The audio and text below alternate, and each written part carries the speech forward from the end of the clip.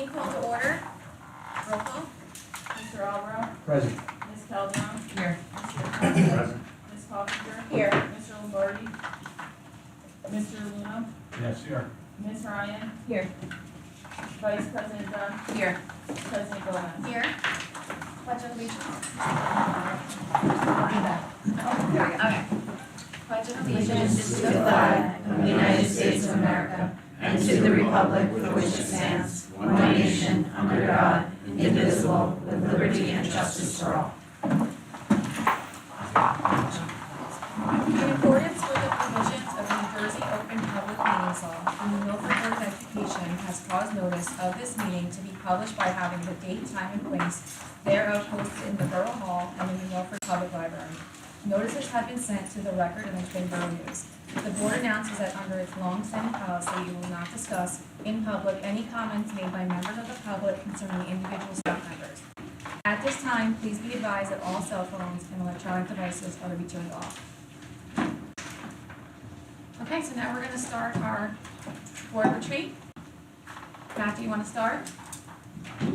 Sure. Okay. Morning, everyone. So, as we have been in the habit of these last few years, we're going to do a program of 3 different sort of presentations today, beginning with goal setting. I know you have your staff here today and your administrators, so we are going to begin with district goals. The next thing we'll move to after that is our board self-evaluation, which should be the jumping off point for our board goals for the coming year.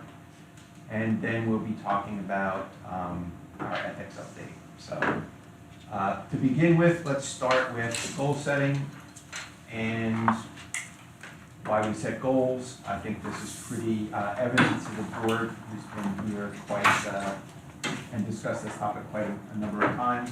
We're basically setting goals to facilitate the continuous improvement of the district and to get everybody on the same page about what it is that we're looking to accomplish in the coming year, establishing a common language for those things, and setting our North Star, if you will, for making sure that student success happens here in Milford. We like to talk about a systems approach when we talk about goals, and the system basically looks like this.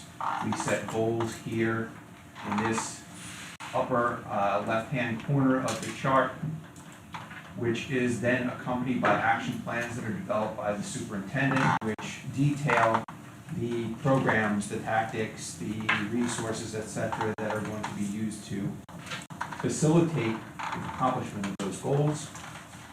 We then also set out a reporting out on progress schedule so that the board understands through its oversight responsibilities how we are making, how we are moving those goals forward throughout the course of the year. And then finally, we begin the evaluation process again, kicking off in the spring with a superintendent evaluation. That is most critical as relative to district goals because that is fully 1/2 of the superintendent's evaluation, the progress on those district goals.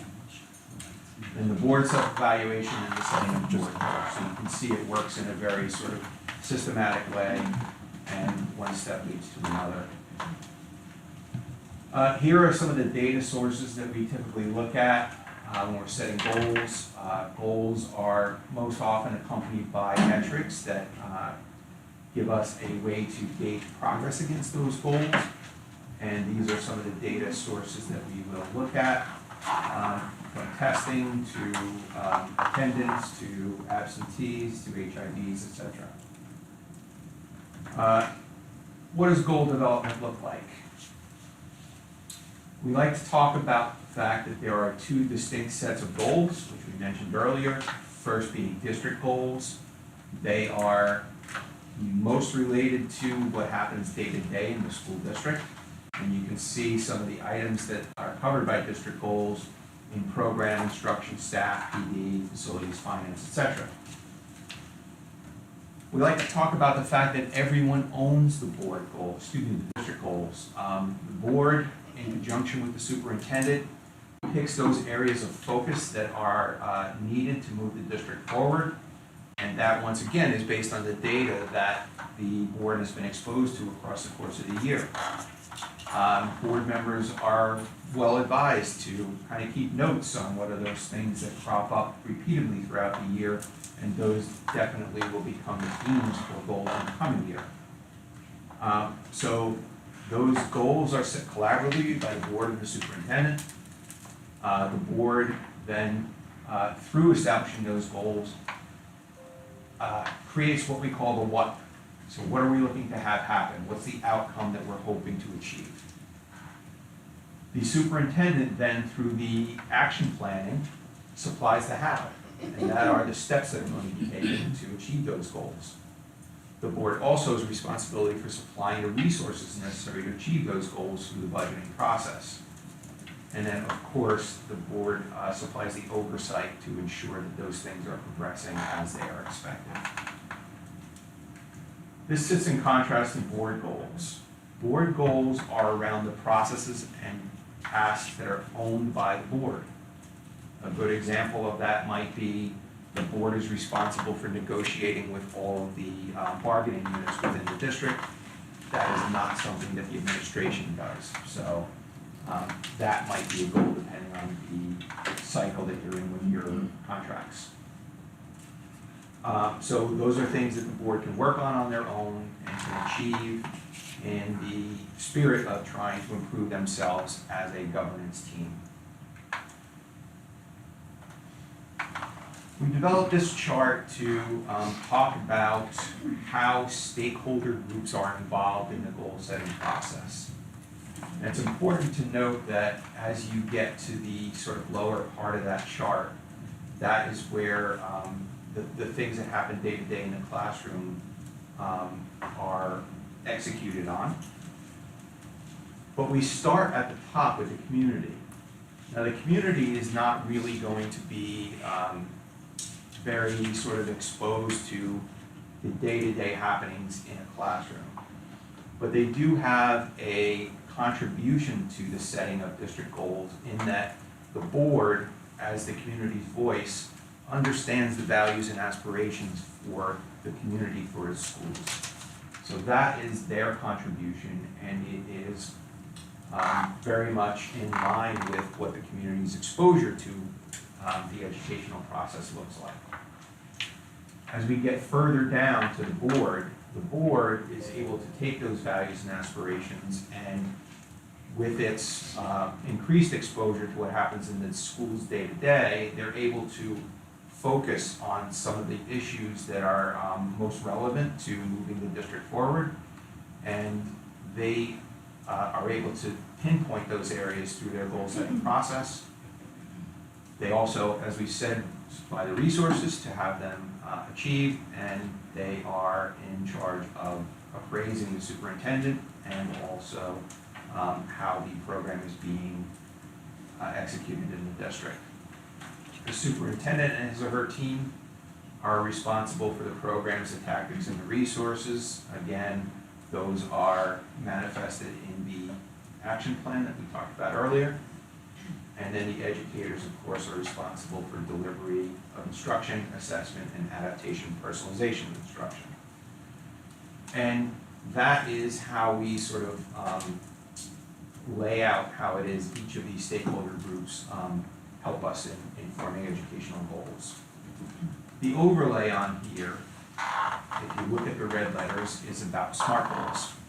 Now, SMART goals are a part of the educational goal setting process, just as they might be in a corporation.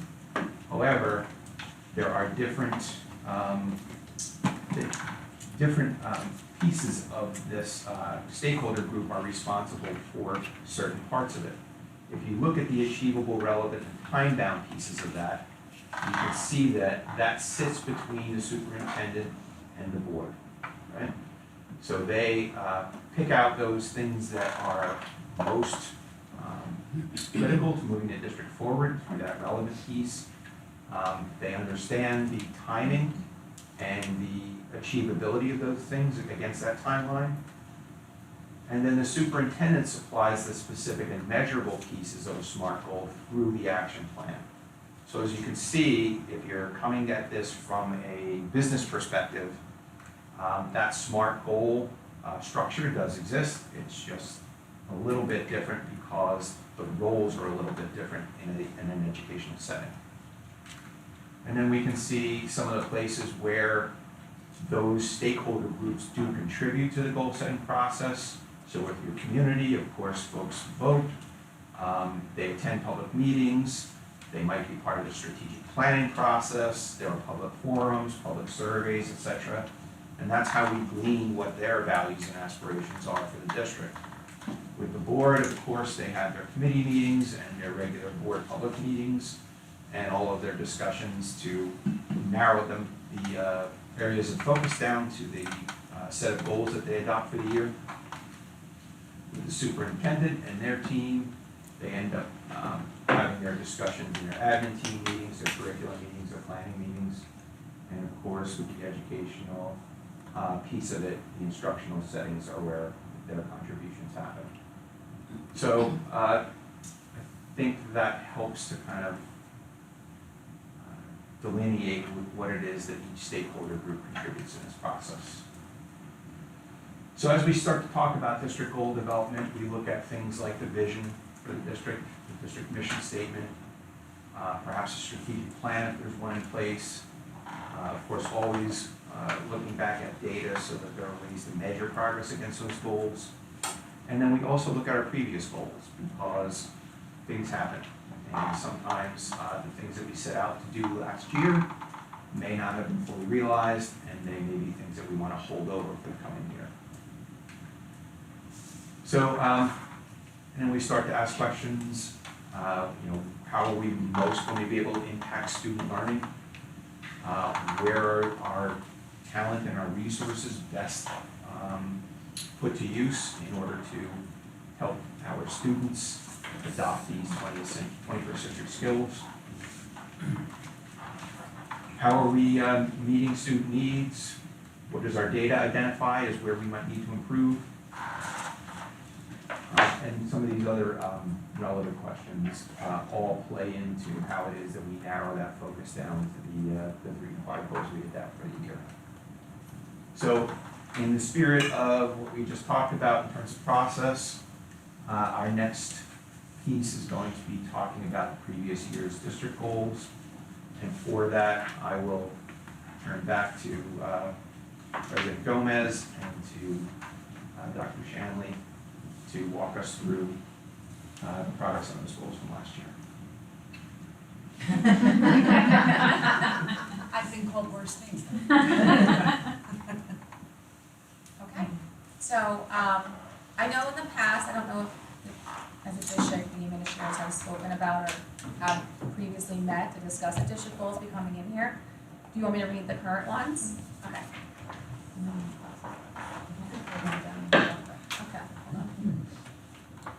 Okay, so the first one was continue to build community and capacity with a constructivist approach to teaching and learning by creating environments respectful of diverse learners, where planning instruction is based on data analysis, is reflective of individual learning profiles, and results in evidence of learning. The second one is continue to cultivate an educational community rooted in equity and inclusion in policies and practices by engaging in active conversations with stakeholders about critical issues, integral to a broad-minded culture that embraces differences and celebrates diversity. The third one is develop a profile of a new Milford graduate by collaborating with school community members to establish a prioritized set of competencies, including 21st century skills, mindsets, and literacies that define a new Milford graduate. And the fourth one is create a shared vision and revised mission statement to support the profile of a new Milford graduate by collaborating with school community members. Do you want to do start with each one? Yep. Okay. So the first one, I'm just going to open it to my team if anybody would like to speak to this goal, the work that we did on this goal in general. Sure. So for goal 1, we worked with, we developed a new program called Learning Accelerated Leaders, These were something you guys supported in all of our individual buildings.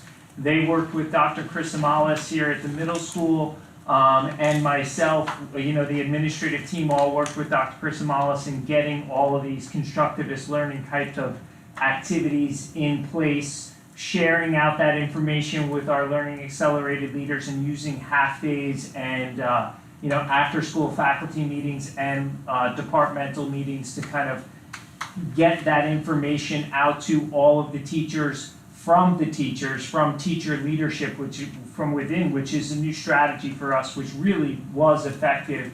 And then at the middle school here, we measured it through our walkthrough process, and especially in the areas of modeling and planning design, from the data we collected, Mr. Iacella and myself, through our walkthroughs, we saw a marked improvement in those two areas. Some status quo in other areas, nothing really declined, but those were things that we concentrated on in the constructivist theories that we discussed as teams and as departments, and we did see growth in those areas. So that was the middle school kind of toward the first goal. Sorry, go ahead, Lou. At the high school, first of all, I want to thank Ms. Odoxta, Dr. Chrysomalis, for helping develop the plan for the meetings that we had. So just so everyone knows that each month there was areas of focus that were connected to constructivist learning. So what we were trained, right? We worked with Dr. Chrysomalis each month, and then like Mr. Dalal mentioned, like those topics of focus, the areas of differentiation, let's say for example, is one. So, we were trained, then we trained, you have LALs, we have department liaisons. First overall faculty meeting by the administrators that would lead that work. That was all, so everyone was getting a consistent message throughout the district, which was really nice to see. So that was developed, that planning over the summer, then we did that individual work in our buildings. And then that was followed up with liaison work, and then department meeting work, and then the walkthroughs with actually district personnel, which was really a nice touch too. So district personnel with our teaching staff or liaisons and administrators, we would do walkthroughs and then provide feedback directly in that day to the teachers. And then when we got together as well, we would debrief, right? What did we see as a group? What do we see individually? We marked it up. What do we see as a group? And then we provide that feedback actually to the department liaisons. And then they shared that at the following department meeting. So that was going on consistently. It was great to have that district-wide approach because we were all covering the same topics at the same time. So it really worked out well for us at the high school. Just want to include for the elementary school, I just would echo everything that my colleagues at middle school and high school said. But in addition also, we, on behalf of my team, want to thank the board for supporting a lot of the professional learning and professional development series that were offered at the elementary level. So we were able to work with some really significant consultants this year from TC Reading and Writing Workshop and a woman who really specializes in small group instruction. And we really worked as a collaborative team to really ensure that we were hitting that specific goal of, we have diverse learners, we are really using data to reflect to see how our students are performing, and then it's reflective of individual learning styles. So we created, with the support of these professional learning teams that came in and supported us, areas in our daily schedule that allowed for individualized instruction that met the needs of individual students across the board for what they targeted instruction. So that's just another way. And we also had the LALs. We also worked very closely with Dr. Chrysomalis, and I have to say, being aligned as an entire district with those things and knowing that as I'm delivering what I'm delivering in my faculty meeting, it's getting delivered in the other schools was really powerful this year. Does anybody on the team think that, to put a goal aside doesn't mean we don't do it anymore? We've put other goals aside, technology goals, equity goals, SEL goals. It doesn't mean that we don't still do those things anymore. Is there anybody that feels that this goal needs to continue or as an official goal, or that it's something we can just practice and continue doing without it being a goal? I just want to add in a few of the things, many of the things actually that our principals referenced today were ARC ESSER funded. So that was that grant money that enabled us to support learning acceleration leaders across K through 8, where we didn't have that kind of leadership, a lot of the professional development. And I'm also happy to share that that will be continuing. So whether this remains a goal or not, we are continuing this work through the next school year, and we'll be moving forward in each of these areas. How about the board? Does anybody have any strong feelings that it needs to stay? So that was my question, did you answer it? Okay, so if it does, it's not a goal, which, And what are we well, doing? we say we're going to Right. make sure that we're focusing on, giving resources, what are we gonna do? And so the plan is to keep doing it. Yep. Okay, so we can put one aside. Do you have anything like measurable to show its success? How are we measuring? I know what you're doing to implement it. I know that it's great that it's going, district-wide and you're able to deliver this. Do you have anything measurable that you can show, put anyone on the spot, to show that it's been a success or that it's it's effective with the students? Well, yeah, like I said, we collected the data through our walkthroughs, and we use a program called Observe for Success. And we saw, in those two areas, modeling specifically and, planning design, which was a real emphasis for us. We saw a marked improvement when we went into classrooms and marked that down. In modeling, we saw upwards of a 10% improvement. It was like 7.8% from the year prior, marking it.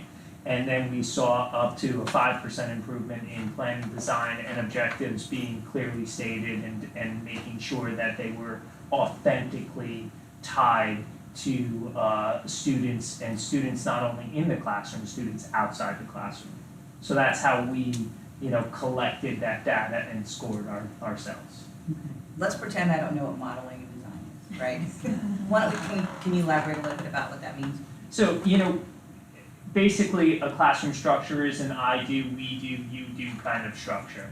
And, when, a lot of times in the past at the middle school, we tend to kind of slide over some of those. We make assumptions, and we really went back to that and made sure that we emphasize that our teachers were doing the modeling and were having those mini lessons throughout the course of the objectives in the lesson, and really creating a focus on that. And that really ties into the lesson design and the plan, because that's really what you're looking to plan for. You're looking to plan for that engaging time that, the focus is on you. You have that, because there's only so much attention, especially at the middle school level, there's only so much attention you're gonna get. And 10 minutes is max. So really kind of re-emphasizing and focusing on that. And one of the things, that we talked about through constructivist learning and through our meetings as an administrative team is to kind of, we've had some turnover over these past couple of years. There has been a lot of new people, and you set up structures and you don't always know that those structures are still in place because the people aren't always necessarily in place. So we decided that we needed to kind of back up a little bit and kind of go through the fundamentals of, as a district, what we want. I hope that kind of explains it. I'm gonna ask a follow-up. Okay. Okay, so the modeling and design, that's largely targeted towards the metrics for measuring whether or not a teacher, change their delivery, right, or the way. So how are we measuring this? And you don't have to answer now, it's just something that I'm interested in. How are we measuring that, and how does it translate into the success for the kids? Like, how are we showing that approach, that change, which I agree with. I think that one of the biggest things in education is this kind of, it's kind of the change in the assumptions, right? And that we can't do things the way that we've always done them. How are we seeing that in kind of how the kid, how is it translated into the success of the kids? So as per the state of New Jersey, every teacher and every principal has a variety of goals. They have their evaluations, which include evidence of these types of things in their regular evaluations. We set building goals, individual goals, classroom goals as part of that evaluation process. And then there's also, and the teacher goals, principal goals have to be in SMART goal form. So before when Matt was talking about SMART goals, it's hard for us to create a SMART goal as a district. There's so many different grades involved in those measurements, but the teachers have SMART goals, the schools have SMART goals, and the principals have SMART goals. And then we use a variety of data points to show our evidence of achievement, and that is reported to the state. So we do have a required state process for evaluation, and there's a student achievement piece to the teacher evaluation. That's about maybe 10 or 12 years old that we're probably doing. Is that? I was gonna ask a follow-up question. Go ahead, no. No, so how does that, I mean, I guess that's just trying to get to the root of what the answer is. So we have these things that are reported to the state, the student achievement goals. Have we seen a marked difference between when you started the program and what the student achievement kind of data was, and then when you kind of have implemented it? Well, keep in mind that the data that we collect locally is not the same data that the state, we report out on state performances, because you need it in a timely fashion, and you can't get the state data in time to close up your annual, right? So you may use Linkit as a measure, you may use benchmarks as a measure, AimsWeb as a measure, running records as a measure, a variety of different tools that we use internally to measure. And so when you say, do you see improvement, essentially you need to see improvement in every classroom, or else their teachers are not meeting their goals. If I could, SGO, so you have student growth objectives. So if I could sit down, or I could share with the board at another meeting, like a sample, just a sample of what that looks like, so that you can see how teachers and principals are evaluated and how those measures are part of that. So just so I understand, it's not that there's one measurable way to track the achievements, but there's a multitude of ways, and they can vary. Right, and there really has to be a multitude of ways, because when you're measuring growth in a physical education classroom and measuring growth in a science classroom, those measures are not the same. It's like a scrapbook. Yeah, it's Not like a a single- scrapbook, not a single measure, right? Just like an easy example, I think, too, is like, so one of the things I'm thinking about elementary school is we went in with a goal that's like part of this goal, right? Saying students, we wanna see students writing more. They need to produce more. The stamina needs to, right? Like that's, so how do we measure? We do all of these things with the professional learning, with the teachers, and then we're measuring based on the student's output. So now I'm and it's quality too, right? So it's not, we're pushing you to write more than, like, right, we want you to write like 2-3 pages. We want you to be excited about the work you're doing. So the actual student work then in that particular example would be the measure. And then you'd be looking to see, okay, now is that gonna carry over to NDSLA data? Is that gonna carry over to Linkit data?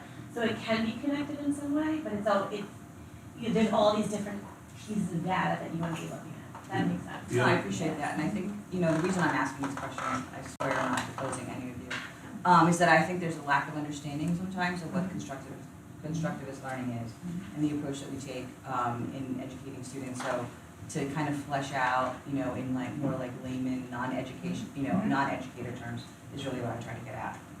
The other thing too, is to bring up is, especially at the high school, the SGOs, they're evaluating the progress, but then also the professional development plans that are in McCrell.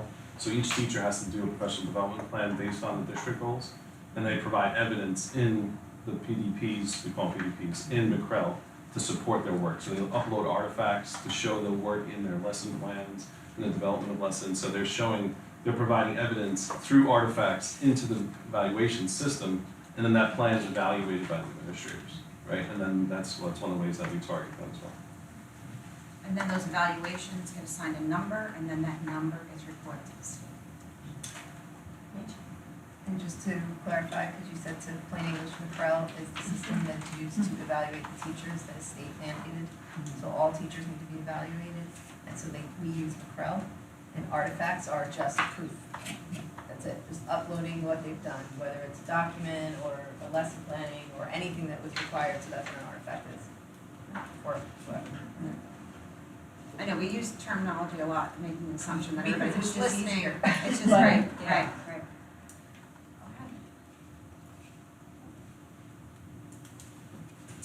Okay, so continue to cultivate an educational community rooted in equity, inclusion policies and practices, engaging active conversations with stakeholders about critical issues, integral to broad many cultures, embraces differences and celebrates diversity.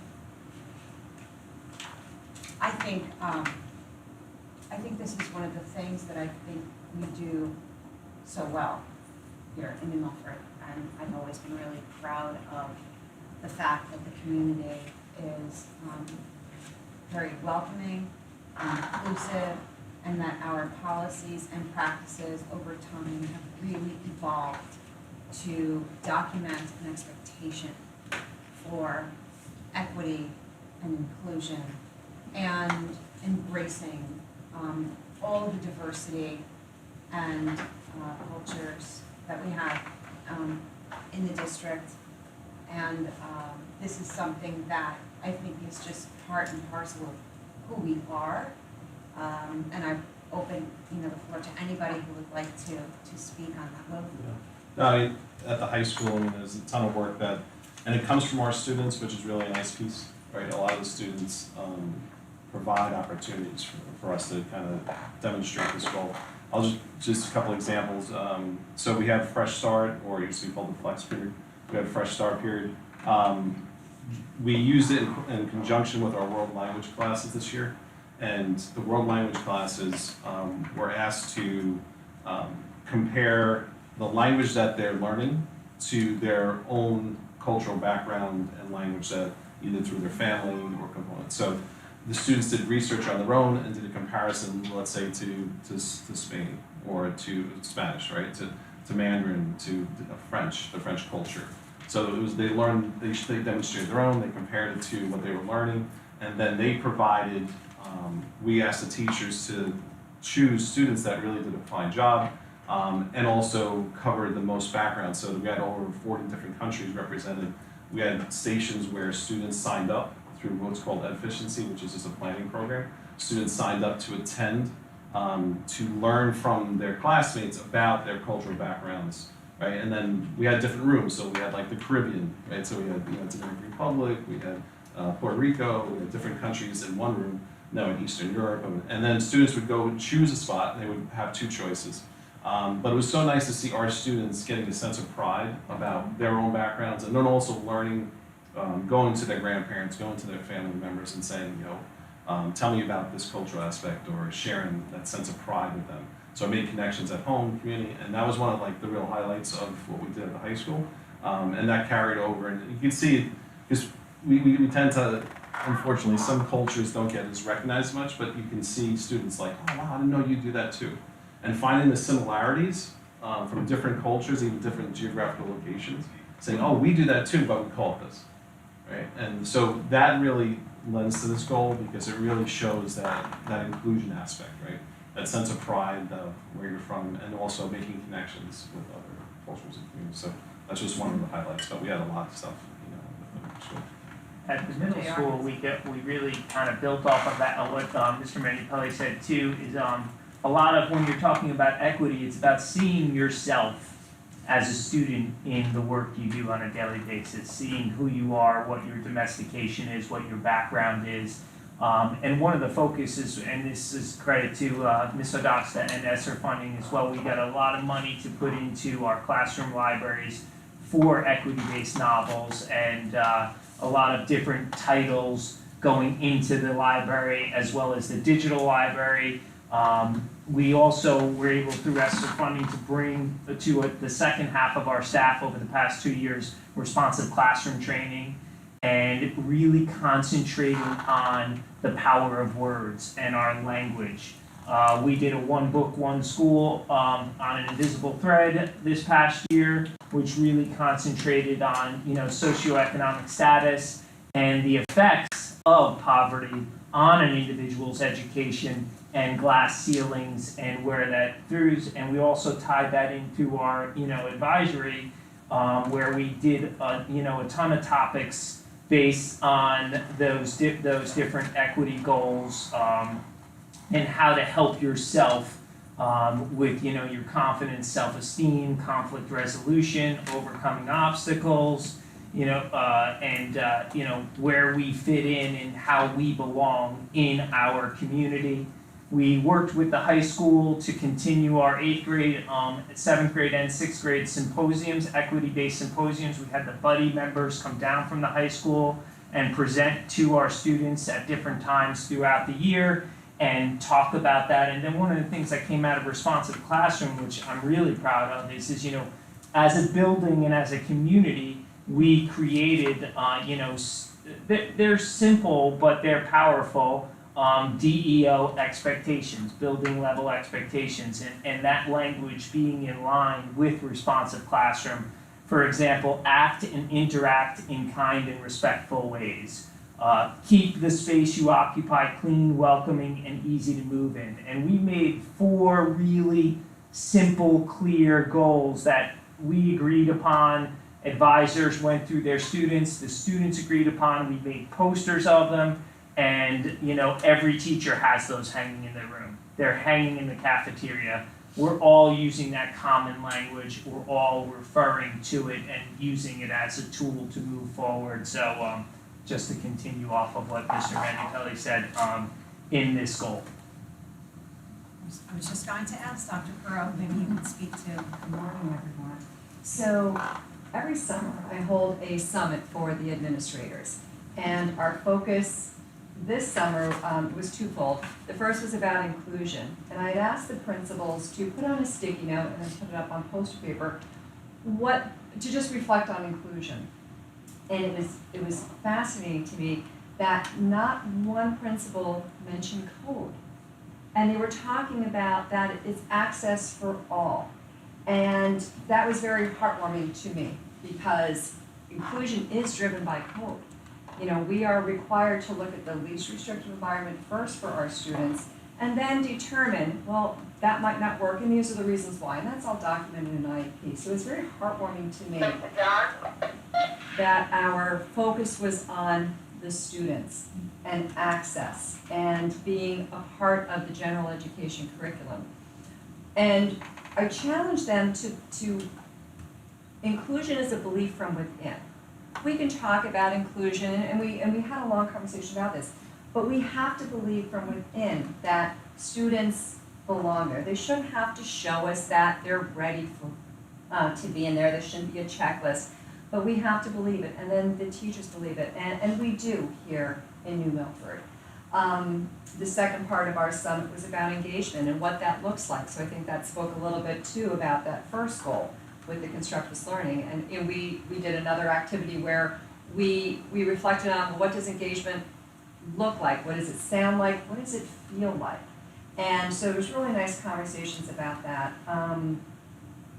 So it was nice to talk about inclusion and the least restrictive environment there. And finally, too, I submitted an IDA grant, and for the first time in many years, I had to speak about, they added a new section of inclusion and equity and how we're meeting that here in the district. So that was like, an easy section for me to write because we are doing so much there. So I think, from special services, and another belief is all of our students are general education students first. Doesn't matter what program they're in, resource room, IBC, out of district. First and foremost, they are a general education student first. And the conversation and the way the principals were responding back to my prompts shows me that we're pretty close to being there, that we have that belief from within. So, thank you. Whitney, could you also address inclusion and access in things like clubs and athletics a little bit for maybe the board members who might not know? Sure, so our students are always offered to participate in anything that maybe they have a passion about. And then we look at it as a team, well, you know, does the student need some support in that there? Our out-of-district students are encouraged to return to district to participate in any after-school clubs, after-school sports there. So again, that's driven by code, but that's just a belief that we have here in the district also. We do have some in-house programs that we do, you know, at the high school. If you ever have a chance, we send out an invite for the Play Unified. It's truly an amazing club that we run. It's sports related, and it's an equal balance of students with IEPs and our general education students. But it just doesn't happen during the 40 minutes of a game. I see it in the hallway. I see it in the cafeteria. You know, students are high-fiving, come sit with us. They'll, you know, go sit with, you know, students in the cafeteria there. So it does transcend just being that 40-minute club. And I know when they do a morning announcement saying applications for Play Unified, there's a line outside of the office there. We have at the middle school and high school a Play Unified or peer-to-peer physical education program. Because we found in physical education it can be very overwhelming.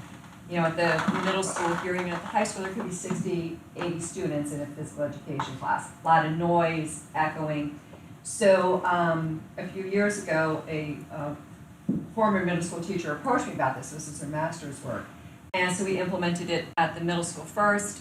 We extended it to the art classes, and we have it up at the middle school, and at the high school. And so it's students that, again, apply for this particular class. They are part of a physical education program there. So where students might not be successful in that large 60-person group setting, can experience success in maybe, you know, a class size of 10 to 15. And again, those relationships transcend that 40-minute or 60-minute block that they're part of that for there. So, and if you're ever in district on Fridays, come to Dance Party Friday there as part of it there with Mrs. Patty Bernard. You can be a guest dancer there. It just really, it makes your day in a good way there. I don't know, Jen, if you want to speak to. I think Kelly wants to program. clarify something about class size. Oh, the Switching. the PE classes there's 24 Okay. students assigned to each teacher, so PE 9 is 24 kids. There you go. Yeah. So what Dr. I heard 60 sometimes. I was What Dr. Hero There's meant three though is classes. they But need yes, one room. yes. Yeah. They Yeah. could be Together. a good amount in, but I was like, In the well, space, yes, in the space. The art program is relatively new as well, and both Dr. Pro and I, you know, have noticed like just a revitalization even in our art teacher to be able to be in and as part of that program and really, you know, support his own growth, which of course supports our students' growth, and really have seen nothing but, you know, positives out of that program. It's probably one of the things I know everybody here probably most proud of is that particular program and its success throughout our building. And the other thing, which may seem like it's old hat to us, but I think it needs to be mentioned, is that we have inclusive programs for all of our students with disabilities from pre-K through 21. And you know, the reason why these programs have been developed over time under Dr. Crow's direction is so that every student has access to their general education setting and their general education peers, and so that they're not in isolation out of district, because that's the most restrictive placement, and it's not something. So this is the kind of thing that we've been doing it for so long. Depending upon what's going on in the world, access and equity can mean something different in 2023 than it meant in 2010. But a lot of these things have been going on here for a really long time, and why I said it's, you know, something I'm so proud of here to celebrate. So Unless anybody thinks that it's something we have to officially make a goal, the administrative group agreed that we could put this one to the side. As an official goal, not that it won't still happen. And the last one, I have discussed at length with the Board of Education as part of my evaluation process, that this was a goal that needs more attention, obviously. Kelly Peterfriend, Lunani Pelli, and I went to a training on this, and we are going to start very quickly. Kelly and I were actually just talking about it yesterday, on launching the work for this. So this is definitely a goal we want to keep. And 4 is really part of 3, so we're going to collapse those into one and recommend them for a goal moving forward.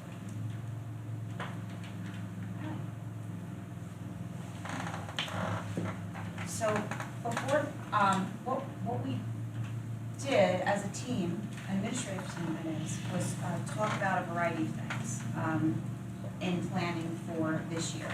So historically, there have been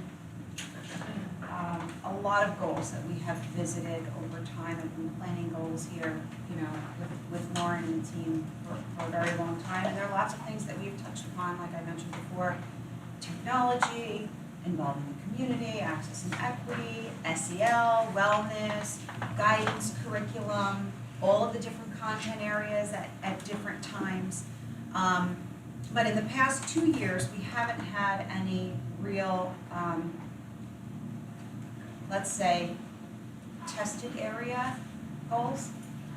And it's something that's come up in board meetings when we've done presentations. Some of the board trustees have said, well, we're going to be focusing on math then, because if this is saying this, what are we doing? So and then we're also addressing new standards. So the state has released new standards. We have to align what we do with any changes to those standards, which includes any shifts in our language, which lots of times it's language, any shifts in curriculum that need to change as a result of the changes in language. And then we have some other things going on in district that we need to pay close attention to. So one of the great things that happened this year, I asked Lauren if she would investigate school-wide Title I status. So that's an application that schools who do not have a high percentage of free and reduced lunch usually are not eligible for school-wide status. The difference between targeted assist status with Title I means that we receive Title I funding in certain schools, really depending upon poverty level, and then that money can target the neediest students. Not financially neediest, academically neediest students. But you really can't target other students. And you can target the teachers of the neediest students, but not really all the teachers. There is some opportunity to do added benefit inclusion, but on a large scale, you can't benefit the whole school with Title I money.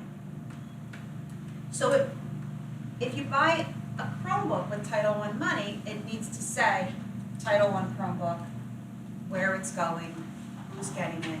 And then if you're ever evaluated or audited by Title I, you have to be able to show all of that, okay? So the state has sort of softened the process for, or softened the criteria for gaining school-wide status, which would mean that your funds, although the dollar won't change, you can now spend them anywhere in the whole school that's been identified. And generally, those funds are targeted towards the tested areas.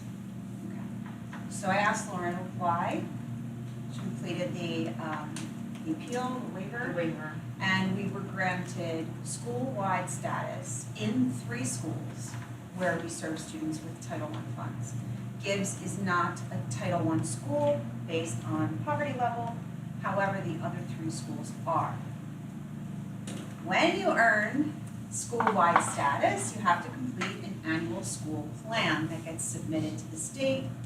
And those annual school plans have to have SMART goals. Here we go with the SMART goals again. So each school has to have SMART goals. They need to be in the tested areas.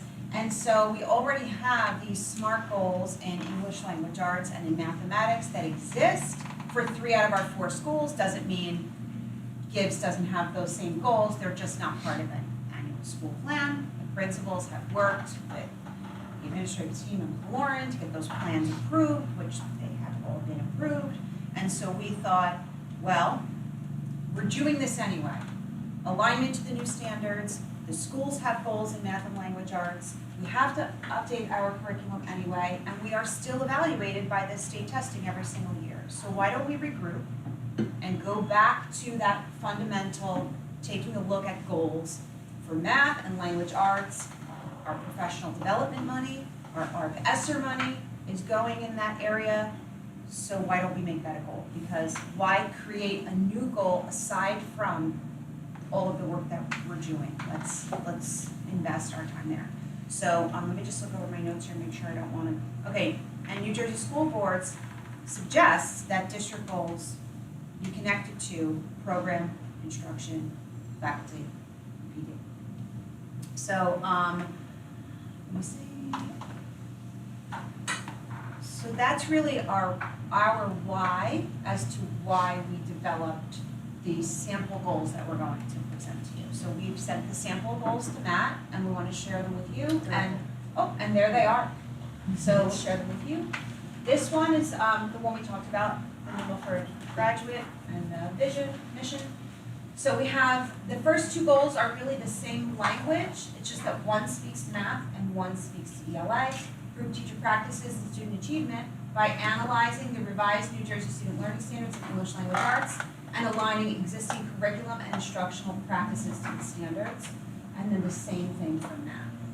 So I would just like to open it to either the team or the board to talk about the goals, your thoughts. If the board is looking for, something else, I share that with you. Yes? So these goals were written because a lot of it deals with the testing for the ASL, correct? Like to help with that. Yes, part of it, yeah. Part of it. Because the testing is supposed to be aligned with the standards, right? So the standards are what we teach to, standards. And was there consideration about maybe including for science as well? Because I know it's not tested in every grade level, but there are within 5th grade, 8th grade, and then high school. We can. I just want to say that our this is just important to know, our professional development plan and our funding for this year is not earmarked for science. So if I made it a science goal, I currently don't have funding earmarked for PD in science. So I would be remiss if I made a science, except for the one thing. We were very intentional, the principals were very intentional when developing their annual school plans, which align to the ESEA grant, which includes all of our title funding, Title I, Title II for professional development, to ensure that the ELA goal is there's an interdisciplinary component because the ELA standards run through and are woven into all of the other content areas.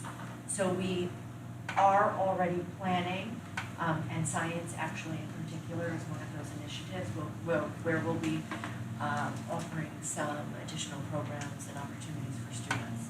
So we do have that ability to step outside of just English language arts because there is an interdisciplinary component there.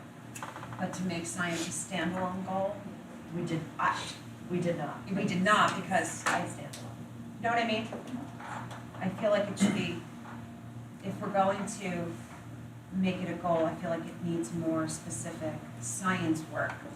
But I do know that in Berkeley School, for example, Dr. Prismalis has made a recommendation for using some of the ESSER funds for an elementary science pilot for. Tell us a little bit about that. So it's a wonderful organization, a nonprofit, it's called Science Explorers, and they come into schools and they conduct science experiments, hands-on experiments with children, aligned to the standards. So they have agreed to come to us, or can folks firm that up.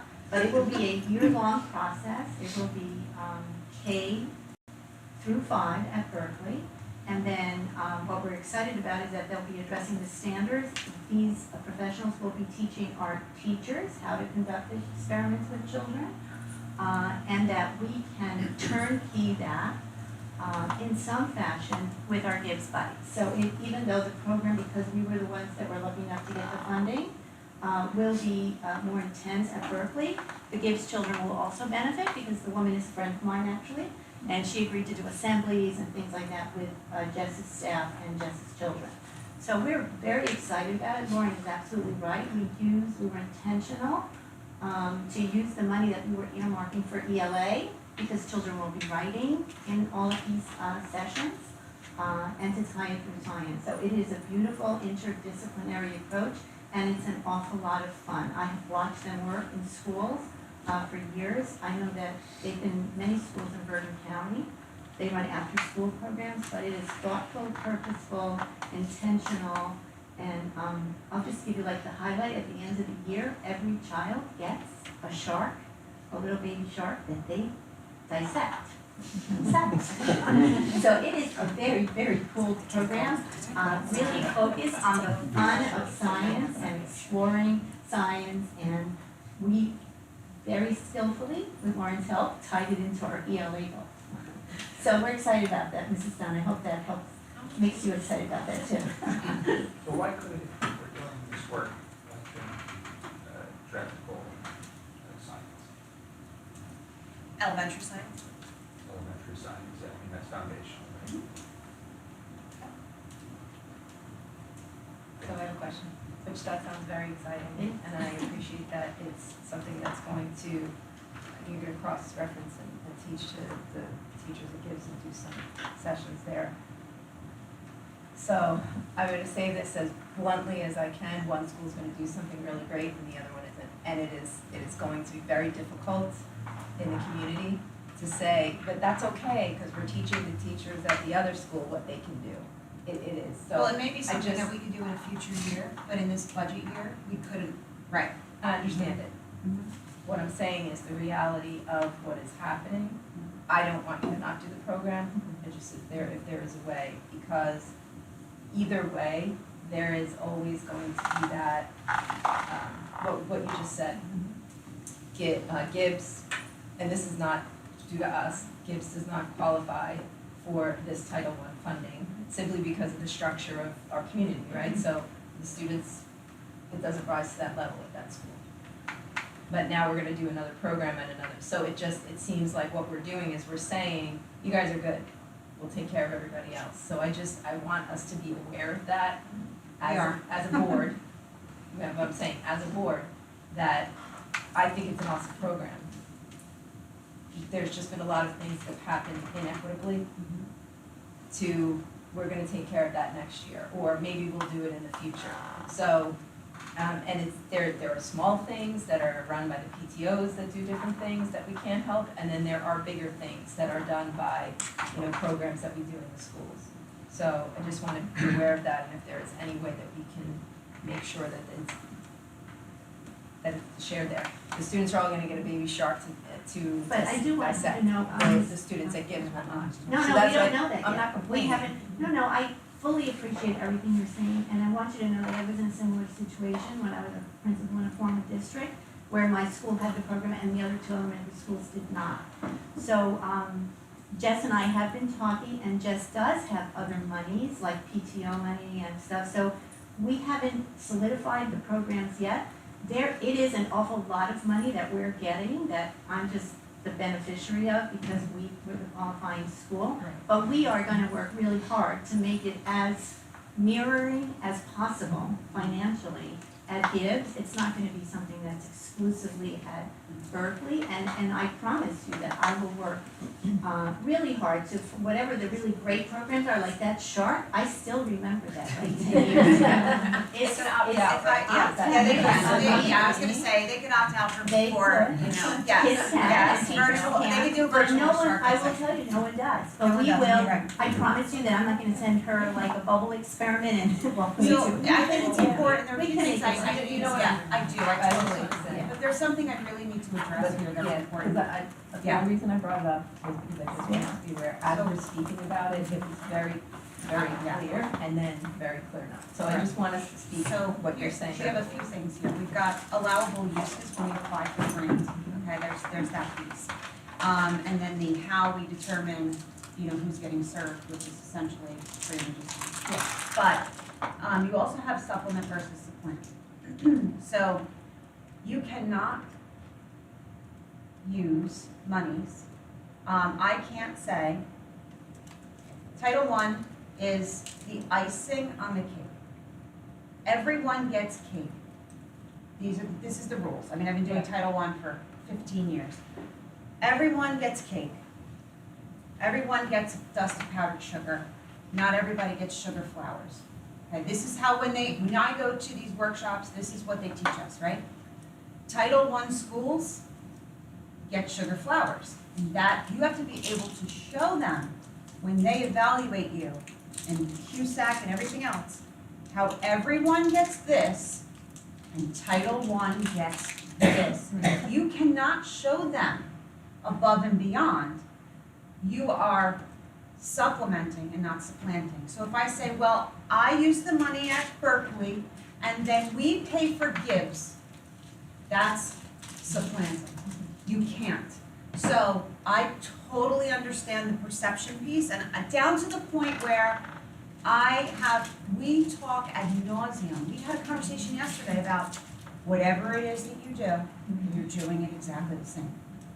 But we're in a position where we have to provide something above and beyond what every other child in the other school gets, or else we're not fulfilling the demands of the grant. So it's unfortunate, but in a future year, if we budget for it and give it to both buildings and don't pay for it with Title I, then we could do it in both places. So we would consider this a pilot. And believe me, I'm so aware, I mean, down to how many benches this building has and how many flower pots that building has. We count air conditioners, flagpoles, sheds, we count everything. We look at, and some of it's outside of our control because like you said, it's PTO. Right. But I am, obligated to provide sugar flowers. And this is the sugar flower this year. Other times, the community wouldn't see it because only certain students would get the sugar flowers. This, at least the full school, allows us to do something school-wide. So in the past, there were individual classrooms that were outfitted with technology that you couldn't believe. Students who had received iPads and all kinds of things and backpacks and books and things to take home and winter clothing and parties and lunches and trips to Barnes and Noble, that the other kids didn't get. But because it was a group or a classroom or a bus, a lot of people didn't see it. So now at least the full school will get it.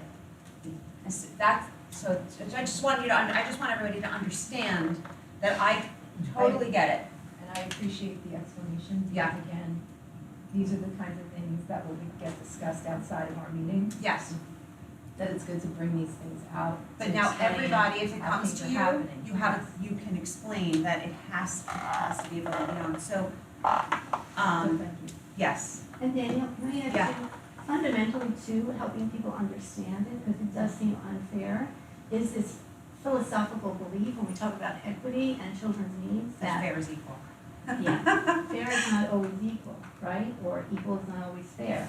So the reason that these monies are provided through these federal programs is because we know from all the data that social economic demographics affect a child's education in invisible ways. So when we talk about data, we talk about SMART goals, there's a lot of qualitative data that goes into. So those monies that we're receiving are meant to address a need that is perceived but not easily identifiable, right? And so it looks like something's going on at Berkeley, but we talk about this invisible backpack that children come to school with, and some children do come with a backpack full of things, experiences, books, literacy, rich home environments, and other children don't.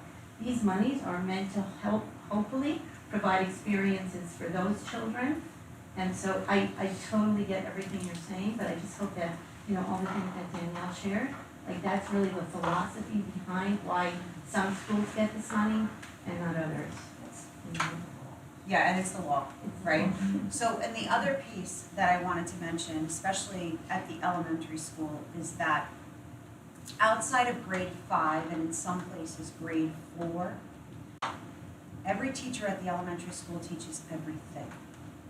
So if I'm a 3rd grade teacher and I am engaging in teacher college training, like we talked about this year, conducting running records with the new running record kits, addressing the new units of study and the new texts that have been integrated into that assessment tool.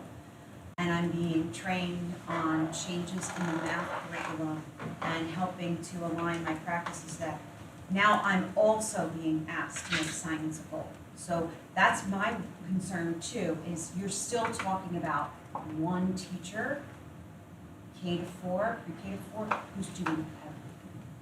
So to give people 3 academic areas of focus in a year, I think is a lot. While you're still asking them to conduct responsive classrooms and the SEL component and things like that. So I don't mean to minimize science in any way. I think it's a lot considering what we're asking them to do already, especially. Now, if you were to say that you want a science goal for middle and high school teachers, that's all middle and high school science teachers only teach science. They may integrate writing into their science or math into their science classroom, but they teach science. So they're not responsible for the other things in totality. If I can, also part of our role as a board is to support the goals and provide the resources. Right. So if I understand what's happening, Right. if I understand what's happening is that we're also talking about the money that we have. Right, the funding And that what we has have. been allocated and what we're doing. And if we were to, in this moment, say, we agree here, and then we want to add, we also need to figure how we are going to take support away the from- resource that's needed in order to do that, because you can't just make it a goal, you have to support the resources that are needed to achieve that goal. Is that? Right, so the resources are would either have to come from, like, that's budgeted in the art ESSER. This is budgeted in the art ESSER. But to add we do also have PD money for individual teachers in individual content areas to attend professional development. It wouldn't be a district goal because it's individual based on the needs of the person. The librarians, the media specialists have their stuff, science teachers can go what they want to do, phys ed teachers get why they go to workshops in phys ed. And that's a pot. So we would need to use that pot for science and say no to anything outside of science. You know what I mean? Like that remaining pot. For this year. Cheryl, sorry. We skipped me. Sorry. I didn't see see it. it. I I'm going black. I'm I just want joking. the fact that I can see you. Go ahead. Okay, so I have 3 things I just want to address. First, I really appreciate what you said, because one of the things that I was thinking about when Paige was talking and we were having this broader discussion is that equal is not necessarily fair and vice versa. So I think that we have to meet these students where they are. And I think that there's reasons why, Gibbs obviously didn't qualify for the Title I funding. I know that there's this idea, and I deal with it, in New York Recreation's idea that we have to give everybody the same. But I think, I agree with you, especially being somebody from a different background. That kids come to school with different things. They have different baggage socioeconomically, physically, that they need to deal with. And so we need to be able to kind of, not equalize it, but just treat everybody kind of fairly in that way. And it could be that they get the sugar flour, but their cake might be smaller. Like, there's a lot of different things that, that I think we need to consider. So, but I understand the community. I understand that 100%. Two, on the science aspect, I agree that, and being, somebody that kind of dealt very closely with the delicate balance of our budget and the way that we have to handle a lot of these things with negotiations and financial considerations, I don't see how it's a possibility to be able to deal with science, at least at this juncture. I think that that interdisciplinary aspect of it, where math and language arts feed into science, will ultimately have a beneficial effect on the science curriculum because of this increased focus. I think is going to have to be the best that we do at this point, because I don't see how we can add. I mean, this is already a lofty goal. I thought when you originally proposed this, it was just going to be math. So this is a lofty goal already, and I'm not sure that science is doable. And then the third thing, this baby shark thing. I have three thoughts when that comes to mind. One, the song keeps playing in my head. Two, and I'm stuck between whether or not I want a baby shark for the Board of Ed, or I'm scared because I watch too much Shark Week. So, but I think that's so cool. So when that happens, I'd like to at least watch the screen. You can come. But that's all. I just want to also comment, because I've been listening to everything that everybody's been saying, and I think it's important that they are going to receive this program, right?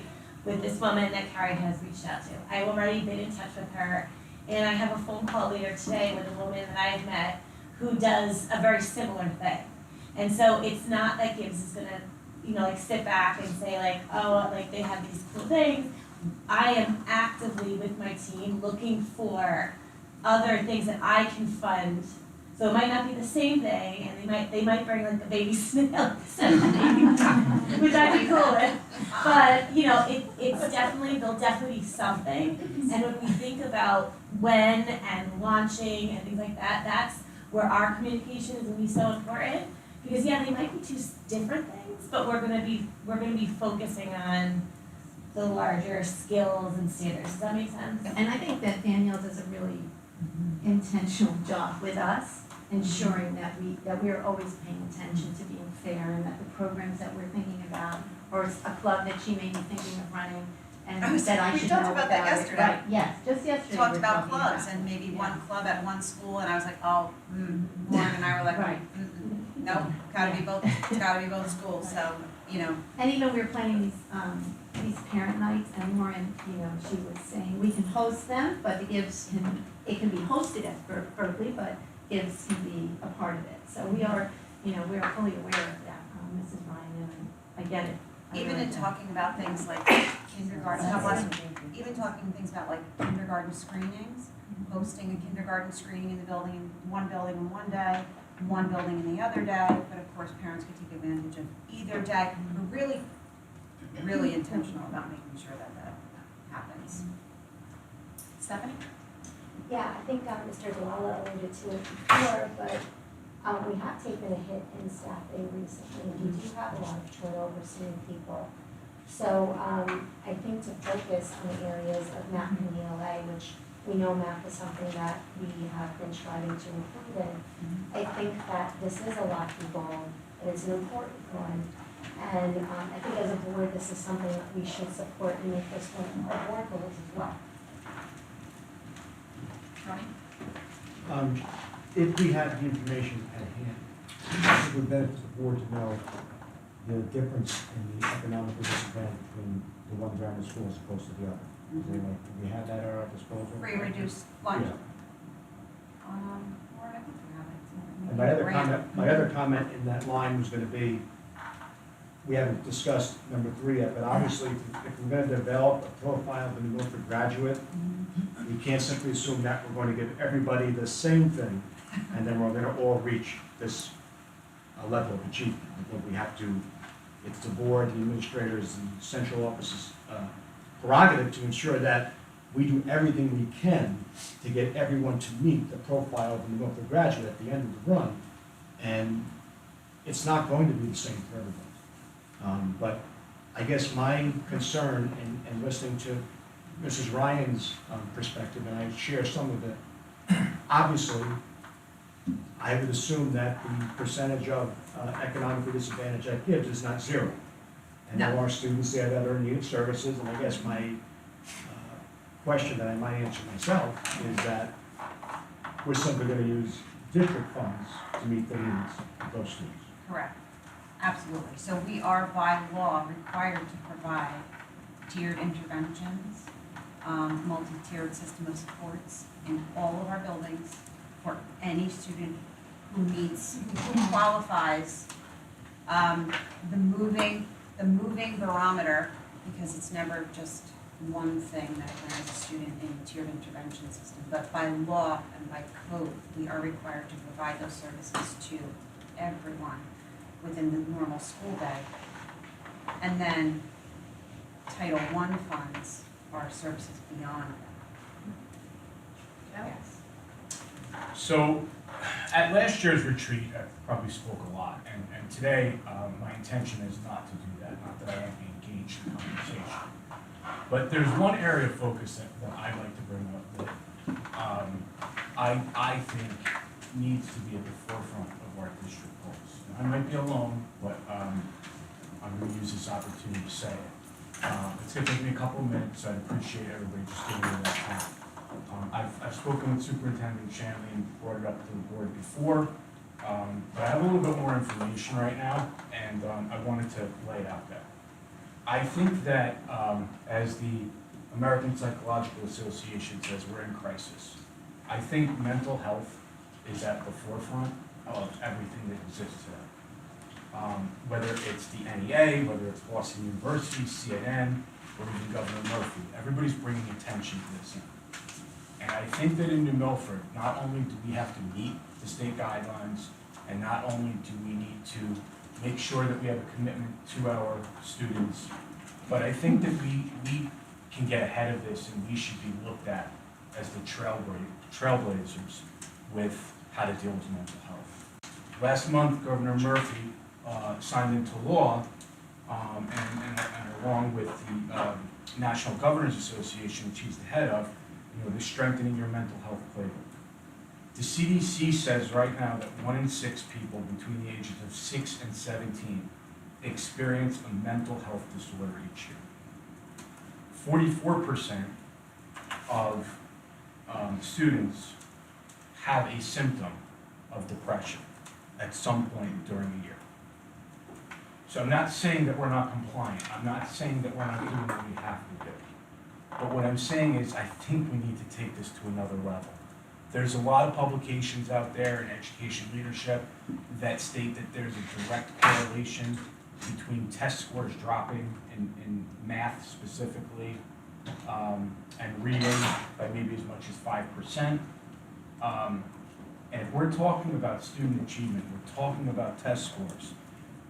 If there is a direct link to mental health, then let's address it. Let's get out in front of it. So some of the things that Governor Murphy talks about in his playbook is first eliminating the stigma, of course, right? And let's get people to talk about it. Some of the suggestions that they have is to proactively identify and manage existing mental health conditions that can help prevent crisis. Then he talks about opportunities for action to create healthy school climates, provide funding for mental health screenings in schools and other communities and hubs. So the teachers, the administration, you guys on a daily basis, I mean, for the most part, you know what's going on in your school. You know when there's something obvious in front of you. I don't dispute that by any stretch of the imagination. But there's a lot of the kids, there's a lot of those B students, that are never a problem, they're never in the office, and they get through school, and then they leave school. But there was problems. And so I don't have the answers in terms of screenings, I don't have the playbook, so to speak. But I think that as a board, I think we need to make it a district goal to put a focus on mental health and what we're doing, to ensure that not only do we meet the standards that the state is making us, but that we've made it a focus to go above and beyond that and to give all of our students the opportunity to go through our school system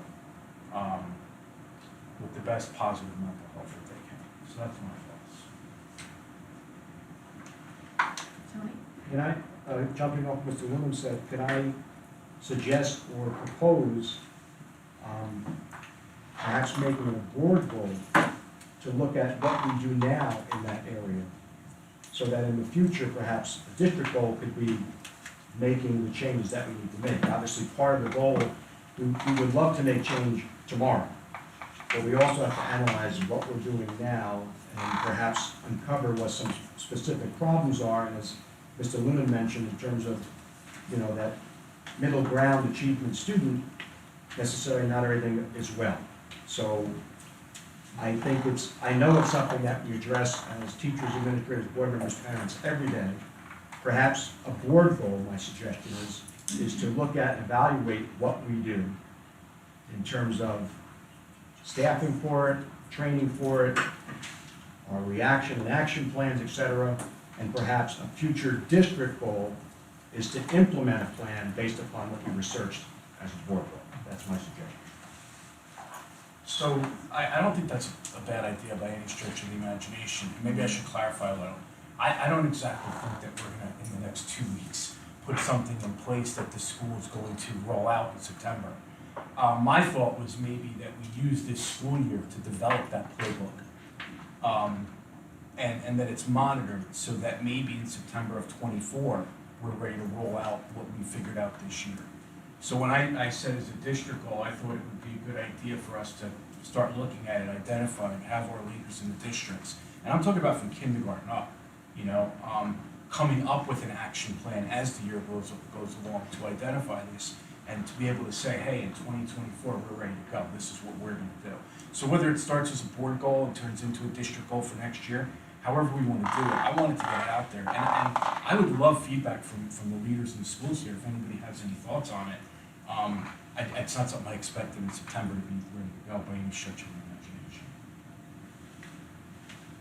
I can talk to it. I mean, it's always a concentration and a thought at the middle school, level, and there is, a consistent push-pull, with mental health. One of the things that we did through our annual school plan and the fact that we're Title I is we have a company coming in, they're called Robin, and they are going to train our staff on mental health and wellness and, building, self-confidence. And, one of the lessons that we saw in the sample of this was so beautiful because the coach who's gonna come in and present to our students and also present to our staff, and we will hold a parent night as well, it, talks about, positive affirmations, and the woman gets on the screen and she talks about how important it is to just tell yourself that you love yourself every single day. Look at the mirror and say, I love you, and really get into that and teach kids the importance of that very facet. And that's one of the initial, goals and kickoff of this particular program. So that, that's something that is, coming to us through Title I funding in the middle school. And it's much like the science program, but it's kind of like our version of what our team has kind of researched and included in the ASP working with Ms. Odoxta. So that is definitely at the forefront of our minds.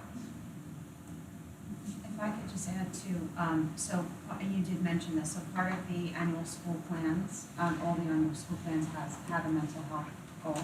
And we have Title IV funding, which is earmarked for mental health. And then we did the presentation. It's funny because when Doreen and Kelly did the mental health presentation and to the board, I think it could have been 6 hours long. And I was like, yeah, no, you need to get this down to 30 slides. But what I think it's very important. I really like Tony's take on it. as far as maybe making it a board goal to take a close look at everything that we do, and that is definitely something the board can do. We could consider it like a mental health curriculum. It could even go through curriculum committee. And then maybe if we take all the pieces that we have and house them into one place, we can lay out what our mental health curriculum supports look like district-wide, so that it could take us a year to do it. So I think, yes, I'm good with that. yes, it's important. I love Tony's idea to consider making it a board goal, and I think what we do is wonderful, and definitely great to commit it to, Kelly? I would agree that evaluating, I think, with the development of the profile, some of what's happening already will naturally be looked at. And I would imagine that, sort of a well-balanced mental health, or well-balanced mental health would be part of what could be part of what we're looking for in our profile of a graduate, right? We want to produce healthy humans when they leave here, and to be healthy and productive in work and in all aspects of life, you have to be well balanced, or at least know how to find the resources and have a little bit of stuff in your toolbox. So I would think that as we're growing the profile, that some of what you're saying about seeing what we already have would naturally kind of come out in that development that sort of could help with. So we might actually go looking at our first board goal. And to that point as well, both the district goals, first and second ones, can obviously get better too, but like Joe said. Right. It's Connected. It's connected to better mental health, higher grades. To answer your question, Mr. Albro, so the district average for free and reduced lunch is 14.85%.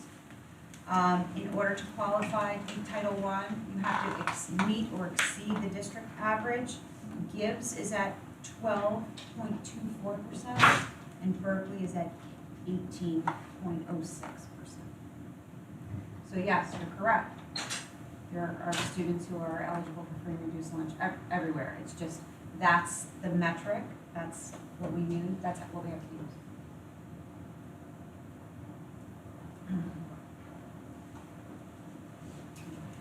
So are we saying whether we agree?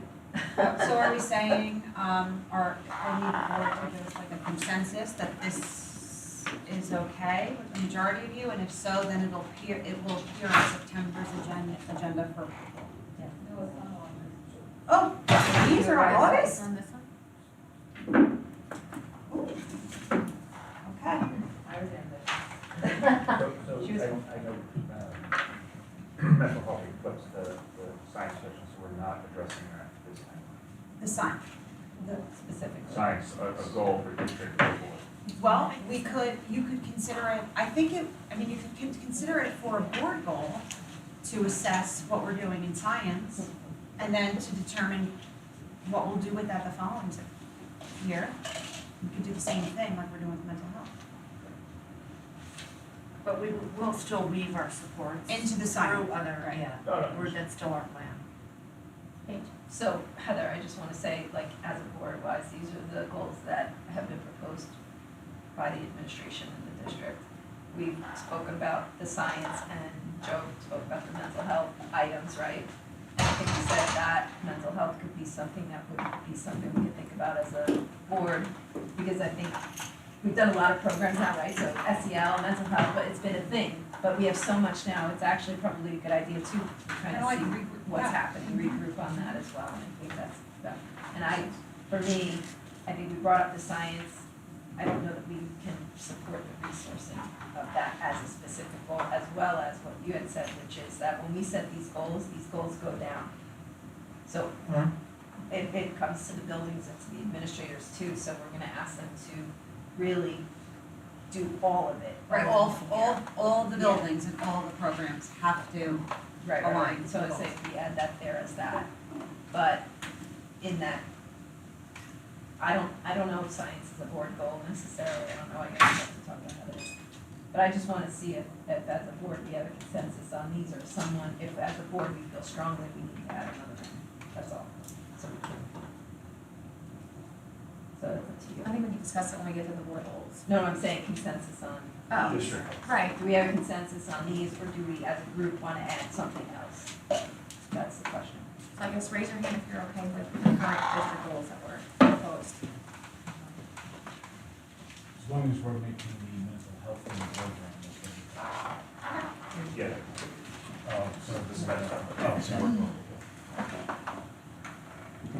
Yeah. Great.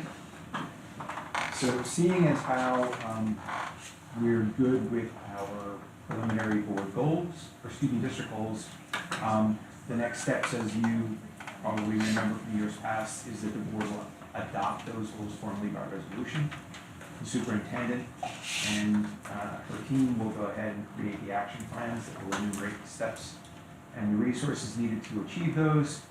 The superintendent will come back to the board to review those action plans with the board. And then, of course, as mentioned before, we will look to establish some kind of a schedule for reporting out progress in these goals. And that, of course, leads up to us having an evaluation period at the end of the year, at which we will have no surprises. So that is the conclusion of district goals. So I think we're gonna move to the board self-evaluation now, and So can we take a quick, Yeah. like, hospitality break and release our administrative team? now we do that. Wait, you don't wanna hear us talk about ourselves? Thank you.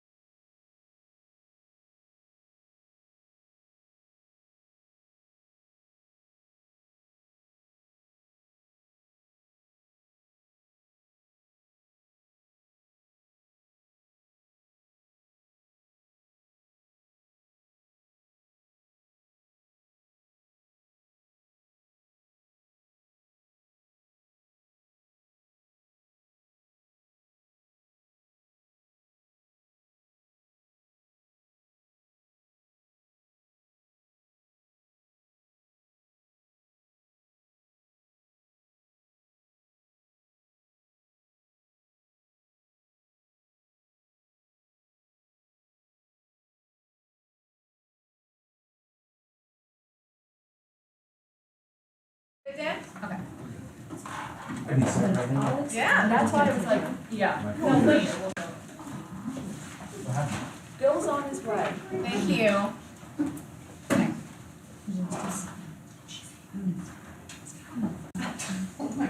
Okay, so everybody should have in front of them right now a copy of the board self-evaluation. A lot of you are familiar with this document. I'll go over a few quick sort of points about it, and then we can dive right into it. Page 1, if you recall, is where we place a value on certain aspects of boardsmanship. And then we measure ourselves against that, both as a board team and as individuals. Each of the pages that follow the cover page are one of these values broken down by an assessment of the team and an assessment of us individually with a scale of 4.0. There is room for comments after each section. An asterisk denotes a new commenter. Let's see, what do I miss? Oh, at the end of the document, there's 2 open-ended questions, one dealing with what are our main challenges in the coming year as a district, and the next one is, as a board, what are the things that we might need to focus on or get additional professional development on to create a more effective governance team for the district. Okay. So, as I mentioned, we're going to break down each of the categories from the cover in the inside, starting with page 2. We're going to look at the planning function. Just as a side note, each of the indicators that you see in the charts, so under planning we have 1 through 4, that's your job. That's what boards are meant to do, right? So, okay. Starting with planning on page 2, the score there is a 3.0. Comments begin on page 2 and continue on page 3. I'll give you a moment to read those, and when I see eyes up, I'll take that we're finished there.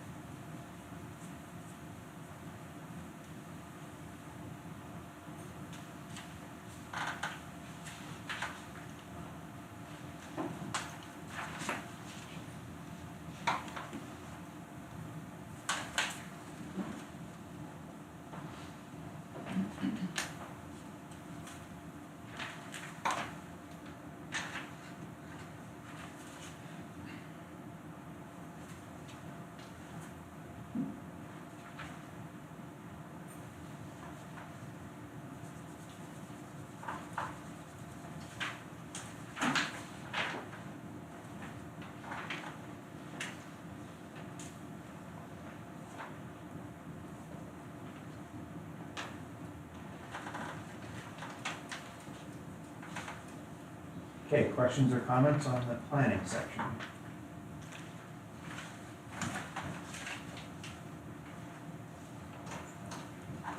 All right, moving on to page 4, policy.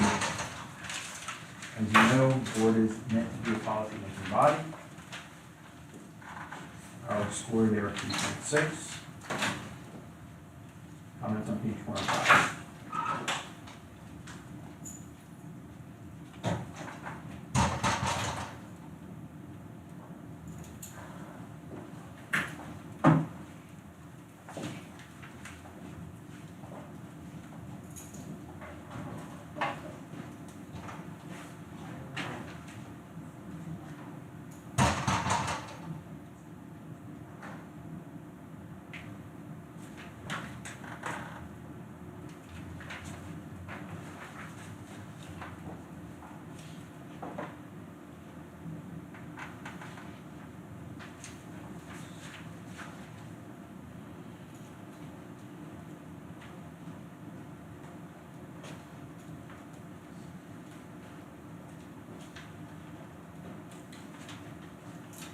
Questions or comments on the policy section?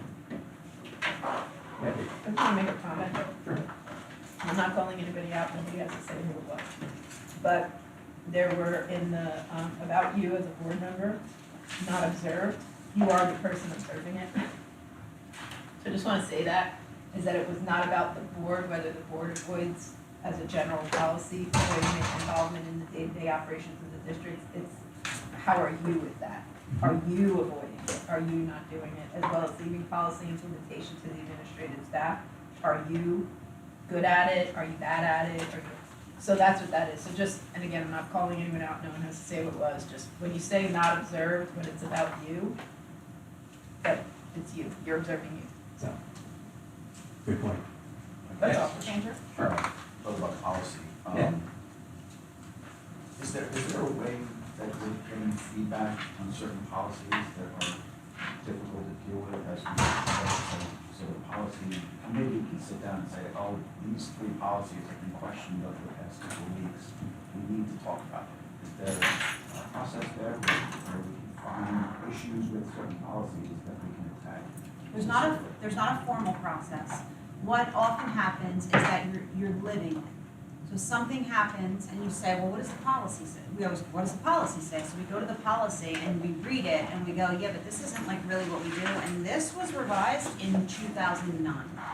So we say, okay, well, we're gonna follow this because we have to, but we're gonna highlight these things, talk about them at an administrative meeting. I put the link, I make everybody review it, say what needs to change, and then I'll add it to the policy committee. Because sometimes oftentimes, we will get these blasts from the policy company, and I'll say, we have to review these, and then there are these 3 that we need to review because we had an internal something. Or something will come up in the news, and we'll say, what's the policy say on that? And we'll take a look and say, I know it was revised 2 years ago, but it doesn't address this, and I think we need to have some language too, so that we're all clear that we share the same philosophy and how we handle something. And then as a policy committee, it'll come up, Yeah, and we review review it, it. and then as a board, we have to read it once and then read it twice. Yeah. So. I just didn't know, how did it get to policy committee? Oh. Is that, obviously, Those there's blasts, documentation yep. of certain things. So we have a membership with a company called Strauss Esme. If you go on our website under Board of Ed, and you actually go to central office, Board of Education, and then there's policies and regulations. Any updates come from Strauss Esme. Any changes in the law, they give us a blast. Then we adopt them, we read them, sometimes we have choices.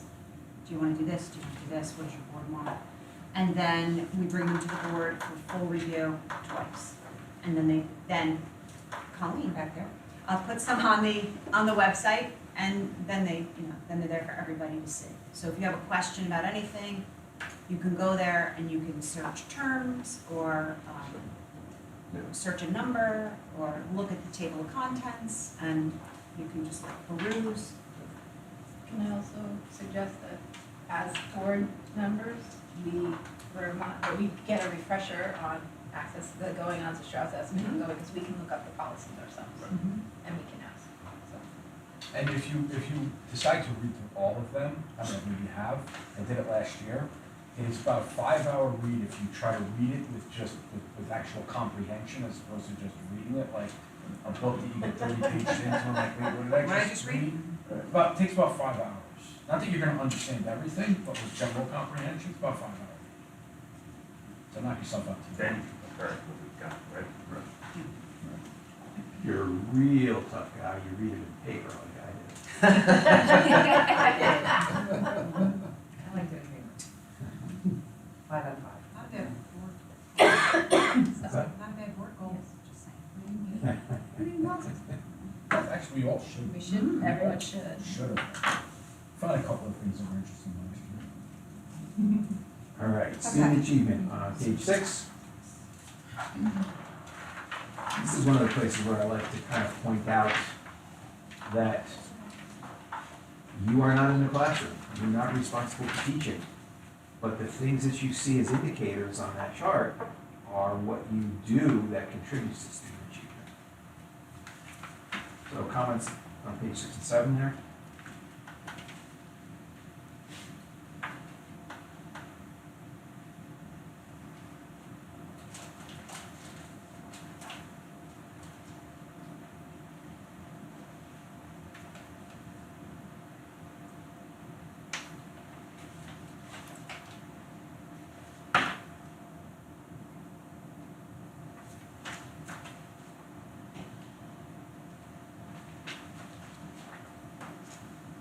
I think, just one quick comment is, you know, on the comment section, and I didn't say this, but it says, you know, it's been some time since curriculum programs have met to discuss these topics. So, you know, if whoever made that comment, I think that is something we should consider, that there is a committee meeting about these topics. So just to speak to that, because I'm the chair for that committee, we were Okay. going to meet in March, but March became a crazy month. Okay. So Lauren and I did regroup, and we will be having a meeting, I think we said September, maybe early October at the latest. So it's on our radar.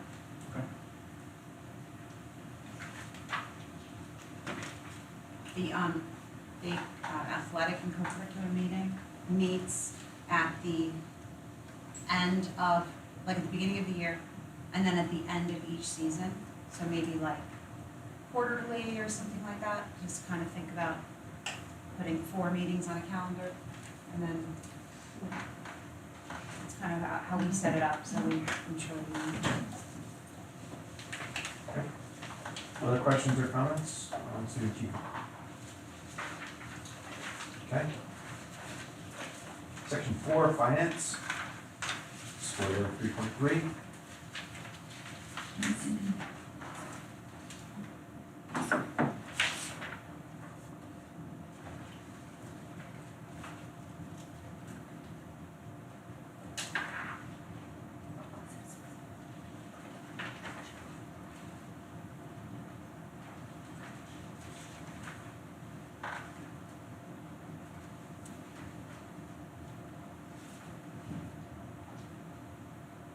Just a note for the future. Bullet point, the fourth bullet point, it's not numbered, has an evaluative comment of one of your staff members. It's a positive one, but this is meant to be a comment about the board, not about staff. And evaluative comments in this context aren't really what's expected or needed. If it were a negative comment, I probably would have had to redact it. So keep in mind that this is about the board. I probably should have redacted the positive one too, to be fair, but it's a good one. Just keep in mind that when you're doing this, this is about the board, not staff.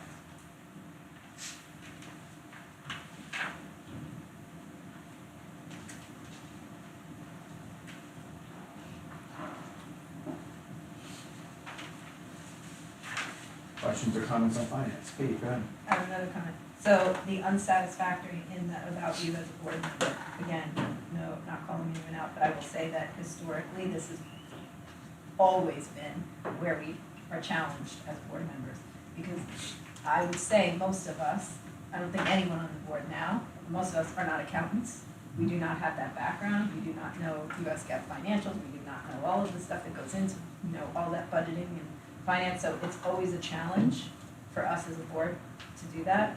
And so because we have a younger board, overall, I want to put out there that there may be, we talked about policy, I think finance is another where we should maybe look to strengthen our understanding of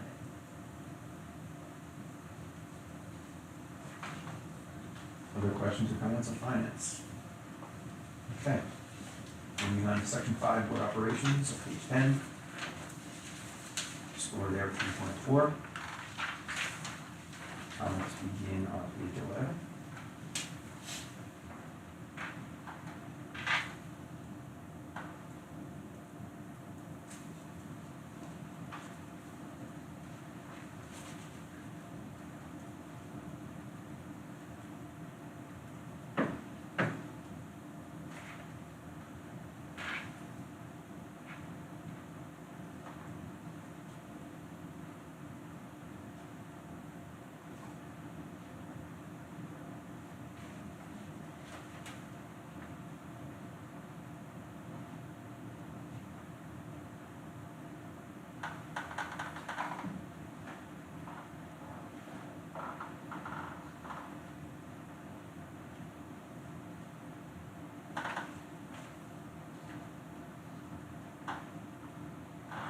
Questions or comments on section 5? Now I'm gonna say something. Go. What page? So about the board for board operations, I noticed a few comments were around, personal comment about personally should be doing more to attend workshops or trainings, so I noticed that in there. But I also noticed that as a board, rating for the board provides time, funding, and opportunity for orienting and updating the members on local, county, state, and federal levels in accordance with statutory travel regulations, and we have unsatisfactory and not observed. I'm gonna guess not observed would probably be the people that said they should do more.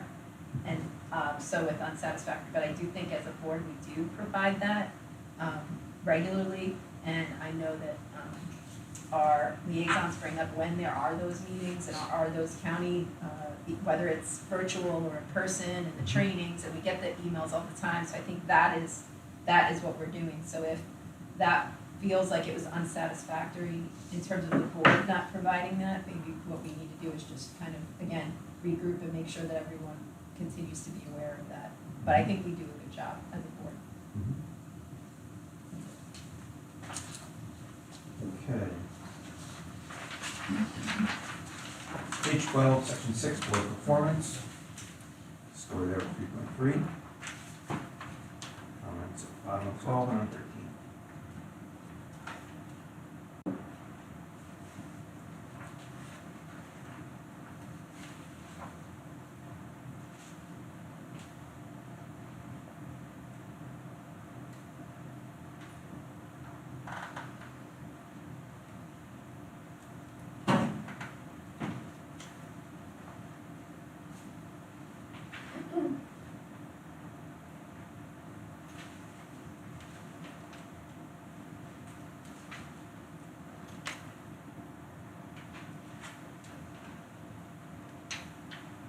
Questions or comments on section 6? Okay. Section 7, board superintendent relationships, score at 3.2. Comments on page 15.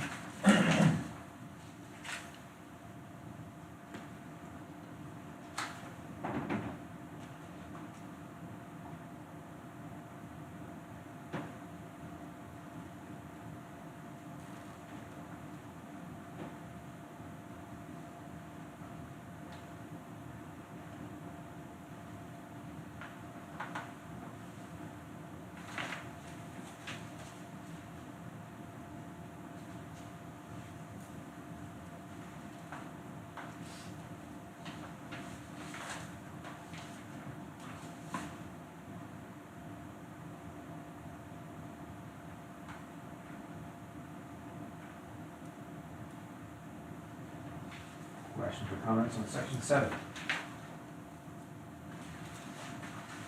Okay. Section 8, board staff relationships. Score there at 3.4.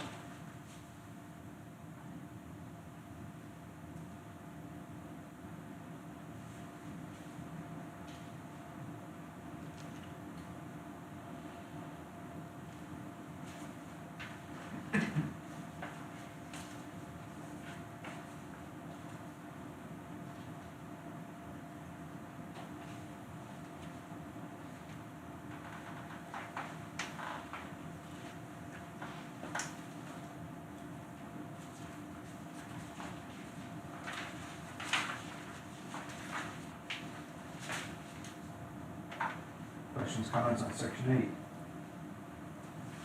Okay. Section 9, board and community. Score there at 3.1.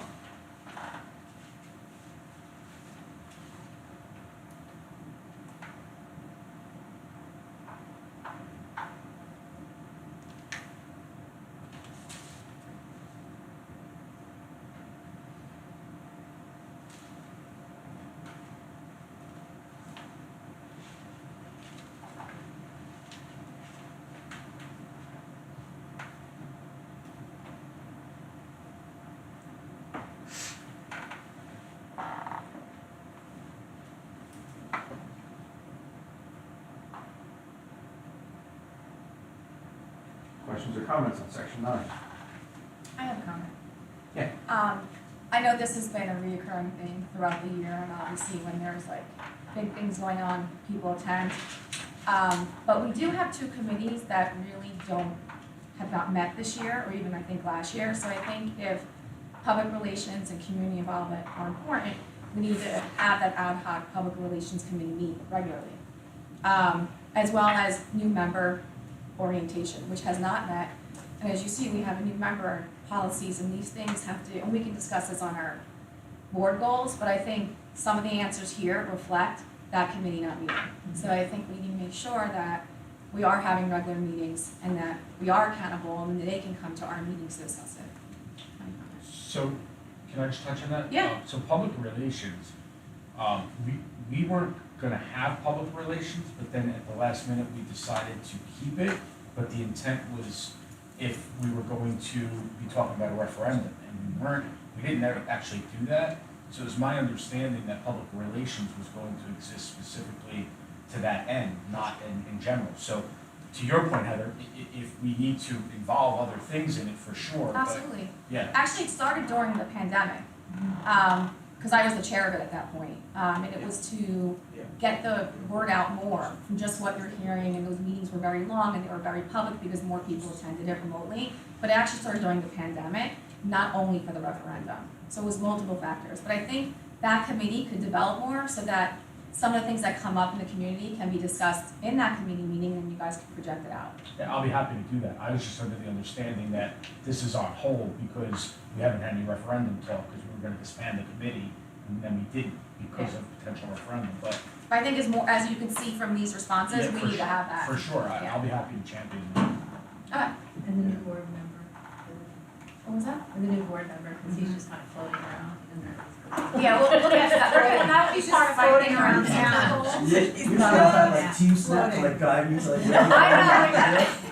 So if there's a team snap for being a board member, then. Well, I mean, I'm we in. did have a huge discussion last year about that, so I feel like we did let you down in that, so we will need to definitely schedule those meetings sooner than later so that you can get, and there are newer board members too who probably know as much as you and are afraid to ask. I mean, I was like that as well. So we will guide you, and we will have a meeting sooner than later so that we can get that orientation and then we can achieve that goal too.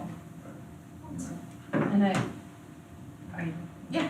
And I do agree in that sense, because I think that there is, and there's a comment here about perception versus what we actually do, right? So I think it's really important because there is a sense of people in the community say, well, you know, I wanna be able to, well, and then I wanna be heard, or I have a question, and so then okay, what's the question? And then there isn't a question, it's just a feeling, right? So if we could do that through the public relations and, you know, new board too, find out what is the actual ask, because the ask isn't always gonna be, I just wanna show up and tell you what I think, because chain of command has to happen. So there's things that we need to really understand, and I think through committee, figuring that out, instead of just coming up with a solution before we've defined what the real problem is, I think is what I want to bring up, so, thank you. Cheryl? So I've talked about this topic very much, and I sufficiently beat this horse dead. I agree with you, I think it's something that we need to focus on, but I also think that we need to, I kind of look at it as, you know, one of the things we always hear from the community is a lack of transparency. I mean, from my perspective, transparency is a two-way street, right? Like, we have to be putting the information out there, they have to be looking. So one of the things that I would like to do is kind of, you know, obviously, we're not hiding the ball here when we do these things. But also, you know, see if we can figure out a way to like increase engagement, you know, like we can only do so much, but there has to be a two-way street in the way that we're gonna approach it, and I'm happy to continue to have that discussion. Because I think that, you know, come to the meetings, you know, come see what we're doing, some of it is fun, some of it is not, you know, and so there's a two-way street. And I think that came up with the stakeholder roles that you put, the pyramid, it says community, and then board, and then staff. But yet there's such a disconnect to, can we reach out to the community to ask them what they're doing? Do we have those conversations with the community? Or do we not? Or do we just listen and then pass them along? Like there's just that gray area, but we're so important in that role. Again, to Cheryl's point, that it's a two-way street, obviously, but how do we get them more engaged so we can? What does good engagement look like?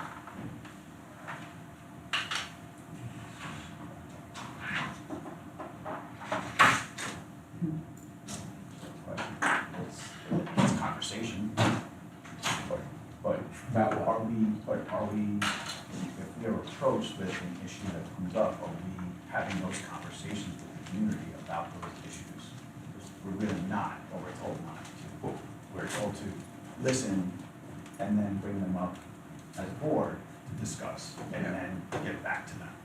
Not get back to them. I would say. We're not get back to them, let them see the information at the board meeting that came out of that discussion. So the engagement is, they give us the information and we say, okay, we got it, watch the next meeting. So the reason I'm asking these questions is that there's a pattern, if you will, of what the expectation is that a board member is and does over what really can happen, given your defined scope of duties. And most of what it is that board members are approached by the public about is not their role, it's the administration's role, right? So this principle of chain of command is there to sort of protect those roles, to ensure that everybody sticks to their lane, if you will, in one sense, but it's also from the sense of that's how things actually get done. Because you don't have the ability to solve 99% of the problems that are brought to the board for resolution. It's not your job, right? So that's why I asked the question, what does good community engagement look like? What are your expectations for that? Because most of the time, they don't really want to talk about vision and strategy for the district, which is your role.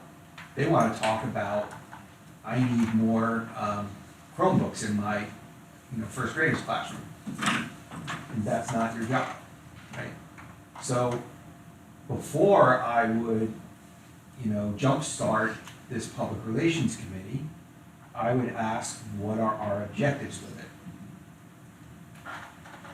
To me, I see a great fit for one of your district goals with this public relations committee, which is we want to do profile of a graduate. A profile of a graduate, as I've seen it executed, brings the public in to talk about those high-level kinds of things. And if it's your public relations committee's charge to talk that up, to promote that, to recruit people to come in and work on it, that's a really great application and fits within your role. But if it's to put out a newsletter, well, no, your central office is going to do that, right? And should do that.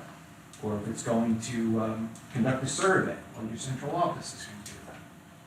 So I think have a good, hard look about what it is you expect through that kind of committee, and does it fit within your actual role? Ciao. Okay. I have always, I think, since I started here, had an issue with this, with the conversation we continue to have. Yeah. Right, because one of the things that we are constantly told when you do the presentation, and even in that pyramid, is that we are, the board is responsible, our lane is to take the values and the mission and the goals and the discussion from the community and bring it to the district. That is that is written in every single PowerPoint that we see. I cannot fathom then how we become that intersection. How are we involved in bringing those goals and bringing those values to the district? Like, how is that part of our lane then, if we cannot in any way engage with them? Outside, because I think that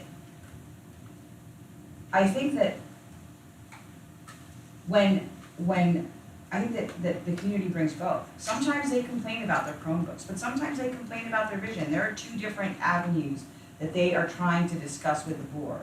I don't think it's just that they're mad at their teacher or just that, like, there's other things that they also want to discuss, and I think just kind of cutting off that communication because we think they're gonna talk about Chromebooks is just not necessarily the way that I would approach it.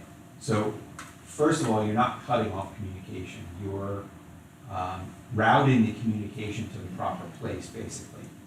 So if somebody comes in and talks about Chromebooks at a board meeting, well, that's not what a board meeting's for. But if somebody were to come in and say, you know, I've watched my 3 kids go through the high school, and what's been missing from my oldest to my youngest is we're not seeing any more emphasis on technical education, right? That's a high-level concept that fits within the board's purview to, you know, consider, perhaps champion, right? That's a good application of listening to the public, right? Because that is what you're responsible for, to look at the long-term strategy and vision of the district.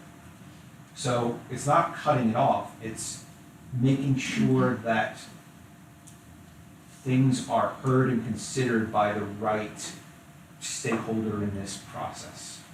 Good, I'm glad you mentioned that, because that I think is a root of where I have an issue with, is how do we get that communication to us, right? Because it's not gonna be because my friend is at a soccer game and mentions to me this is a problem that they're having, right? Like, I want other people to come, like those people I don't know, to be able to communicate with the board what those particular big visionary issues are, so that we can help facilitate that. That is, I think, we kind of talk past each other a little bit, is that, and not me and you, like just in life, maybe. I think that's what I'm talking about, is that initial interaction, that initial communication of that information is what I've always struggled with as to how we're gonna facilitate that. Because again, you know, I don't dispute that we should be able to do that, and you don't either, but that being able to communicate that, getting that information is what I think I've always wondered about. So, if you remember back to that triangle, there was a second overlay on there, and that was a series of ways in which each of those stakeholder groups participate in the process. Right.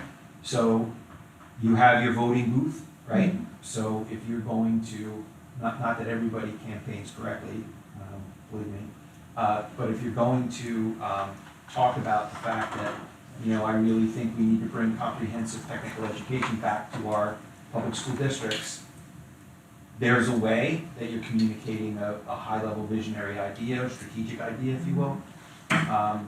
You may survey the public using the central office, right? Because you just can't go off willy-nilly, especially if the inference of that can be whatever you guys tell me in this we're gonna do, right? Because sometimes it's not practical to do things the public wants you to do. You don't have the resources, it's not the right fit, they're misguided about something, whatever, right? You may conduct things like Profile of a Graduate, where you bring people in and you talk to them about what their values are. You may do strategic planning, which is another program in which often the public is brought in to understand what it is that they value. And I want to say there was a fifth one that I just can't remember. There you go. And that's So what she's if- asking about, Justina, because that's what she wants. If, Well, because, I don't know, mean Yes. it negatively, Right. but that's Right. the Again, other drum you beat. So I it has just to be done correctly so that we don't communicate the wrong ideas about what the board's role is in this process. So I would never suggest to you that a public forum should happen without your superintendent. That would be awful. Could be awful. So all of those things are possible. And there's variations on them as well, like sometimes you'll see a superintendent do like quarterly open coffee or something like that. So all of those things are ways in which those sort of hopes and aspirations can be communicated to the board. But that's not something you want to do every week or every month, right? So all those things are there, I think. And I often say, I probably said it here, that when boards beat themselves up over communication, I always wonder what the metric is. What is it you're looking at that says we're not doing this well? Because if it's a few squeaky wheels, they're never going away, right? There's always gonna be somebody being that person. And that's fine.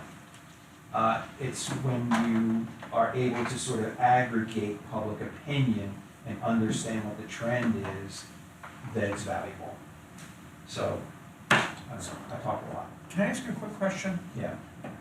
Everybody please refrain from throwing bricks at me. Could you potentially do something like, there's back to school night, right? Yep. Could the board potentially like notice and be at a back to school night for no purpose other than for parents to come in and give suggestions or comments or things that they'd like for the board to consider in the upcoming year? Is that a possible? Not that we're gonna respond or answer or anything like that, but just to hear what they're saying in a less formal atmosphere, for us to then come back and potentially discuss in a meeting. Is that a possibility or no? I think it's poor practice because board members shouldn't be acting individually. No, but like all of us would be there. Isn't that our All board 9 of meeting? you gathered in a room, Yeah, that's but probably no. nice. I mean, my response to you when you say that is, first of all, some of us go back to school night, so we're individually there. Fair. And a lot of the concerns are not board-related issues. But that's why we have board meetings. I mean, the public is allowed to express their concerns, and we can listen to them, and I know people might not like the way we address them, but it's being addressed. But that's why we have board meetings. So there is communication, and as you know, throughout the year, there may be 1 or 2 people in the audience, and then when it's our budget or something going on, then we have 10. But I think we've had throughout the years some meetings where it's been packed, and then we've nobody. But I think if people have concerns and they want to communicate it, then come to our meeting. That's when you can say something. And if it's an individual personal concern, they go to the principal or to the superintendent. But I think they can communicate it. Like I said, don't throw bricks.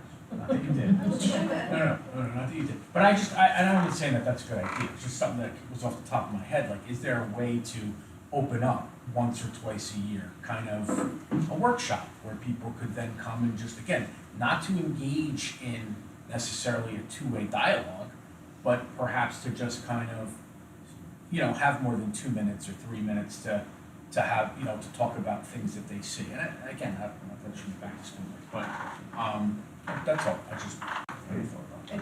I just wanna say that I think, going back to what I said earlier, which is, and you had mentioned, which is really defining what it is that we think is the problem.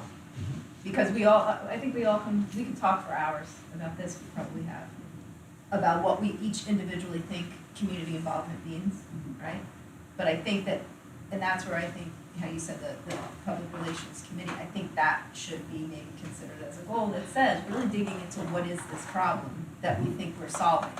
Because like everything else that we do, we wanna solve the problem, we throw 15 things at it, and maybe none of them were effective because we didn't really solve the problem, right? So the goal that we have of the Milford graduate, that is going to require community involvement. Yep. So why don't we have that public relations committee, have that as a goal to be able to decide other issues, define that problem that we think we're having, do the part about supporting that, and those forums will start, and then we'll start to say, well, that is not the right way to do it, or, okay, that seemed effective, let's see if we can continue that once a year, do a refresher on it or something, I don't know. But that's what I think that we need to define the problem, otherwise we're just gonna keep talking in circles about this topic. Are we agreeing that we have a public relations problem? I don't think it's public relations, that's what I'm saying, I just said public relations is An that. issue with feedback from the public? I don't know, agree. and that's what I think, it then needs to be a conversation about, we're saying we're not doing something, but we all say it individually, and then we talk here, and then it kind of floats, and then we agree or disagree, and then it moves on, and then we do another thing, and I think it really needs to be a main focus. If it keeps coming up, right, like a cut that never heals, let's just focus on the problem. What is it that we're doing? Or is it that we're not getting feedback? Is it we're not letting people come into meetings? Is it that they don't know there's meetings? Is it that they don't have information, there's a specific area? I don't know, I'm not even gonna try to solve it. I just think we need to focus, to find the problem this year, really come up with solutions that'll be lasting and that'll be sustainable. Not the kind of thing where we just kind of try to throw something at the wall and see if it sticks. I'm sorry, Cheryl. Well, I think sometimes too, even, the best laid plans of mice and men, we have plenty of things on the schedule at all of the buildings, including PTO meetings where the principals attend, including back to school nights where everyone is there, including monthly coffee with the superintendents, twice monthly board meetings. I mean, we have a lot of things, back to school nights, all that kind of stuff. And I think sometimes when people have, I'm gonna say complaints, they don't necessarily want to talk to the person that they have the complaint with. So if you have a complaint with me, or the way we're running something, you may be reluctant to reach out to me. It's easier to go to Cheryl, who's your neighbor, and go, you know what, this is what I do with that problem. And you don't wanna say to someone, well, if you didn't address it with the person you have the issue with, how can I possibly help you? But I think sometimes that is the case, because I cannot tell you how many meetings, almost every meeting, I give out my email, my phone extension, I say, please call me. I'll get one phone call, 2 phone calls. So, or at any of these meetings that are places where people can express their concerns, they don't show up. And even if they do get behind the keyboard and send an email, if they're not happy with the response, they just then go complain to a board member instead of following up and saying, I'm not satisfied with that, there's gotta be something we can do. Not everyone follows the proper protocol, and they want to be able to talk to somebody else instead of talk to the person they have the issue with. It happens a lot. It happens here. If a teacher says something to me and I will say, well, did you speak to your principal about that? Well, no. Well, then I can't really help you. You have to come, right? It's not easy to talk to somebody you have an issue with. And a lot of times that's really the case. I think you make a good point. I think that that's something, just to talk this out a little bit, that in PR, I think could really be addressed, like really getting, so I don't think we have a communication problem. I think we have the perception of a communication problem. So I think that if in PR we can change that perception, if we can work to make sure that everybody does understand, chain of command and the avenues that are out there for them to communicate, including coming to a board meeting or, reaching out to you about whatever. I think that's what we really have to drive home is like how to effectively communicate with us and where we can be most receptive. So who's on that committee? That's not, we must look it up actually, who was on the committee, that's what I was doing. I was gonna say, it's developing engagement tools. Yeah, How to get, exactly. how to get them to, more people to board meetings, more to the coffee talks. Your thoughts on how to get more people to these places as opposed to going out to them and pulling them in. Sure. I think that's a great idea. Develop a little menu, if you will, or a rubric of, hey, if you've got this kind of problem, here you go. So I just think we're solving it here. I think we should just now move it on. Yeah. I mean, I think, like, I agree with Paige, we could have a discussion about what the actual issue is. Like, I actually think it's more a community involvement, like engagement issue than a public relations issue. It's like, get out the vote, like, you have to really focus on people getting involved. And I just wanna note that on August 16th, Matt shall make a public forum, August 16th, 2023, so this is gonna be for the record, that Matt said I can do that. Wait, Cheryl. I'm joking. Attorney. I am joking, Matt. Attorney. I didn't say that. I said But it's on a recording. public forum that you do the right way. It's gonna be the rightest way ever, so it's gonna be great. The rightest. I mean, the thing is too, is that the public needs to take advantage of the public forums that we offer, and we offer so many. It's Joe, Cheryl, and Stephanie. So I think we should schedule a meeting today for whenever you guys are all available, so we can put it out there. Okay. Let's go back to the document. There's a couple questions at the end that we needed to review. The first one is highest priority, 3 major challenges facing the district. I have to say that there were pretty consistent themes throughout this whole thing. A lot of them do facility funding and then staffing. So it's actually the most unified set of responses I've ever seen on one of these. Wow. Where's that? Did you record that too, Cheryl? Which one is this? The comment. Page challenges. 20. Yep, page 20. The overall. Can I just speak to the staffing piece? You know, I think, what we're experiencing in education right now is, one, it was unique to us as a district because I don't remember a time ever where we had staffing cuts like we did this year because of the budget. And I think that unto itself makes people very nervous about their work. And it causes people to look when they weren't necessarily planning to look. So I think that that's a piece of it. And the other piece is the free agency and the little value that is being given to tenure anymore, because teachers have figured out what most other, like superintendents have figured out, right? As long as you do a good job, you're going to have a job. And they're leaving tenure to make $10,000-$15,000 more in another district or closer to home or where their kids go to school or, and we're seeing this in education all around. We're seeing people hop, even in Bergen County, half a mile down the road to take a job in another place, and then that teacher half a mile down the road who's applying for the position here. You know, so it's a unique time. It's not my understanding that the people who are leaving because, you know, it's so awful, that their working environment is so awful. I even had a conversation, you know, I was talking to somebody about morale, because it says here, morale.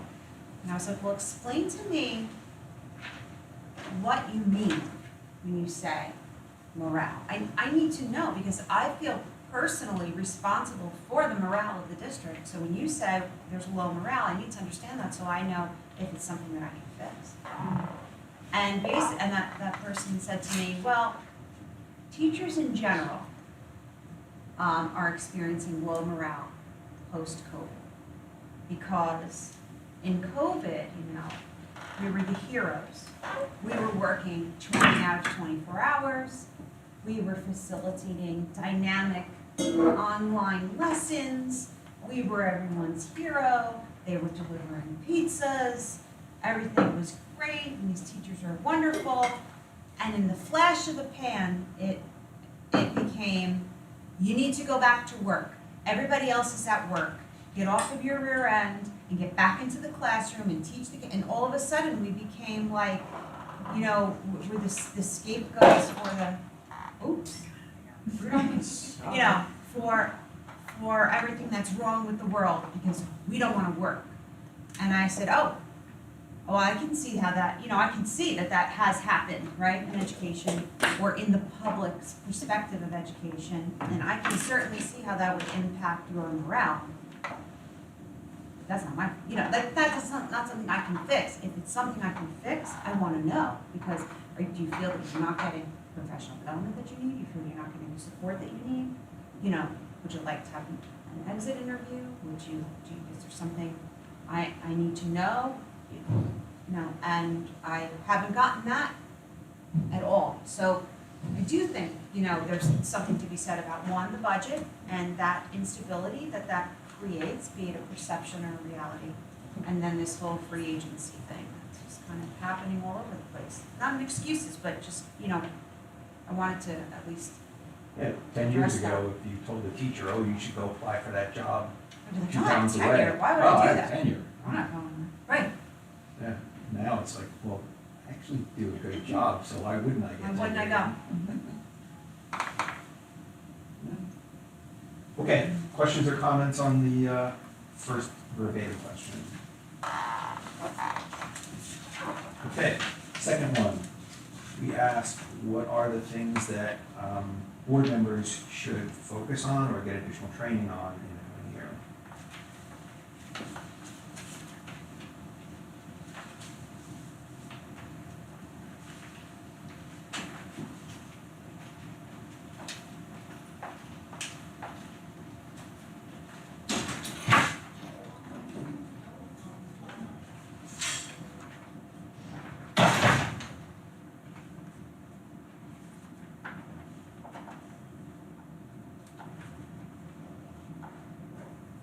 interested in the comment sort of in the middle there that says new board member training is non-existent. As somebody who conducts new board member training a lot. Here? I think they, I'm wondering who met a committee, I'm thinking, not you personally. I don't know for sure, I didn't write that, but I'm just saying. I don't think it's school board. What do you mean? But I also like the expectations of board members, we're all more training on the expectations, additional training about the role of a board member who did that training this year. And Every I'm sorry, it sounds very flippant, I didn't mean it that way, it is something we do, I think it's just something that has to get absorbed, it's just a constant thing. Yeah, you There learn is it a from comment the here, and there's a comment here, and it might be from there, but finance and facility committee should be larger group due to support of the community. It cannot be a larger group, because once we hit 5, we become a quorum. So it can't be. So I just wanna make sure that whoever, or wherever that came from, every committee can be no larger than 4 board members, because once it hits 5, it's a quorum, and then we need to have an actual meeting that we post, that we sit, that we have this, we publish, that's how that works. And if we do that, then we're really working as a committee of the whole on those topics, and every one of those topics then gets discussed publicly, but yeah, not even so much publicly, but in the meeting where we're talking for hours about other things. So that's why we do committees, we don't have to do that. But I think if someone is interested in a committee and would like to participate in one, then, or wants more information from the committee, in this case, finance and facility, which is me, you have questions, you have things you wanna know, we establish this, let the chair of the committee know what you wanna know, and then in committee we'll discuss, and then when we report out what we discussed in committee, we'll put the minutes, and then we talk about what we discussed in our meeting at that point. So I just wanted to bring that up, that committees can't be larger than 4 people, so, yeah. I was gonna mention that too, but also there's a comment here that says, each board member should attend as many committee meetings as possible, even as an observer. That's what You can't. I think we can't even do it, no, there's another one that says As an observer. Yeah, You can't even do that. we can't go to observe either because of that very reason. Right, the committee has 3, and 1 person comes, that's okay. Committee has 4, which most of ours do, you can't. You should, though, set up a system where if someone's not gonna be there, Someone Yeah, can fill you in. can sub. We've done that. We've done that. Yeah, we did that last. We have done We did that with the finance. Okay, So we want like a backup on the committee? Well, we can do that, I mean, it's established right now, we can pick a backup person. so there's nothing really remarkable on the next couple of pages, when it comes to the charts, it's just visual representation of the data that was in the document itself. What you would look for there is any sort of significant gaps, which you don't really see. And then the last chart, page 3 of 3 on the charts, is a comparison to last year. And you can see, I think it's 4 cases, there's an improvement, and in 5 cases, a little bit of a dip, or just about the same, so. Matt, I have a question. Sure. So from your experience in looking at, various districts, does our, overall, yeah, not rating, but like, the way we see ourselves, is that kind of in line with how other districts see themselves, or?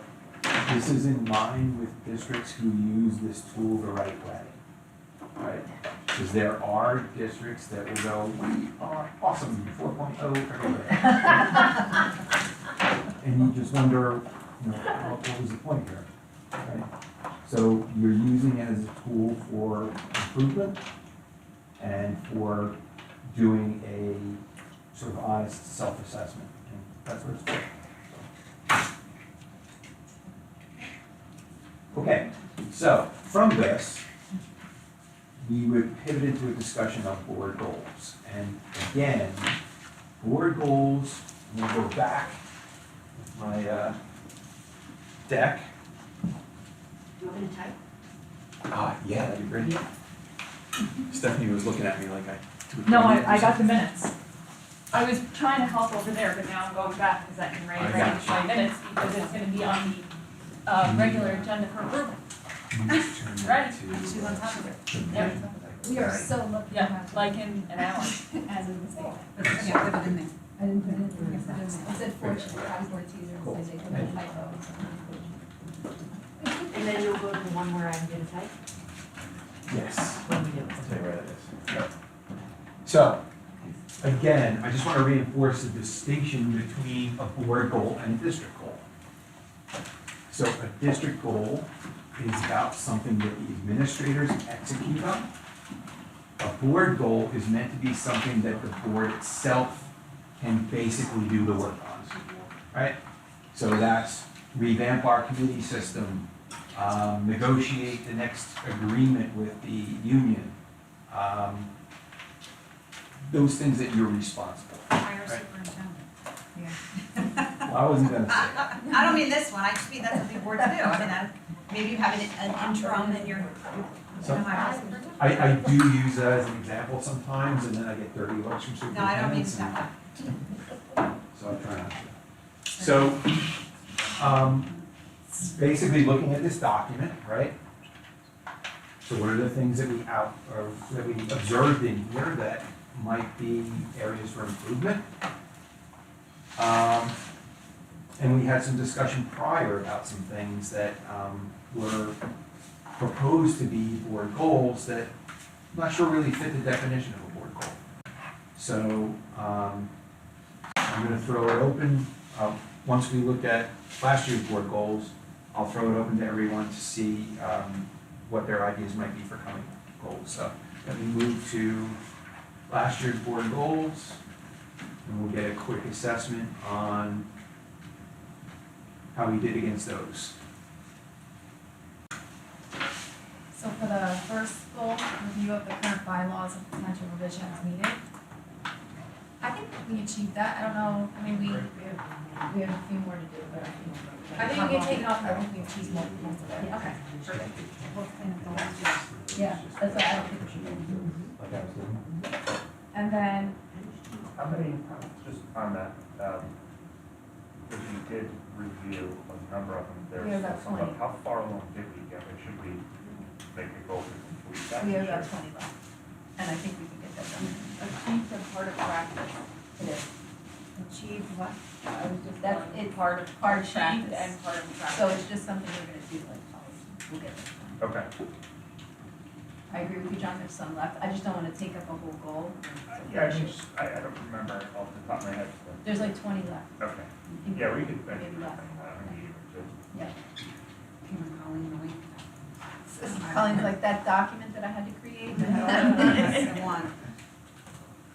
Okay, number two, Engage in consistent annual professional development activities on an individual and collective basis toward achievement of New Jersey School Board Master Board certification. Well, we didn't achieve that. I think we can definitely improve upon this, especially attending more trainings as a group too, and individually. I know we're all busy, but I think it's important to learn, which also helps us to know what the role of a board member is. The question is, do we keep it? Or do we, this is why I want to hear your feedback, because we have a lot of other goals that we've discussed so far, so I want to hear something to say. I do. I think, for now, and then we move on, but I think we should, because at the end, when we talked about board member training, board member information, all the, I think it's still valuable. Yes, the master board certification is awesome and we should shoot towards that, but in the path, we're gonna be doing all the stuff that we talked about, that's being talked about in our evaluation. So I do think it needs to stay, and we need to maybe get a more clear action plan around it. Okay. Anyone have any comments regarding that, or? No, I question? agree. Can I just flesh out the New Jersey School Board Master Board certification a little bit? Sure. Yeah, just to get a better idea of what we're trying to. okay, so I don't remember the year, but I do remember that you guys got your board certification. I have just started, that's how long ago it was. No, didn't we do that after? Are you sure? Oh, that was Dan Connor. That was Dan Connor. We're That was, gonna- and that Dan was Connor, because Peggy they were, Saslow. the reasoning that they did it was they were very dysfunctional at the time. Mhm. And they had started to move in a certain direction, and they made that a goal to bring themselves there. So when I got on the board, they had just achieved it. Okay. So, to answer your question, Cheryl, there's a set of requirements that are on our website. Actually, can you pull it up more? NJSBA.org. All right, and then go to training, and then board member academy. And then scroll down to board certification programs, learn more. Learn more. So those are the requirements to be a certified board, okay? 16 credits within a 4-year period. A credit is an hour spent with your field service rep. And or, if you were to bring in someone to talk about, say, negotiations. What attorney is 10 hours? Yep. However, I would have to be there. Okay, so you invite me to so that's how you get your 16 hours. Retreat, we do retreats, so that will be fine. Policy wellness check, it's a very simple sort of audit, if you will, that NJSBA does. They look at critical policies. If you have all the policies in place, you pass, no problem. We take a look at your teacher's contract. Once again, it's just like an audit. Do a couple of functional checks, boom, boom, boom, you got it, you're done. Do the board self-evaluation every year. So that would mean you guys fill out the forms, and then I can review it with you. We do that at this meeting every year, so you have that nailed. Make sure everybody's done their mandatory training. And then the last piece is make sure nobody has an ethics charge against them. So, yeah, and you pass QSEC. So that would get you to be a certified board. So where are we deficient? 16 credits. 16 credits. It's just hard all of us to get Matt come to train all of us in one setting. Where are we at? My guess is that we usually do about 3 hours here each summer. So you're probably about to lose 3 from 4 years ago, and you'll earn 3 for today. And So we you're got- about 12, that's And what we it got an is. additional one last year. Yeah, we Came did in, training came in, last year for came in, us. did a board. That In our was meeting. 2 hours. You, the board, the role of the board member. Yeah. Turn meeting. Do any of the hours at New Jersey school boards count towards those hours? No. No, they don't. No, because this is a board certification, it has to be done with the board together as a group. That's our mandatory training. Each Got it. member So how has else would we, other than you giving us trainings, how do we do it as a group? You can't, You have to bring someone in. You have to bring someone in. Do something at meeting. So what is the purpose of it, like, what's the benefit of having a board? The benefit? No, I'm asking you, what is the benefit to make sure we do all of those things? I mean, I'm sure there's. We're at 13 credits, probably, right? Yeah, Well, I know, like, there's so- the benefit as like not measurable benefits, everybody's growing. I can put mine at home. Okay. Okay. So Cheryl's comment, so that's what I want to say, so what is the benefit? I'm actually putting the question back out. Based on how we are all interacting right now and how we scored ourselves and how we've done anything. And most of those things we've done, the ones where we can do the evaluations, that's just giving over our steps and we deal. But in the training and the QSEC and all that, what is the benefit of making sure we've done all of that? What do you think? Well, I mean, I think obviously from an individual board member perspective, and what is really that, okay, but I just didn't know if there was something else, like, is this a metric for something else other than being a better board? I think it's about being an effective board. And the more you do, the more we make sure that we do the core things, and then that 16 credits of group training, which kind of goes to the whole, I'm not sure on certain topics. When we do that, we just make ourselves better, which makes us more effective, which makes the district better because now we're more effective, so. That's why it may seem like a little gold sticker, but it's more than that. The work that you put in to get that certification is enormous to the district. There was actually a study done by the Iowa School Boards Association called the Lighthouse Study, which they did about 12 years ago now. And there is a proven correlation between boards that undergo consistent training and the success of a school district, right? Because they understand what it is that their role is and how they contribute, and they also understand what, staff does and how they can make all of that better, so. Yeah. Plus, That's. you get a car, and you get a car, and you get. No, I appreciate that because Stephanie taught me a new word, certificated, which I think is fake, obviously, president education. And I wondered if there was a certificated thing we had to do. Are we certificated now? Is there a list of topics that we can like choose from to discuss as a group? What an excellent question. Yeah, it's the worst list in history. It hasn't been revised in forever, and that's one of our new director's primary objectives is to revise that list and get it all up to speed. But the longer story there is that if you have training that you need in a particular area, we'll develop it, right? So we want to work toward your need rather than just you guys picking from a menu of preformed stuff. Is it calendar year? Is it January to December to qualify, or is it July? It's rolling, actually. So if we have 13, in theory, could we schedule 1 hour in October, 1 in November, 1 in December, and then hit it for this year? Well, yes, He's but, but it has to fit into openings that I have. Okay. So assuming you had openings at some point in Yes. October, November, December, Yes. in theory, if we decided we wanted to make a commitment to that, September obviously is impossible. But we could do 1 hour in October, 1 in November, 1 in December. We could actually get master board certification by the end of. No, you can get board certification. I'm sorry, we could get board certification. Master board certification is you get certification, and then over the next 2 years, you have 10 more credits. It's a Okay. commitment. So that will get you to be a master board. A multi-year goal. Yes. There's not that many in the state, to be honest, so. Let's do it. Let's do it. It's a multi-year goal. And that's why, because it's a challenge and to really stick to it and commit to that and to becoming an effective board is huge. So that's why I would ask that we might consider keeping it, simply because I think we should continue to work toward that goal, but I'm not the only board member. Stephanie?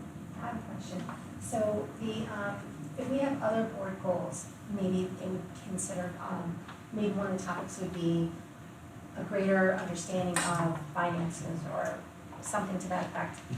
Could we bring you in to discuss that and thereby kind of enforce 2 of our goals? Yes, yes, but specifically with finance, I will tell you that Or just an example. you have a much better resource, which is Stephanie. I can, But she doesn't get us those credits. but I'll come in for that, so you can get credit for it. Ah, okay. Um, So it can be a different speaker, but you just need to be present. yeah, yes. Okay. Most often with finance, I will talk to you about the board's role, but that's not where most people want to go. Where most people want to go is, what does that monthly report actually tell me, right? I'm not an expert in that. I can just tell you that board members should be looking at that, right? So there's a better avenue to get better educated in the finance part of it, but I'm happy to do the board member's role in finance as well. It's just mostly leaves people unsatisfied. They want to delve into what those reports mean and stuff like that. Thank you, I didn't know that. Yep. Okay. Goal 3 then. Promote communication and community engagement by advocating for and participating in the development of the profile of the New York graduate to establish a prioritized set of competencies, including 21st century skills, mindsets, and literacies that defined the New York graduate.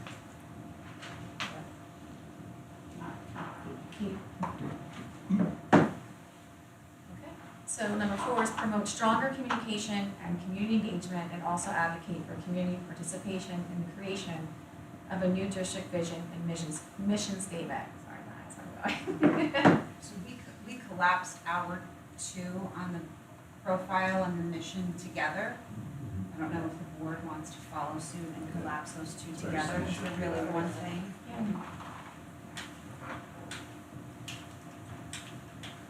Because I think we can keep the first line, the promote stronger communication and community engagement, with part of what we wanna do regarding getting the community Yeah, involved, like but taking taking the that second piece piece off off there, putting it up there. The profile becomes, It our becomes your and vision, mission. right, it becomes your vision, and then the mission is everything we do to Right. make it happen, so it becomes that. Bear with me, I'm a math person. Just How a do I math paste? person. It's like a disclaimer. Control C, control V. So I copied the goal that you're going to continue so that you can revise it. And then I brought over the language for what was goals 3 and 4 so that you can combine it. Perfect, thank you. And I'm happy to type. You're happy to not watch me type, right? Well, no, gives me, you know. Sometimes I process. Okay. So, based on our discussion of prior goals, we've brought some over to continue. Is there anything that the board wanted to add as a board goal? At the end of number 2, define that define Milford graduate as the, as part of, or as district vision. And then I think that would combine it there second. What did you say? Well, The you Milford were basically graduate. stating that the profile of a Milford graduate becomes our district vision. Vision. As part of our district. As part of our district vision. Yeah. Or, Right. yeah.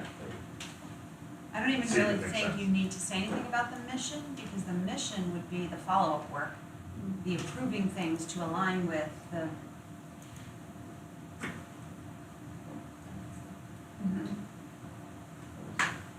Okay, what else? Any other proposed? I know we discussed, Mental health. mental health. And reviewing of all of the programs and what's happening within the district now, so that we can understand. We can exceed or understand. Yeah. And be in the forefront, Yeah. as opposed to just doing what we're supposed to do. Yeah, I think, as I look at that, that speaks to more of a district goal because it's going to be Danielle and her team gathering all that information and bringing it to the board to consider. I don't have a horse in this race, so if you want to make it a board goal, you can, but the board's really not doing the heavy lifting on this, if you will, which is what we had looked at with those two spheres. Board goals are typically about things that the board can do on its own. So, again, either way you guys want to handle this, it doesn't matter to me. I just like to keep those two distinctions in place, because I think boards should be thinking about ways to, sort of take control of their own destiny, if you will, and work on things that they can actually accomplish on their own. So, as a board, if we feel that it's important though, to really understand all the SEL and mental health Sure. programs that we have, which we've done a lot, as Danielle mentioned, over the last 10 years solidly. But they've been intermittently woven in. Sure. And as something that's come up from a board member that's saying, listen, this is definitely something we want to know what our focus is as a board. So what do we do? Like I said, No, I'm asking, like, what do if we you do? want to make it a Because- board goal, that's fine.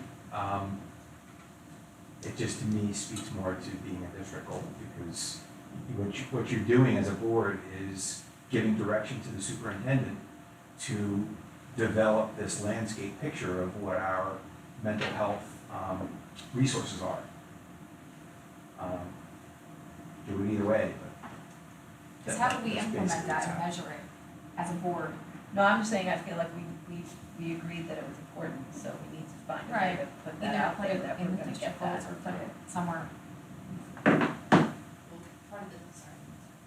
Part of the discussion earlier too is, right, we were saying like, what is, the profile, like what's a well-balanced, and one of them should be mental health, right? Like, so is there any way that can be intertwined in the district goal, like, that be added, or?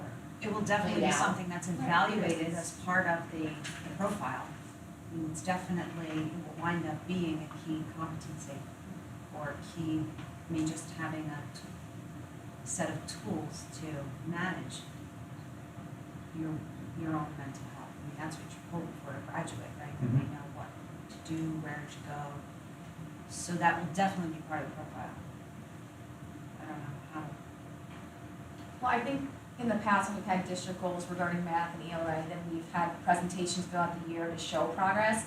So if we make it a district goal for mental health, we would need that, because we as a board would be able to provide that. Well, the progress would be around actually the board understanding exactly all that is offered within the district. You know, we talk about it individually, but what is it that's happening? And then in regards to now, what do we do to move forward? So just as a board, like if we were to say, well, we have, you know, 100 different solutions to science programs, right? And we were like, we're just doing everything now. What as a board, we want to just know what it is. Let's just get a handle on, as a board, understanding what we're supporting, because we are supporting it. So I don't know, again, as a goal, as an action that leads to a goal, I don't know. Right, so it's not really a review of what the district is doing, it's for us to understand what the district is doing. Right. Yeah, the first step in it, right? The First step first step is is- really. What action would you take though? I think this is what Matt's saying. What action would you personally take? Everything just still understand. falls on The team, the team. Yeah. Well, I was gonna say education and understanding of all that we offer, because what we do wanna do eventually is say, are we hitting the targets? And we won't know what you're gonna show us until we know what we're doing as a board. I know it's hard, but this isn't math, this isn't ELA, this isn't science, it's not a graded thing, it's emotional, it's mental health, it's all of that, so it's not easy to define as, oh, well, now everybody's more mentally healthy, you know, like we can, but, so that's, I don't know, I just think Is that. the action to just participate? In? What? In these programs, in. Understanding. In understanding, all the programs that are there, helping us understand it all. So then maybe it causes a district review. Right? Our action is Would to- be a district review. Right. In Right. effect. But we would, right, so, but we're not the research and development. Correct. And that's where the distinction comes in, is who's doing the work when you want to do this. Again, if you guys want to turn this into a board goal, go ahead, right? Just properly speaking, this isn't like reorganizing your committee system where you don't need Danielle and her team to do a bunch of stuff. You talk amongst yourselves and you go, oh, we haven't used our public relations committee in a year or 2 years. Why do we have it? Let's get rid of it, right? It's not doing anything. You can do that by yourself. You can't do a comprehensive audit of your mental health services sitting on the outside of board members, right? That's not possible. I don't, I'm sorry. No, go ahead. At least from my perspective, maybe audit is a bad word, but I think when we spoke about it, when Joe spoke about it, we kind of all shook our head like, yeah, that is important. We as a board, we agree. But now we're getting to the nitty gritty, and if it's not a board goal, which I understand because it's not actionable for the board. However, this is a serious question. How do we go forward to at least make sure that we are moving in that direction? You make it a district Does goal. it make it a district goal? And if we make it a district goal, what is that goal per se? That's what I'm saying. So from my perspective, what I was hoping to accomplish today was to establish that as a district, we are going to focus this year on mental health awareness, improved, superior, and whatever that means along the way, whether, we determine best practices so that we can in the future implement whatever it is that we've come up with this year. So to me, this is kind of more peripheral right now, with the hopes of moving forward that they'll actually be itemized, like an itemized game plan on how to do that a year from now. So we already have in place pre-K 21, a variety of mental health supports. We spent an entire board meeting with a presentation from Kelly and Doreen that was more than an hour but I jokingly said you need to cut it down to 35/7. And we, there's so much I can't even think, but I'm just thinking about the things that are in place this year that are new on top of what we presented last year. The domestic violence symposium is now going to be done this year during the school day to target dating and teen violence. So, and we'll be presenting to all of our students 9 through 12. And we also have a partnership where we're going to be doing continued work in that area in the health classrooms this year. And that's just 9 through 12 out of nowhere. J.R. Dalala explained what's happening at the middle school this year, which is unique and specific to middle school. We have things happening at the elementary, the continuation of the responsive classroom that we've been working on. So we have new things happening in addition to all of the sustained things that are happening. I'm just going to make a suggestion. If we want to really look at everything that we're doing, I'm thinking one of the platforms or tools that we could use would be the website. So we are going to be shifting mid-year to this new platform website. We couldn't do it in the fall because we're transitioning our student information system from PowerSchool to Genesis, and that's its own beast. Couldn't change the website. It's all the same people working on those two different things, right?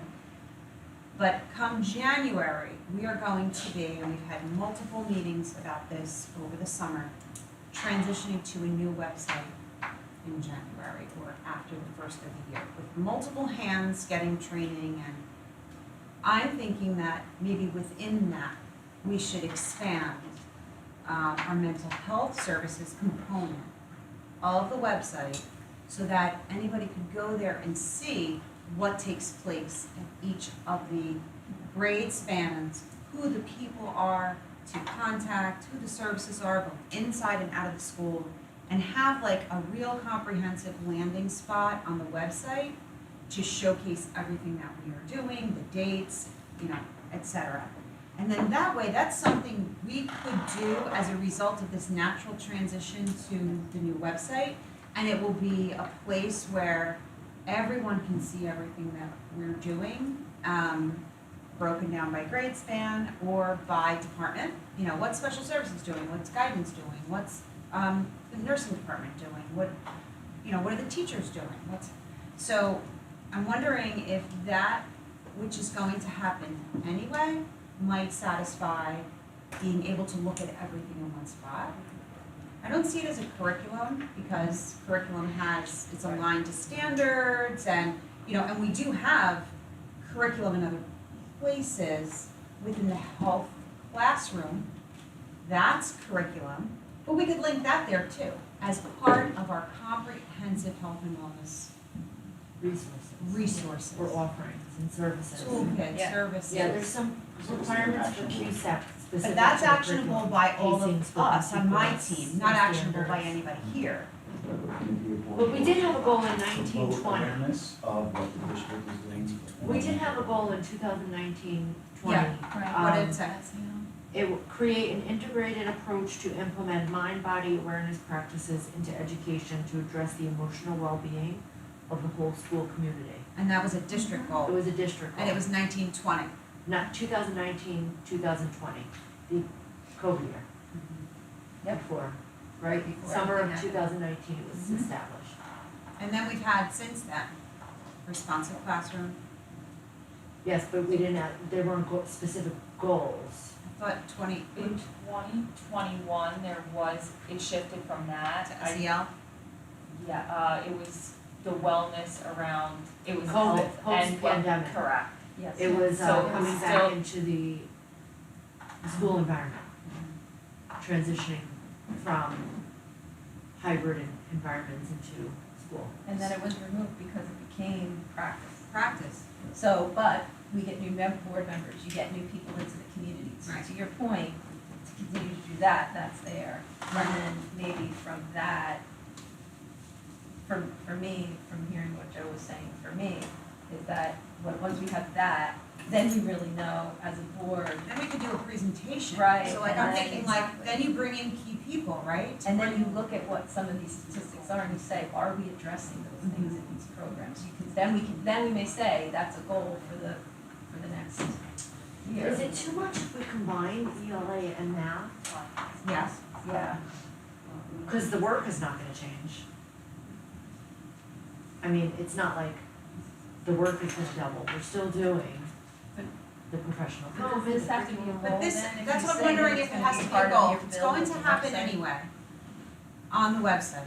And then after the website launches, we bring Kelly and Doreen and maybe Whitney But the back. curriculum is gonna happen anyway, too, and that's a goal. Right, but that they work. wanna draw, I'm just wondering if we have to make it a district goal, is what I'm saying. Like, it's going to happen anyway.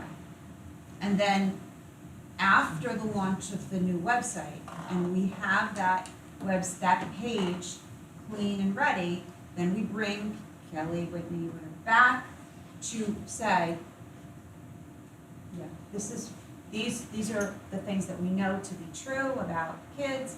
These are the things that we offer. Here are your resources. Here are your internal resources. And like review it as this is everything we do. And then I can also add that the ASPs, the annual school plans that Danielle spoke about and the principal spoke They all about have earlier, goals. the third goal, in addition to the ELA and math, is a health and wellness goal. So all of that work is there. Can I make a comment before you go? So Joe, just in reference to what you said earlier, do you think it's that we're not aware of all the programs, like maybe that's why you felt you need a goal, or do you think we should get more No, I think feedback? mental health is paramount, and I think it needs to be in our agenda on every meeting, and I think we have to be looking at it and asking ourselves with an emphasis and a focus on it, saying, are we doing this? And if it's there, you know, whether, I thought initially it was, and that's why I brought it up during district goals, I'm okay with it being a board goal, however we wanna word it, but I think it needs to be on every one of our agendas, and we all need to be looking at it and saying, are we doing this? But how would it be on our agenda? I'm just asking. Because we list it on every meeting. Saying it goal. Oh, okay, I didn't know, I thought you meant As a like. goal, it's listed in front of us every month, so, you know, like, we're bringing in, Doreen, Kelly, whoever it is, great, you know, we have these programs that have been put in place, great. Every month, I think that we should be saying, are we doing this, are we paying, is this an area of focus, is this an area of emphasis? I'm not saying that it's not. Right. I'm saying I think it just needs to be continually monitored, because I think like I said, with Governor Murphy getting involved and putting that bill out in July, like, these test scores are dropping, there's an increase in every survey that's done and taken, that it's an increased area that's problematic. And I think that right now, it becomes the mothership of all learning. If kids are having are involved in an emotional crisis, everything else is gonna slide. And I just think that, yeah, there's state standards, yeah, we're meeting them, of course, we do a good job. But I don't know if meeting them is enough at this point. I think we need to be out ahead of other districts and be anticipating, right, what the state's gonna come up with next year, and we should already be doing it. But that's how I feel about it. So to me, it needs to be a point of emphasis, a point of focus, and constant monitoring, right? Not to give Danielle even more work, but. Well, I just feel like maybe because I know it's because I'm on the inside. I know how much of the focus is on mental health. I mean, every single discipline issue, anytime you have trouble with students, when you're talking about HIV, we always have a restorative component. We're recommending counseling, we're providing counseling. Like, it's so part and parcel of what we do. I mean, there are things on here today that you're being asked to approve that are related to mental health programming. October is the symposium, you know, there are things constantly. We have paid professionals in the district who are doing this work every single day. It's almost like saying, how do I know we're really focusing on math? Why, we teach it every single day, like, so that's. But if our math scores were continually dropping, wouldn't we do something to take a look at that to improve it? Yes, So it's the same thing. but where is the data to suggest that our mental health or the mental health issues are increasing here. Like, because I can compare us to maybe other places that I've been or I know, other districts that don't have the key personnel that we have. And I know what we're getting in front of, I know how low our rates of HIV are in so. So to your point, right? Mhm. So I don't know the answer to this, Mhm. right? The attorney over here would say, don't ask the question if you don't know the answer, but, so have we ever done anything? We ever surveyed students over the last 4 or 5 years? Have we asked them if they're depressed, if they have anxiety? Every year. Okay, so do we have any numbers that show if we have increases in those over the last 3 years? I have data that we've collected. So does that data show an increase in anxiety, depression, mental health issues? If it does, then I'm onto something here. If it doesn't, then I'm not. So when we evaluate, when we collect data like that, right, you have to be careful because when you collect data anonymously and a child tells you they're suicidal, you can't do anything with anonymous data, right? So we have to gather data very carefully so that when we gather data about students, we're evaluating like students over time. So if this child was really struggling last year, we're focusing on, are we seeing improvements here, right? You're almost, you become irresponsible when you collect generalized data about depression and anxiety and you don't know who these kids are and you can't intervene. So we do a lot of programming. And then the programming, like for example, we're talking about the symposium, and the plans we have in place for the weeks after the symposium, when the kids start coming out of the woodwork and saying, I think this is happening to me. So like we do that. So I think it would be good for us to be able to share. Another thing that came up when we talk about the symposium and bringing it into the school, can it be open to the public? Because we've opened things to the public before. Well, maybe to the limited public, maybe by a reservation only, maybe it's an area where the public is sectioned off and away from the students, right? And is it streamed? Yes, because we want other schools to be able to see this information. Okay, when does the streaming stop? After the public is done with its questions, and then the public is excused, and then the streaming stops, because whatever the students have to say or ask can't be streamed or shared. So like, we're always trying to be really, cognizant of all of that. So, I don't know how to make it I don't even know how to make it a district goal because it is so on the front of everything we're doing. Tony, how did you propose it as a board? Well, here's my comment. Yeah. Look at number one. And we talked about, where are we now in that? Okay, we've got 13 hours, we've got the audit of our policies. What can we do to meet that number? That's gonna get a school board master certification. What if we were, that's low hanging fruit. You're gonna make that a goal. That's something we should be doing. So perhaps we can look at number one, engaging consistent, board goal, consistent annuals for this year. Professional as an individual and collective basis towards something related to mental health. And we can have people come in, our district people come in, outside people come in a public board meeting where we're getting information about what we're doing, what we could be doing, put the onus on us as individuals through school boards, et cetera, to take PD towards informing all of us more. Because again, board master cert is a wonderful thing. We'll go to the dinner, we'll get the award. Did it make us better as a district? If we do everything we have to do, we'll achieve school board master certification.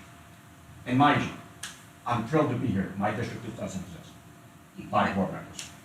I do it myself in my office. He makes a very good point. So, that's, if we want to put mental wellness in the forefront, we can hear about what we're doing, but we perhaps collectively and individually as a board need to be more informed about it. Make that a goal from a professional development standpoint. You know, however you put it in words, towards becoming more informed. Sorry, I know if you. And then be able to, in the future, perhaps make it a district goal moving forward. If something comes up. Maybe commit to a certain Workshop? number of hours, a workshop, something like that, as part of our goal.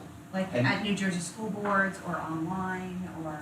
Can I ask And Matt, if you brought somebody Can our in, people present on some of our programs and services in your presence and then give them hours for that? that was my. Okay. That's There you great. go. That's cool. Cheryl? So I'm noting everybody that skipped me in line as I had my hand up. One of the things I want to say is I agree with you. You're on the lemon in You're on my list. I agree that mental health is one of the things we need to focus on, right? I think that that's not news to anyone. I think that the prevalence of kids having anxiety and depression now in like middle school and our, is so abundantly clear. But I also agree that it permeates, I think, everything I'm gonna be rude to have to jump out for a second. have already done, like we had the presentation. I think that, creating the profile of a new Milford graduate is something where we consider mental health and all those things. What I want to caution everybody here is that mental health is such a huge issue and takes such expertise and takes such involvement, and it's not just something that we're gonna be, it's not a school thing. It is a school thing, but it's a home thing, and it's a socio-economic thing, and it's societal. There's all those things that I don't even know as a board how we could possibly do an accurate assessment of what our offerings are without actually understanding what the issue is, without actually understanding what all of these underlying, so I agree with Tony that I think we should have people come in and teach us more about what we need to do. Because I can tell you, ask my husband, I think I know everything, but I do, by the way. But mental health is such a serious thing, I'm not gonna sit here and say, well, I think we do a great job doing that.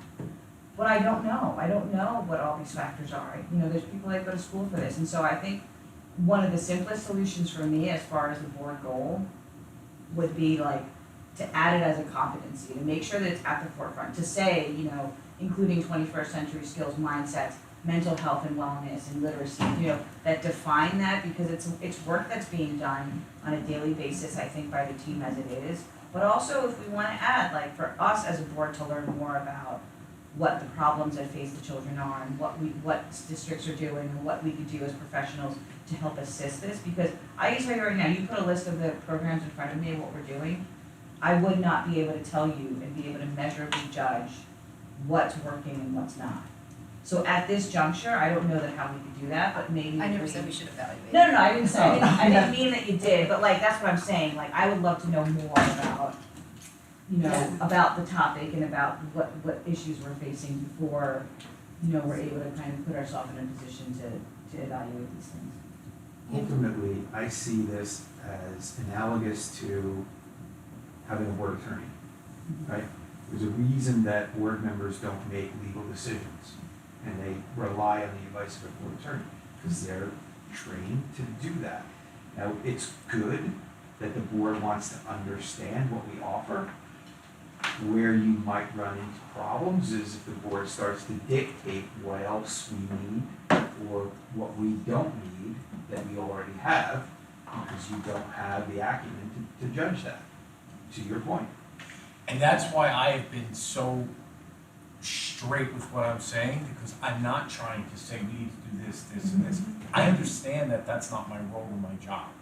It's not my profession, I have no skill set in it, but I know that there's an issue, and what I'm trying to do today is get it on the radar. Right. And to let the people who have the ability to do that, and for this board to talk it out and get training, whatever, I'm just trying to get it on the radar today. I think it just needs to be an area of focus, right? Whoever. Well, some of the workshops too, the county workshops, sometimes the county school boards workshops have guest speakers. Yep.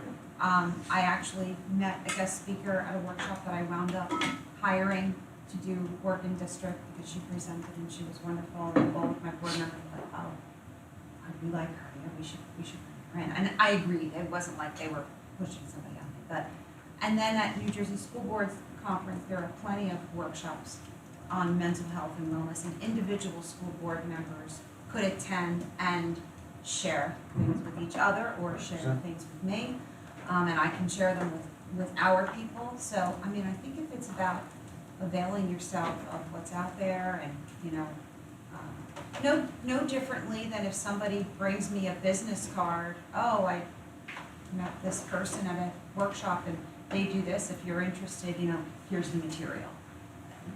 I mean, we could do that and just focus on, you know. So, wait, Andrew's first, and then I'm gonna come. So in number 2, we promote communication and engagement. And maybe participate. Right, This is but for I'm the- saying that yes. as a separate one, Mm-hmm.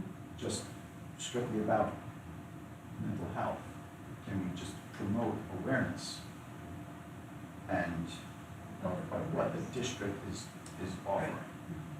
And then, getting involved as far as doing more workshops and professional development.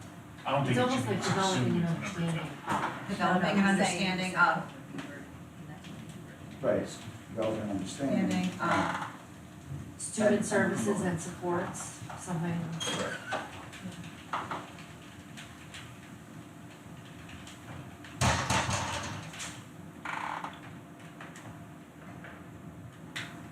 Relationships we have. And promote awareness of. Mental health and that, student services and. Maybe by attending, including in there some language about No, by attending, But similarly promote communication, it's including training, having speakers come to our board meetings and talking about it, and or us attending things and then sharing them in the board meetings. So this is, you know, so there is a focus on mental health and it gets discussed at the board meeting. And to be honest, if each of us did one, and then did a report, then you'd be speaking once a month on mental health issues that are affecting the district. But couldn't we just add that to one in some way, so it's not too separate, because I feel like that, listen, I understand mental health, I'm a social worker, I totally understand this piece. I also think that, again, like Lauren said, these were district goals years past, and we've, in a sense, achieved them, so they're all district goals. But I think making it a separate goal for us as a board, I don't know how we would necessarily show that we're achieving it, but I think if we put that with Combine it. one, it shows that we've got certifications, we've had training. Danielle, can we put it at the end of goal number 1, can we put a comma? like with an emphasis, Including with or an emphasis on mental on. health. Yeah. Because it's all professional. Exactly, because it's kind of the same, it just, and we're focusing on mental health in a piece, but it's all inclusive. That's all.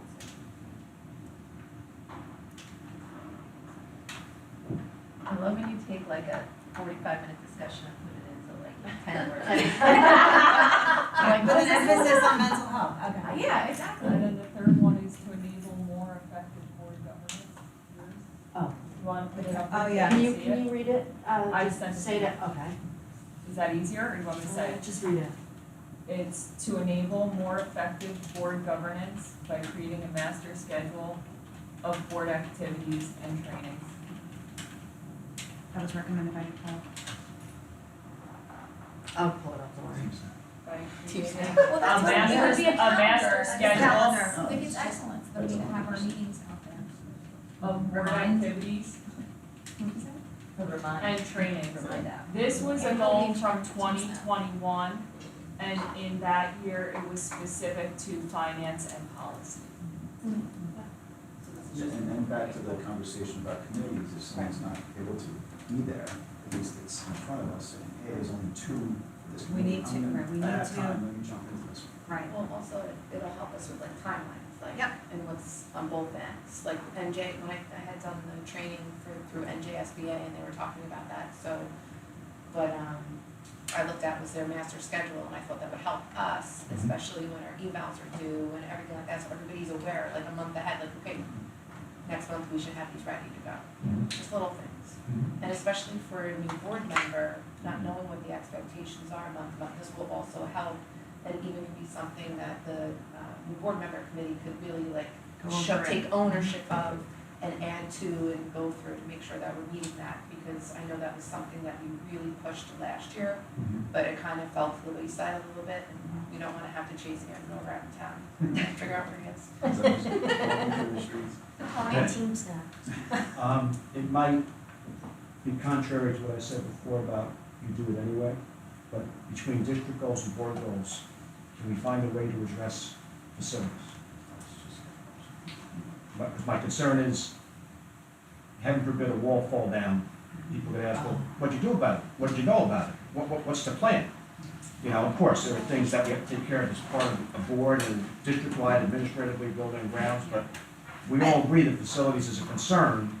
To not address it in some respect as a goal.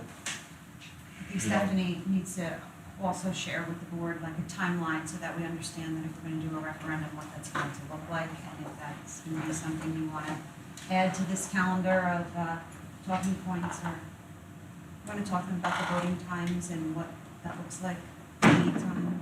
Sure, so, I think in the 21-22 school year, we updated and revised the LRFP to be inclusive of everything. Obviously, we have facility needs in every building.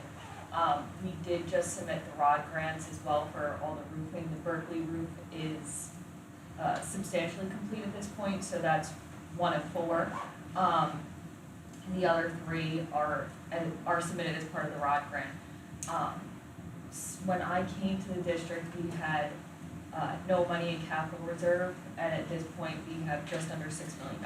So in 3 or 4 years, I think that's been a really huge part on the board, to put that money aside to address some of these, because the referendum number, when it was a discussion, it was upwards of the $60 million mark, which is quite a large number. And so I think at the time, that board was uncomfortable with that number and wanted to find ways and other resources to get some of these projects done, to reduce that number, so it wouldn't be such a large impact to the taxpayers. With that being said, there's definitely probably a need in this district to do a referendum, but you can only go out to vote 4 times a year. And at this point, I think you're probably at best looking at March of 25. In terms of the plan. Because of the process, It's a very comprehensive process, so you would first start by doing a facilities audit. The last time one of those was completed was in the 2019 to 2020. Yeah. It was leading up to that LRFP. Correct, and that's what I used to do the LRFP, but since then, we've done some work, I would say kind of a lot of it, and so that's gonna affect your debt service numbers. There's a whole big portion of that, and so, the architect would have to redo that, and they now do drones, and it's a much more comprehensive process of the facilities audit, and so that takes some time. You also need a committee, so we can, if that's something that the board's interested in, I'm happy to coordinate that with the architect, to have him come in and discuss sort of where we're at. And then we can lay out a timeline. We also have, it's usually not, like November of 2024 is probably the first time you can go out for it, but that's a presidential election. And so that's usually boards try to stay away from those because you usually have pretty large turnouts and your chances of passing a referendum get lower and lower. And so then you would go out for a revote, but you don't want to go out for a revote because you don't really know what your accurate vote was in a November presidential election. Which is why at this point we're starting to push it out to March of 25 because that's going to be your next opportunity to go out after the November 24. Seems reasonable. Given all the things that's required and like due diligence off of what that number should be. and you need the community involvement. And to you make sure need you have time for that. And so it has to come out with a profile. How do we take that into goals, or do we not address that? Well, does any part of that have to, because you're talking about the 2025 school year, does any part of that have to be part of this year's budget, the 23-24 budget planning process? Yes, Because so usually your questions have to be, right? correct, so you have to submit your questions, your plans, you also have to submit your plans to the Department of Education for approval. So yes, there is we did put some money aside into the budget because during the finance facilities question, this comes up all the time, but it's when do you wanna say to the community that we're going forward with the word referendum? Because as soon as you say that, the community knows that there's going to be a tax impact. And so it was a board goal, I think in 2021, and it was coming out of COVID, and the board wasn't comfortable at the time of using that. It was in Word. 2020, it was in 2020, 1920. in that year, because that's when And I think we may have we kept brought someone it, in, and that was supposed to be the focus of the next year, and it just blew up. and I think we may have even kept it for the 2021 school year.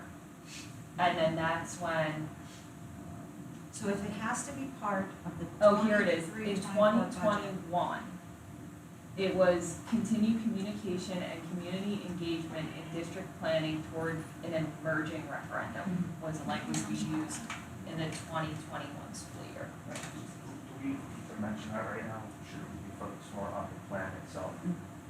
Yes. As opposed to the referendum? Well, if I can, just, part of the plan is the community involvement.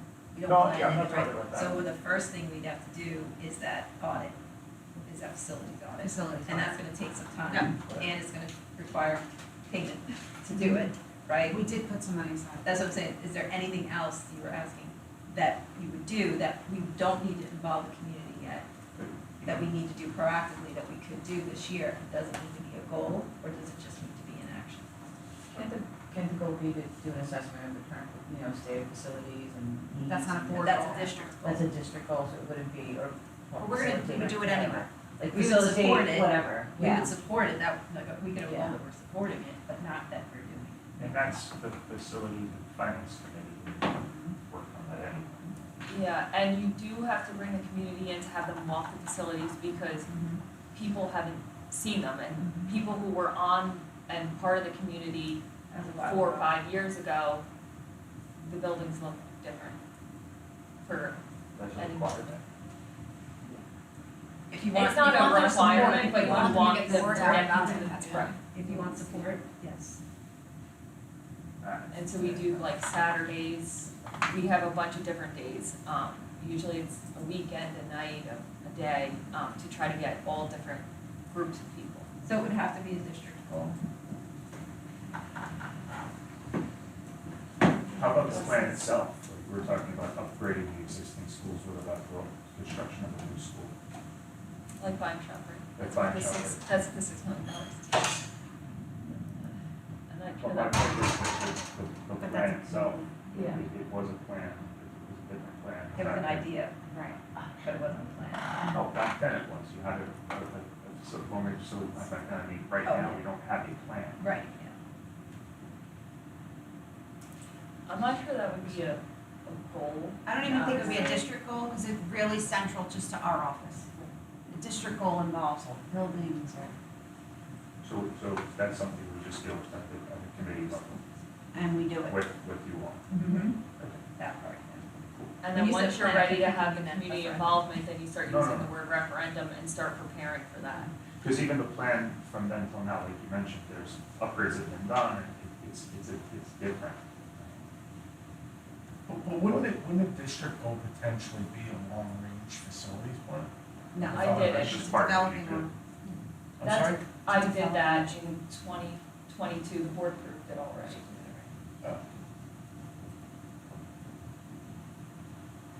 And things that were done in that school year are on that plan. Right, so they have to be. No, I put everything on there because they don't really get revised, like, I think before it was done in 2022, I don't think it was done for maybe 20 years. So it was a district. Oh, do you want to have been more involved, maybe not appropriately. I think it was, after the the 2021 school year and we removed it from the emerging referendum. It was something that was seen that it was done in so long and it needed to be updated in order to go through with this process, and so we just did it, and then the board approved it, we submitted it, it's approved, and so now, the next step is to move forward in terms of probably finance and facilities, getting the architect and going through the facilities audit. Correct. One last question, why use an architect and not any people to lead the review? Because it's a New Jersey, like, school requirement typically. They want an architect to over any people. I'm just curious, you don't Yeah, really take I off. can look, Just yeah. curious, because it seems like most of the work would be I can't hear what you're saying. What is MEP? mechanical, electrical, plumbing. Usually your architect becomes then They your engage general contractor. Your CM, Yeah. Yes. yeah, your CM language is Correct.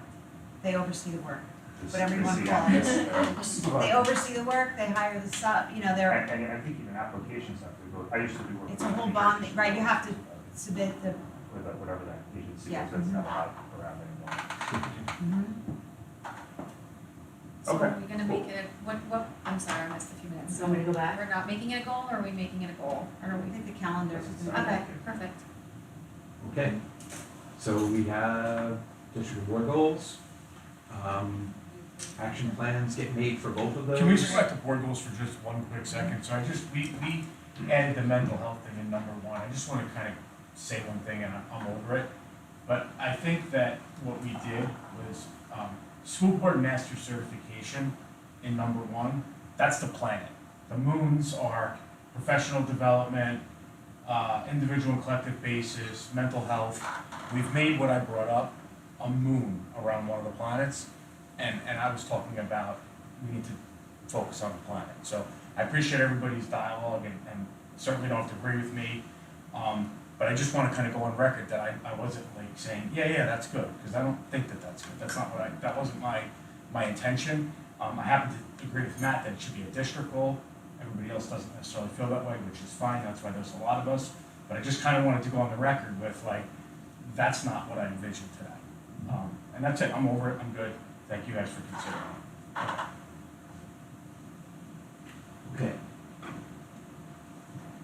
So, action plans are developed for each of these set of goals. Superintendent does the district goals, board president typically does the board goals. Don't forget to create in conjunction with this schedule for reporting out progress on the goals. And, yeah, that's the whole thing. Great. Okay. So I do have ethics. we have lunch. Can we eat and listen? Yes. I also got my assessment presentation today. We could wait till Matt leaves. Yeah. I'll blow through ethics. Okay, can we eat while you're talking? Okay.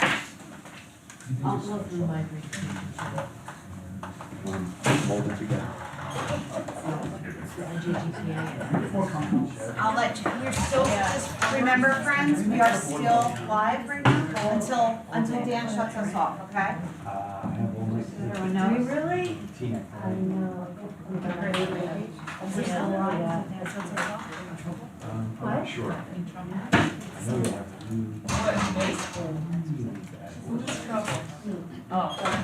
just everybody has to shine tonight. That's a long time. Guys. Where is Dan?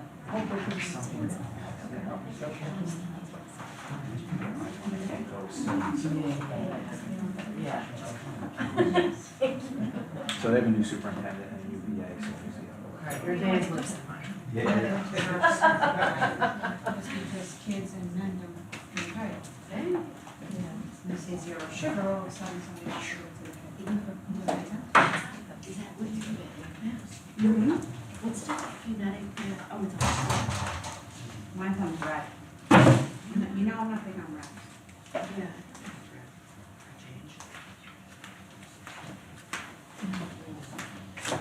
I was the FSA camera, to be honest with you. What? The camera, yeah. The what? The camera. Oh, it's Oh, there. wait a minute. Oh, we're still on.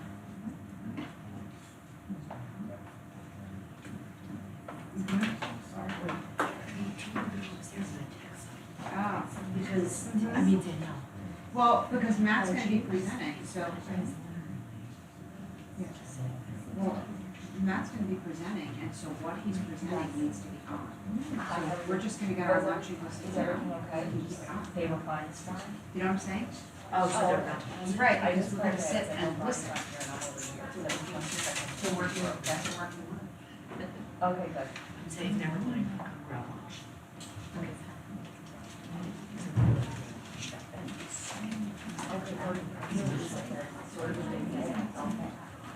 Okay, perfect. And then the drivers on here. That's why I said we can maybe once we can get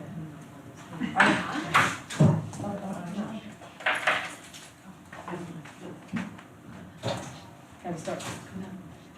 First thing is going. Okay, and then I was working first, that's results. That's what I said. And then I said, get out of my way. Cause that's how I talk to you, I'm sorry. You were nice at first.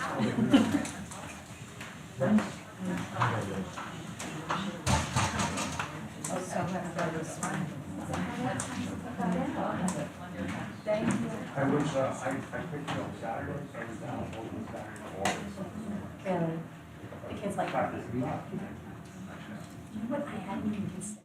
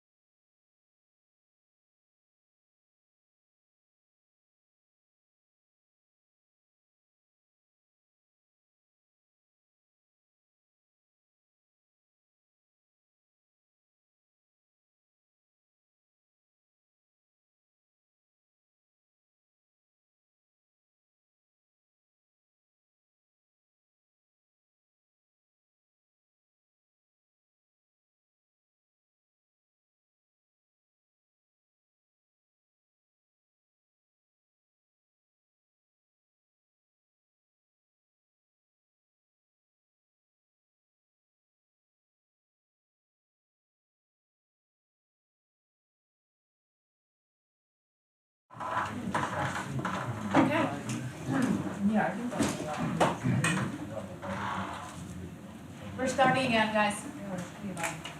Okay, as sort of the concluding program here today, we're going to talk about ethics. This is our annual ethics update for school officials. I know that you all have reviewed the code of ethics itself, which is contained in this presentation at your reorganization meeting. So we're going to fast forward through that. And we're going to talk about some of the recent cases, some of the foundational concepts around ethics, and we should get through this in due order. Quick note, we say this throughout the presentation, but if you do have questions, this presentation shouldn't be your resource. Your final resource, your board attorney, should be the resource you use for any questions relative to ethics. When it comes to accountability for ethics, there's sort of two groups, if you will. The first is there are certain components that apply to all school officials, which means NJSBA staff, which is me. So I have the same ethical obligations you guys have. Board members and charter school trustees and also administrators. And they are responsible for obeying conflicts of interest guidelines and also to fill out the disclosure statements, which we'll talk about a little bit. Personal, relative, and financial disclosure statements. And then the code of ethics and the mandatory training provisions apply to school board members only. Ethics Act, passed in 1991, basically said that the public has the right to the board members need to hold the respect and the competence of the people they're serving, and that they need to avoid conduct which is a violation of the public trust or which creates a justifiable impression among the public that such trust is being violated. We'll talk about that as we go forward.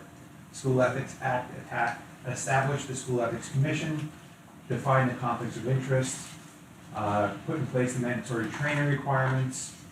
The code itself was developed 9 years later, and then the personal, relative, and financial disclosure statements were also part of that act. The act is enforced by the School Ethics Commission and the School Ethics Commission alone. They're the only ones who can discipline board members. And as a clarifying note, they discipline only individual board members. They do not have any authority over boards as a whole. Okay. The commission is made up of 9 members. It is not always fully populated, and right now it is not fully populated. The members are appointed by the governor for a 3-year term, max of 5 from any one political party. The makeup is always meant to be 5 non-school officials, 2 school board members, and 2 school administrators. It is important that it be staffed as best as can be because of this provision down here, which says that advisory opinions can be made public with a vote of 6 members of the SEC, and that is irrespective of how many people are currently sitting on the SEC. So when it gets down to 5 members, as it has in the past, advisory opinions could not be made public, and therefore that guidance could not be provided to the entire state. That being said, the SEC does 2 major things. It issues advisory opinions, and it rules on ethics complaints. So advisory opinions can be requested by a school official, and that is to determine whether proposed conduct may be in violation of the act. The other piece is about ethics complaints. Ethics complaints can be filed by anyone, member of the public, member of the staff, administrator, a board member against board member. That alleges that there has been some violation of the School Ethics Act or the Code of Ethics. As a frame of reference, in any year, the SEC will look at 85 ethics complaints and 35 advisory opinions. What happens if you do violate the act is a progressive set of penalties that can be imposed by the commissioner, and they are recommended by the SEC based on the details of the complaint. It starts with the least serious here, which is a reprimand. That's just a formal rebuke by the commissioner. The next one in seriousness is a censure, which is also a formal review by the commissioner, but is accompanied by the adoption of a public resolution, so a bit more embarrassing at the very least. The next two are pretty self-explanatory. A suspension is barred from engaging in any activity of a board member for a designated period of time. And then the last one, quite self-explanatory, removal. You're immediately terminated from your board. This is the code. You all have reviewed this already. Just as a point of reference, these standards here are the actual language that the SEC will look at to determine whether or not there's been a violation of that particular piece of the code. I'm going to fast forward through those. This is some information about some of the most recent commissioner decisions and or advisory opinions, and it's kind of sprinkled throughout the presentation. I'm going to hit the highlights here. This is a commissioner decision from 2021 that was released in 2022. This citation means the C means the commissioner decision and 21 is the year. So during a superintendent search, a board member was asked at a PTA meeting if the board's first choice declined the offer, would the board consider the acting superintendent? So this is a PTA meeting. Board member said it's unlikely since the assistant superintendent was not invited back for a second interview. Also told the PTA that it might be difficult for the acting superintendent to hold staff members' feet to the fire. So, confidential interview process, board members talking publicly about details of that, including tying it to people specifically. Think that's a problem? Yep, big problem, right? Surprisingly, the penalty recommended there was a reprimand. I don't know how that finally came out when we did this presentation. We were waiting for the commissioner's decision. So the next one is commissioner decision 67 from 2020. Board member emailed the coach and the suit, wanted to know why some football players knelt during the national anthem. The superintendent said it's a player's right, and it's not a conduct violation.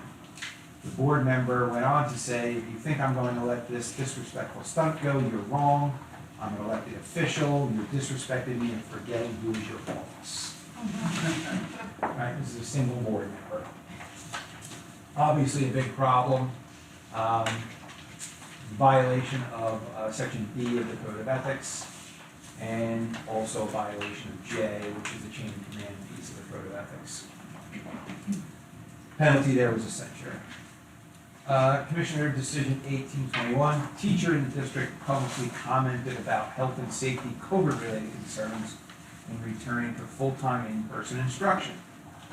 A board member then forwards to the superintendent pictures of this teacher on the beach in Cancun. Right, so that would suggest that the teacher was not quite honest about her feelings.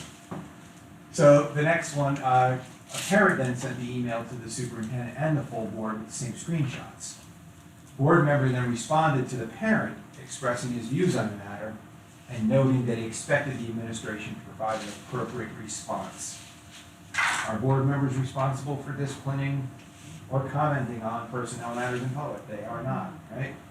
Penalty there was a reprimand, although kind of surprised at that one too. Okay, conflicts of interest. You need to recuse yourself from discussion and or voting on matters in which some of your interests may intersect with those of the district.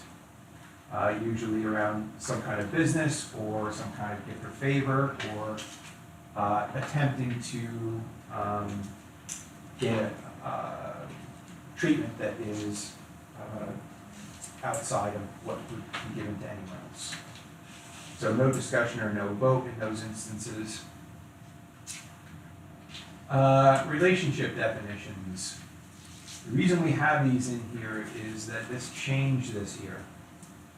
In January of 2023, the State Board of Education adopted some changes to ethics, and one of those was to codify relationship definitions that we were already using by virtue of the accountability regulations from 2009, but hadn't been fully integrated into their language. So when defining an immediate family member, they added in what we see in red here. So it used to be a spouse or dependent child residing in the same household. Now it includes civil union partner or domestic partner. A dependent child used to be someone who was claimed on federal or state, or on federal and state tax returns. Now it's federal or state tax returns. And relative used to be spouse, natural or adopted child, parent or sibling, and now it includes all of those things that we saw for many years within the accountability regulations. So quite a wide swath of people that could present a conflict for you as a board member. From hiring practices, the board can't hire a relative of a board member, and the board can't hire a relative of the superintendent. However, board members who have relatives who already work in the district candidates don't have a problem running for the board or being elected to the board or serving on the board if someone already works in the district. There are restrictions that come into play, though, if that is the case with a board member, or if an administrator is hired into the district and they have a relative working in the district. If the relative already works in the district, the superintendent can't have direct authority over that employee. Someone else would have to manage that employee, do evaluations, etc. If it's a board member who has a relative who already works in the district, they can't take part in any employment matters concerning the superintendent or anybody in the chain of command between that relative and the superintendent. So that extends to personnel matters and also to even hiring of a new superintendent and all of the attendant activities that go along with hiring a new superintendent, down to interviewing search firms. Can't be part of any of that stuff. Yeah, then. I have a question. What about things like, because we've done this, summer work, Yep. summer custodial things, Yep. extended school year, paraprofessionals. All of that is an exception, is built Okay. into the restrictions. Just want to make sure we're doing anything we're supposed to be doing. Yeah, it's a really good question because around the time the accountability regulations came in, I was a board member, and there was literally a busload of people who were working for the district during the summer doing painting and landscaping and all that kind of stuff, related to board members. So, yeah, it's a good question. Temporary work is not a problem. What about substitutes? Because we have a service Yeah. that, a lot of people, their kids come back, they graduate college, or they 2 years under their belt and they want to sub, is that allowed? Check with your board attorney. Okay. It is sometimes a matter of opinion, whether or not that's a problem. And I think there's actually a case in here that deals with that as well, so we'll talk about that. Generally speaking, if they are paid by the district directly, it can be a problem. If they are paid by substitute service, it might not be, but your board attorney should weigh in. Okay, collective bargaining. There's conflicts for folks who are members of statewide public teachers union in some cases. This has changed over time. It was much more restricted prior to 2017. The chart reads that in the first row, first column, we're defining this person, the relationship to the board member, whether or not in the second column they're the member of the union, statewide public teachers union. And then the next two is participate in negotiations, yes or no, vote to ratify the contract, yes or no. So if your spouse, dependent child who's not a dependent or a relative works in the district, it's a no on both counts, right? If you, your spouse, or your dependent child, according to those definitions that I saw on the prior slide, works out of district, you cannot participate in negotiations, but now once all of the terms of the negotiated agreement are settled, you can be briefed on and vote on the contract. And the last row, if your child who's not a dependent or a relative works out of district, you can, absent another conflict, both negotiate and vote on the contract. The other conflict typically looks like this. The immediate family member has heightened union involvement, meaning they are on the negotiating team in their own district, they are a building rep, or they are an officer in that union. Okay, more commissioner decisions. 2 board members voted on a settlement agreement that resolved litigation filed against them in their personal capacities. The members argued that they were reimbursed for their legal fees, so received no greater benefit than any other board member and followed legal advice. The SEC contended that regardless of their direct financial liability, a reasonable member of the public could justifiably believe their objectivity was impaired, right? Because they're voting on an agreement that is a case involving them personally. So, and in this case, interestingly, they said reliance on legal advice is not a defense, right? Interesting. But they did factor into the penalty assessed that they were given legal advice that really didn't work out. So they were given a reprimand for that. C-71-20, a member failed to recuse herself from an executive session discussion of a legal matter, which was an Oprah lawsuit, to which she had a conflict of interest in the matter. She was asked to provide iPad and cell phone screenshots in the matter. It was publicly stated that settlement of the suit would be discussed in executive session. So the decision of the member to attend that executive session, regardless of what was actually discussed, violated 18A. So recusal from any and all discussion of board action is resolute when a school official has a conflict of interest in a matter. So the fact that she just provided screenshots meant that she was involved and she had to recuse herself. Penalty there was a censure. C-60-19, a board member's daughter works as a per diem substitute in the district, permitted by an exemption in the district's nepotism policy. I'm not quite sure how that works, to be honest. The board member approved the significant financial payment for the superintendent, who's ultimately responsible for everyone who works in the district, including the subs. In this case, the SEC said a reasonable person could conclude that voting to approve the superintendent's merit goals might be seen to have some kind of a benefit for her daughter. So that's that justifiable impression piece that we talked about in the beginning. Penalty there was a reprimand. C-68-20, a candidate for the board filed an Oprah lawsuit against the board regarding email settings. The board VP was not named in the suit, but was asked to produce certification attesting to the way the board emails are accessed. The candidate was seeking reimbursement for attorney fees. The board VP challenged the discussion of this litigation in executive session and made public statements about the litigation, as the taxpayers have a right to know how its funds are spent. So this person who was providing evidence in the suit was weighing in on it within the context of an executive session and should have been recusing him or herself from that process. Penalty there was a censure. Okay, some public advisory opinions. In this one, board member is a full-time bus driver in another district.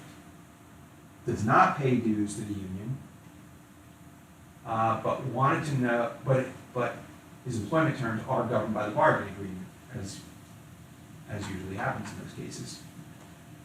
The question was, could he participate in negotiations because he didn't have that direct tie to the union?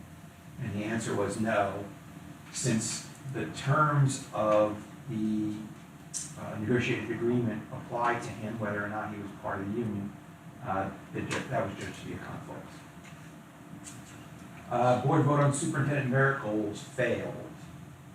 2 members could not participate because their spouses work in the district. Superintendent then resigned. The question was, if the board revotes on these merit goals, can these 2 members participate since the former superintendent is no longer an employee?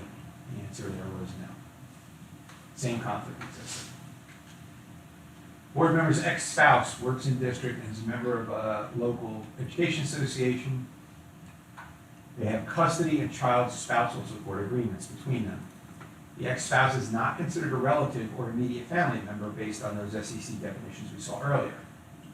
The question was, is the board member conflicted from matters regarding the superintendent, the union, and other administrators in the chain of command? And because of those spousal agreements and child support agreements, that financial connection existed, and that does create a conflict for that person. Next one, board member's aunt-in-law, spouse of a spouse's uncle, and another board member's distant cousin work in the district. Can those board members participate in labor negotiations? The relationships in this case, because of the separation, are not an automatic conflict. So absent any other conflicts, these members could participate in negotiations. These advisory opinions, I'm not going to go into great detail on them, but the crux of them is that if you are involved in outside organizations, whether that be employment or civic organizations, that doesn't prevent you from, it doesn't automatically create a conflict with your board duties. But you do have to pay attention to the things that you see on the right side of the slide, recusing yourself from board discussions and votes on those organizations. You can't represent your employer to the district. You can't use your board standing as a way to market your products or services to other districts. So just a bunch of things around, you have some flexibility with outside organizations, but you do need to be mindful of your responsibilities relative to ethics. Okay, this is another place where the Board of Ed, State Board of Ed changed something this year that's really quite important. Everybody knows you have to do mandatory training. One training each in your first 3 years of your initial term, governance 1, 2, and 3. And then after that, any subsequent term, you have to take governance 4 within your first year of that term, which is basically the legal update. What changed was that now, beginning with the April 2023 elections, governance 1 has to happen within 90 days. Okay? This is a reaction to basically board members gone wild, right? So there was a call to get folks trained earlier and earlier in their first year of service. So it was into effect, like I said, in April of 2023, and we are creating more options for governance 1 to be ready for folks after the next election. Disclosure statements. These are your personal / relative and financial disclosure statements. New school officials have to file within 30 days, starting with end of service. Returning school officials by April 30. Let me skip that. So this is another change. There was some question about folks who are non-compliant with their mandatory training and or their financial disclosure statements about what the penalty would be. So this was an effort to make it clear how you will be penalized if you miss at certain junctures, if you will, of this process. That if you were in the hospital for a year or something and you couldn't comply, they want to know those things so they don't automatically penalize you, right? So a lot of this is dependent on when you comply relative to that order to show just cause. So if you comply and do your mandatory training or do your financial disclosure statements after the just cause order, but before the SEC has a chance to rule on it, you will automatically be assessed a censure. If you comply after the SEC decision, but before the commissioner decision, because everything goes on recommendation from the SEC to the commissioner for final disposition, you will be suspended. If you comply after the commissioner decision, you will be removed. So this has just an effort to make it all very clear to everyone. Volunteering in schools, basically, you can be involved in a way that is termed one-time, non-executive volunteer activities, which means that you can't be a consistent presence in the building, you can't be a volunteer coach, you can't handle any school monies, you can't run a club, right? None of those things are appropriate for board members. And when we start to talk about what is okay, you have to think about these things. You know, are you giving directions or orders to students or staff? Are you taking orders from staff? Will you be in the building so often you'll be enmeshed in the building and someone might mistake you for an employee?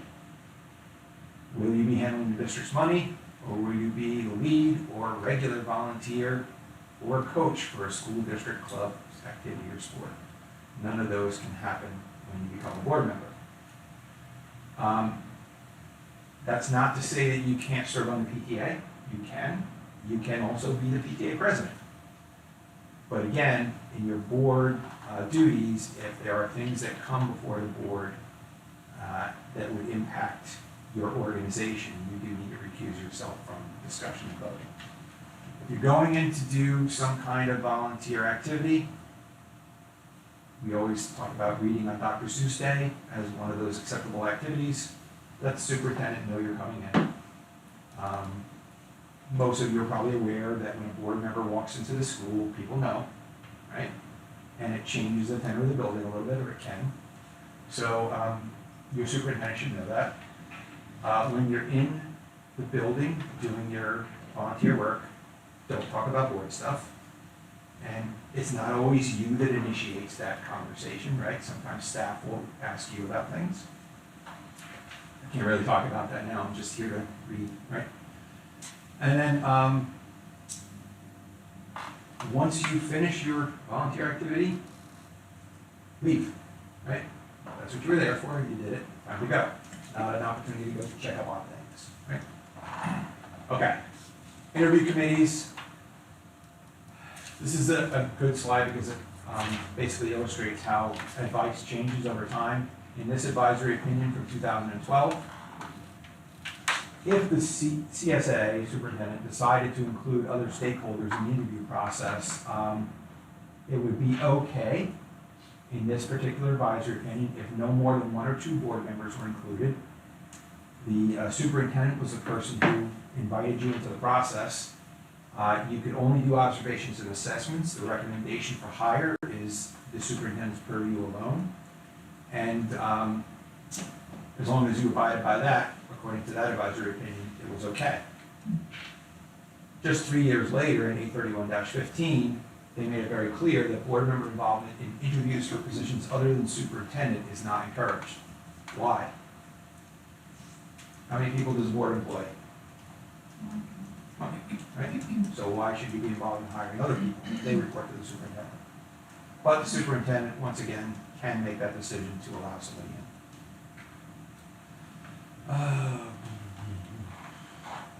Social media, okay. So the SEC has spent a lot of time on social media stuff as of late. And there are things that even they know that they can't control, but they are frequently reminding board members that they need to adhere to basically a higher standard when they're communicating on social media because they have obligations relative to ethics that a regular member of the public does not. So you don't abdicate your First Amendment rights, but you have to be mindful of how you are perceived when you are making statements publicly. And sometimes it's not your fault. But yeah, if a reasonable person could perceive that you are speaking somehow in your official capacity or speaking, presenting board positions, you're probably going to get yourself in trouble on social media. Yeah, so if you do speak on social media, just like any other media, these rules were actually formulated back in the days when people were just writing letters to the editor of newspapers. There was a disclaimer that's recommended, which is something along this line, and basically says, I'm making those statements in my capacity as a private citizen, not my capacity as a board member. They're not representative of the board or its individual members, and represent my own personal opinions. That being said, even if you use the appropriate disclaimer, the substance of the post or statement can render that disclaimer meaningless. So the content of what you're saying, even if you've taken the time to put that disclaimer in place, can get you in trouble. And then the SEC, as I said before, is cautioning board members even about things that they can't assess penalties for. So, for example, derogatory speech that may be taking place within the context of a statement you make. They caution that board members should be mindful of the impact that can have on the board as a whole, right, and how the board is perceived. Okay, that's kind of the end of that. Here's some recent advisories. Board member and who was a retired special ed teacher was asked by special ed parent group to become an advocate for special education students and families. Because those advocates are often in opposition to school personnel, it was deemed to be inappropriate for the board member.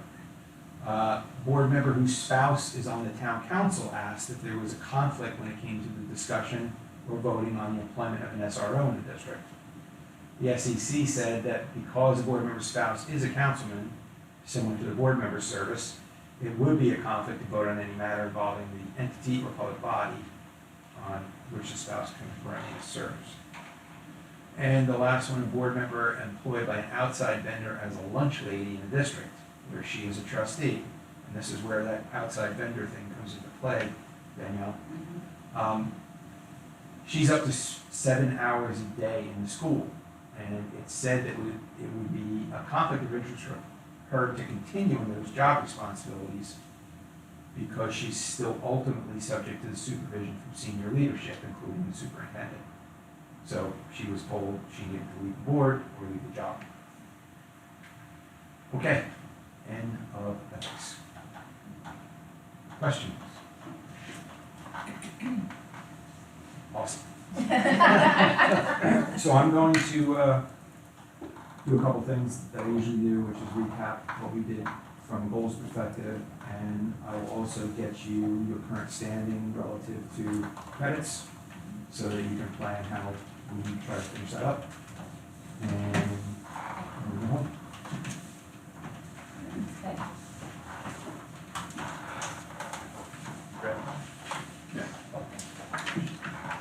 I was wondering if we could make it a little colder in here. Yeah. I think it's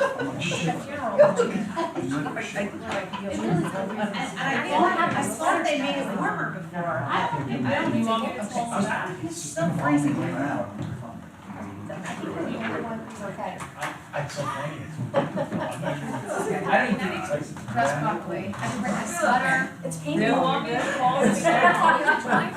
Always frozen here, so maybe. Are you cold? Well, like, it's not. I'm surprised you left it for so long. Drainage thing is like dollar signs. That's why I went like that. Turn it down, turn it down now. He's gonna come back.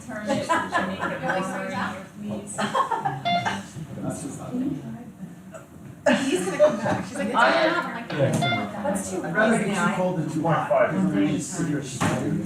well, how about me? I can't believe Danielle said to put it up. That's how cold it is. My office isn't like, so this is warm for me, yeah. This is warm. My office is all year round.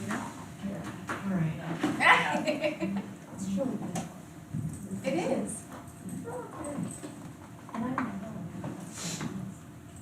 Nothing beats when I went to NJS. What happened? Where did Dan go? Oh, yeah, it was I like a literal ice box. Delegate assembly? Yeah, no, it was the one, it was like. Oh, the Clintons. It was something like. Something. I was Leon. And it wasn't summer. Are you going to the school board NAC? I think I can. Last year I had to be in Chicago. I can't, I I have. think this year I'm okay. Yeah, this year I actually. Job like 2 weeks before I went. Yeah, I remember that. Tony, Jason. Did you do your GPA? Yes. Wow. Yeah, because that scores on I didn't present together. my meeting's, Oh, last so you month. presented. No, I put it Lauren, together. let's just start your presentation now. Let's get rolling. Let's go. Can you start with the? Thank you, presentation. No, but where, yeah, we, You have We'll something? have Dan. Huh? where's Dan? Oh, wait. Dan, We're Dan. on. We're still on. We're still live. We're still live. But I'm not, we can't. I was supposed to text Dan. Yeah. So are we just Don't worry. starting the next teacher? Wait, I don't know if Now we're Dan, gonna go if into Dan work was session. Dan gonna No, it's not you. redo, start a new stream? I know. I don't know. Wait, We will, because there We'll will find out. yeah, I think sometimes he might start a new one. I think he does.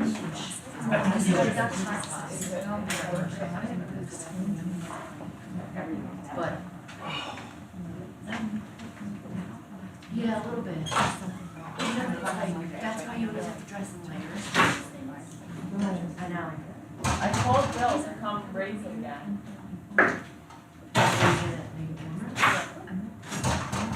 Sometimes they cover shoes too. Bill, HVAC bill, we have two bills, plumber bill and HVAC bill. You are? HVAC bill. Really? It's cold. It's because everybody has that summer tan Is that what that is? Oh, is that what I got wrong cold? It's cold. going. That's my sun. Stephanie's like, yeah, is that what that is right here? I know you can't believe it. Yeah, Tan? tan? Is it still in I was like, are you tan right now? You do? I swear. Is it on now? Yes, it is. John is like, that's what I look like in the dead of winter. Wait till you see what I look like in the day.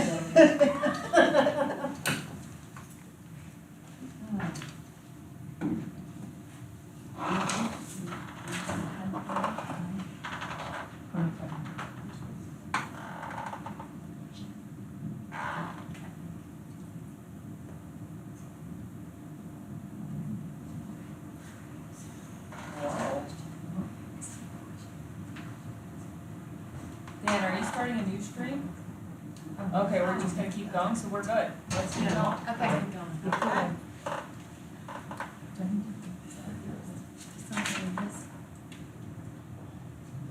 I just wanna say thank you for the retreat portion of it, for me, designer, that was really good. Yeah. Appreciate everybody's input. Yes. Mine wasn't ready. Really? Yes, you're first. I have to move to the back just because I don't have my, clicker. I have to use this computer, because the projector.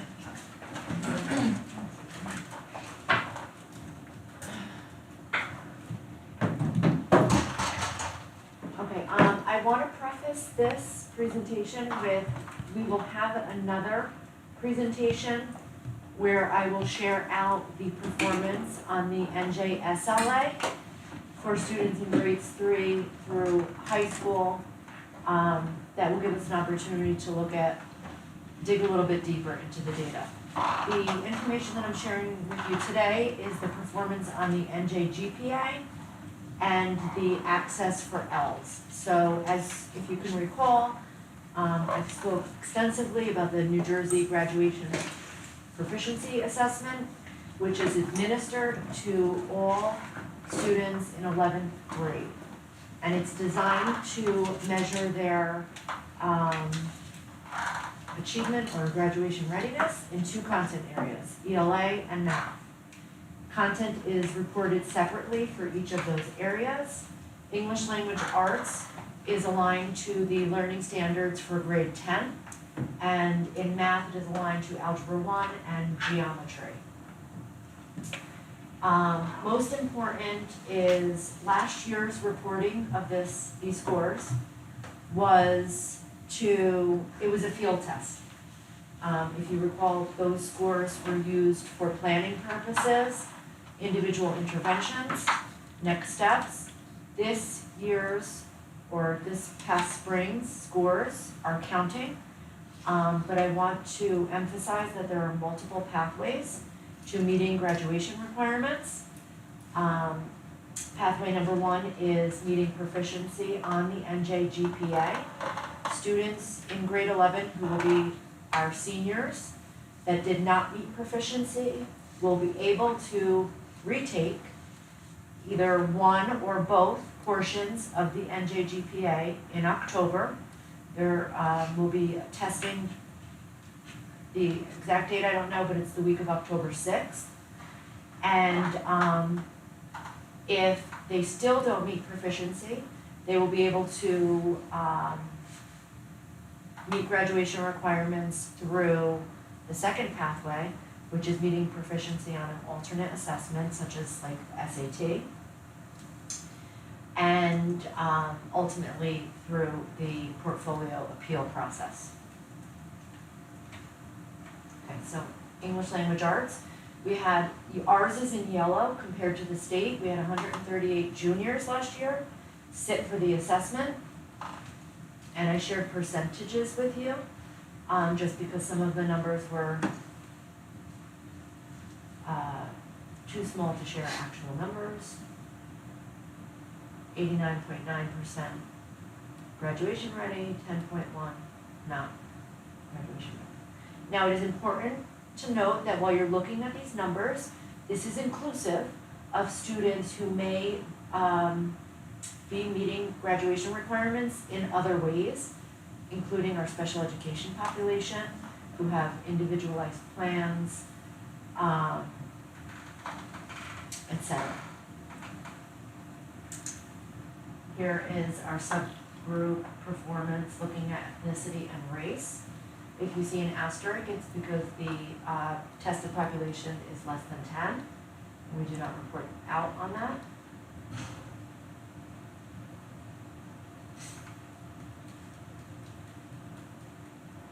Here is our gender comparison.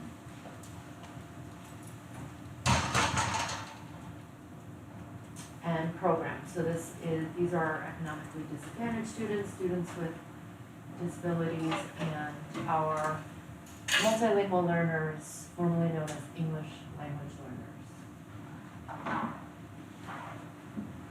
I'm just going to keep going through math. Again, we had 138 students in our junior class. Our average scale score exceeds the state. We also have a fewer number of students compared to the state who are deemed not yet ready.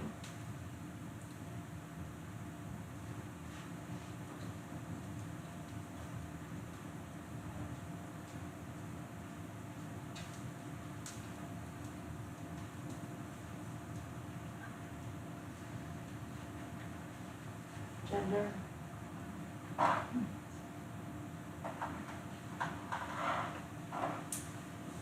And program.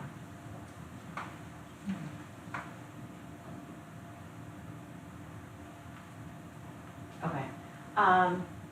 I also have to report out today on our access performance, which is an assessment, English language proficiency assessment only for our multilingual learners. So it is a small population of students. I'm going to go through that and then talk about some of the interventions that we have in place. We have done this assessment consistently through the years. Student scores reflect proficiency ranging from entering to reaching. So 6 being the highest level of proficiency that students can achieve. Students are clustered. So you'll see kindergarten cluster, and then we band 2nd and 3rd grade together, 4th and 5th, middle school, and high school.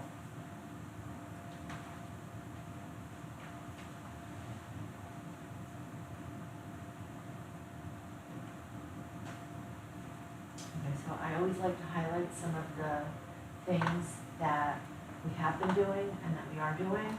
But earlier, we spoke about aligning the curriculum to the new standards coming out of English language arts and math.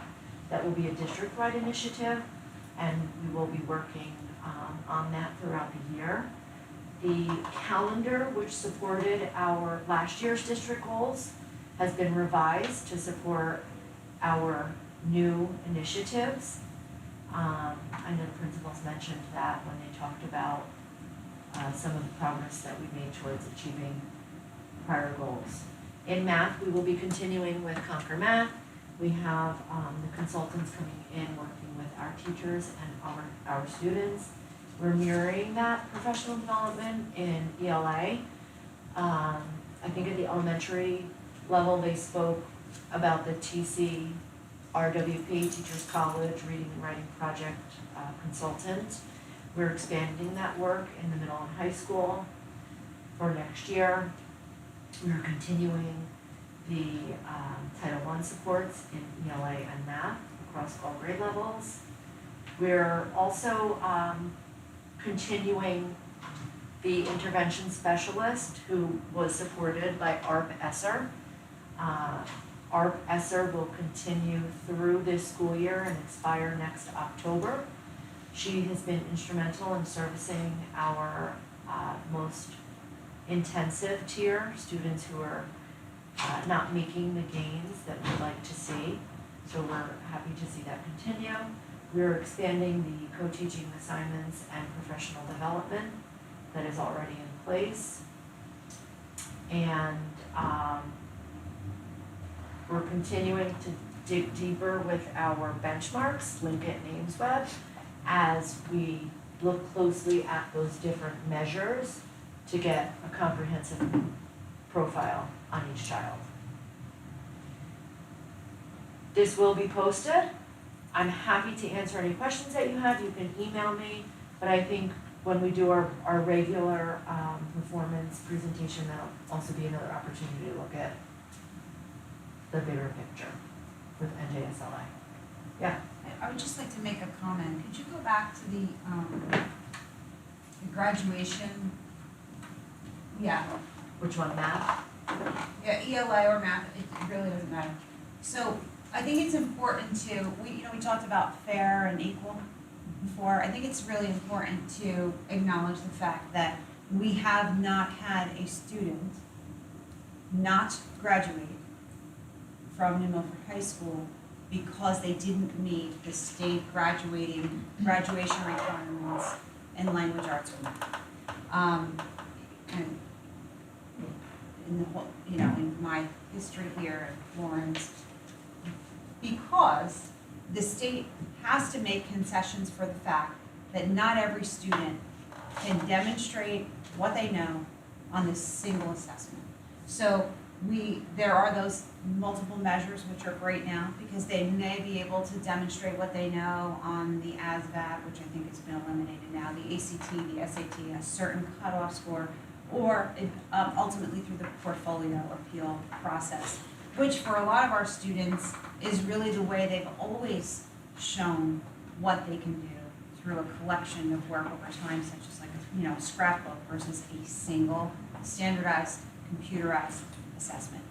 A student with visual processing issues, a student with struggles with typing, or who struggles with doing things in time settings, and even who has anxiety and even extended time doesn't help them get past those things. So it's just really important to know that this is only the first measure, not the ultimate measure, and that all of our students graduate. If they don't, it's not because of this. Okay, so it's important because, it's not, this test cannot, they say if you measure a fish's ability to climb a tree, you'll never really appreciate the value of the fish. And not every child can produce in this capacity, so. Yeah, It's and just the important, numbers it's are just not, important to measure. They don't tell us everything. the actual numbers of students who haven't demonstrated proficiency in this assessment, if I share the actual numbers, they're not even accurate in a sense that some of those students may not need to. They may be exempt based on their program. this Yeah, expectation. or they're meeting their requirements in a different way. And this is a pilot this year. No, it was last year. But I'm saying this Field was a, test. this was a field test these scores are based on this field test, this is the first one. Okay, so spring of '23, this past spring, was the second year of the NJGPA administration. In the spring of '22, it was administered, and that served as the field test. Okay. This one counts. This one counts. But there have been other testing requirements, it's just that it's now this test. With regard to the RETA, the ELLs, one of the things, I guess I have a statement first, no question. One of the things I noticed in going through my data, I had a lot of students who met the expectations in MDSLA, but didn't get the 4.5 in RETA, which was interesting. So my question is, if you know it, how many students took the test and how many will exit?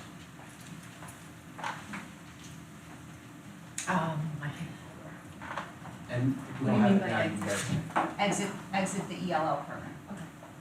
So I'm gonna crunch the total, cause I brought it by span, and the number of exits I have to get back to you on, cause I have to look at the, But from a, Based on the in my assessment district, only. it's I know the number who took the We're assessment. okay in terms of trends, numbers, staffing, programs, we're all good. I'm not gonna make you all sit here while I count, but I'll have it for you in a few minutes. No, no, take your time. And then the exits are a little bit, that's a little more time, cause we're transitioning to Genesis. Yep. And, that's We don't have access. in process. So you'll get back to us with that, That's right? fine. That's Okay. fine. Thank you. Okay, so moving on, superintendent of schools report, Danielle Shanley. Okay, so, thank you all for coming today, and for your attention to, everything we've done since this morning. I think this is always great practice, and it really just, it's a springboard for where we're headed this year. I do not have, any HIVs to report out for July, nor do I have any suspensions to report out for July. And I will be, sending out a letter to families shortly. And it'll have everything that, we have going on to start off the year, so I don't have anything to report there. And I will save our good news for September. So, thank you. Assistant superintendent for curriculum and instruction report, Lauren.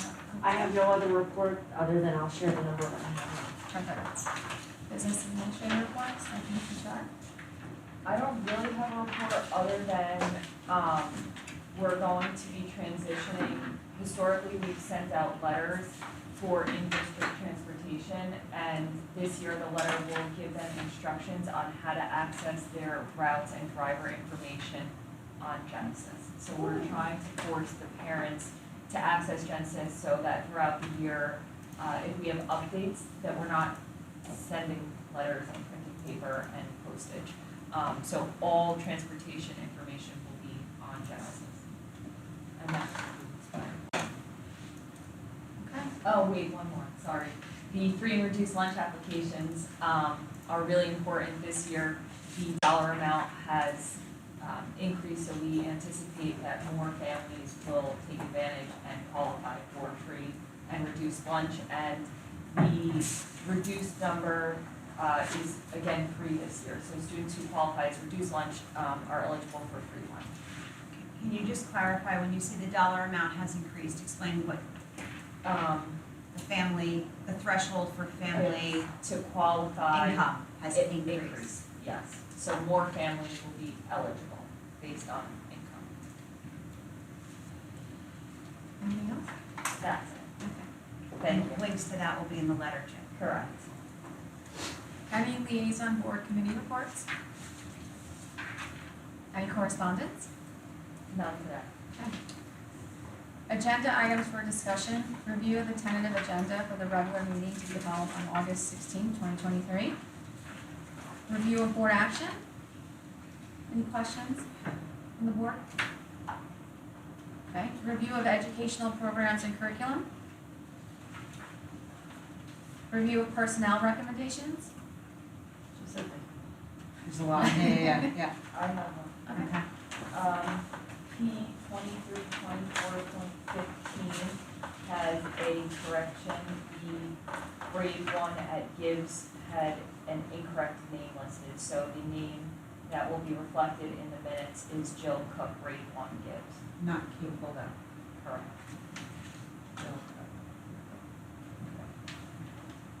Okay. Review of finance and facilities. I I just have one question about facilities. We have, we're voting on a request for the evangelical fellowship, et cetera. What type of activity do we know offhand take place? What number was that? It's the approval of facilities requests, It's a facilities request? F 2324 42. We have one request from Evangelical Fellowship Group, looking for a classroom. I'm just curious as to what was going on. Stephanie can pull that up. Yep, get back to me when you can. Okay, I'm voting for it, so. okay. Review of athletics and co-curriculum. Any old business? New business? Open to the public as outlined in New Milford Board of Education bylaw 0167. Each statement made by a participant shall be limited to 3 minutes. Need a second? John DeCosta? All in favor? Aye. Opposed? You have no members. Okay, seek a motion to close to the public.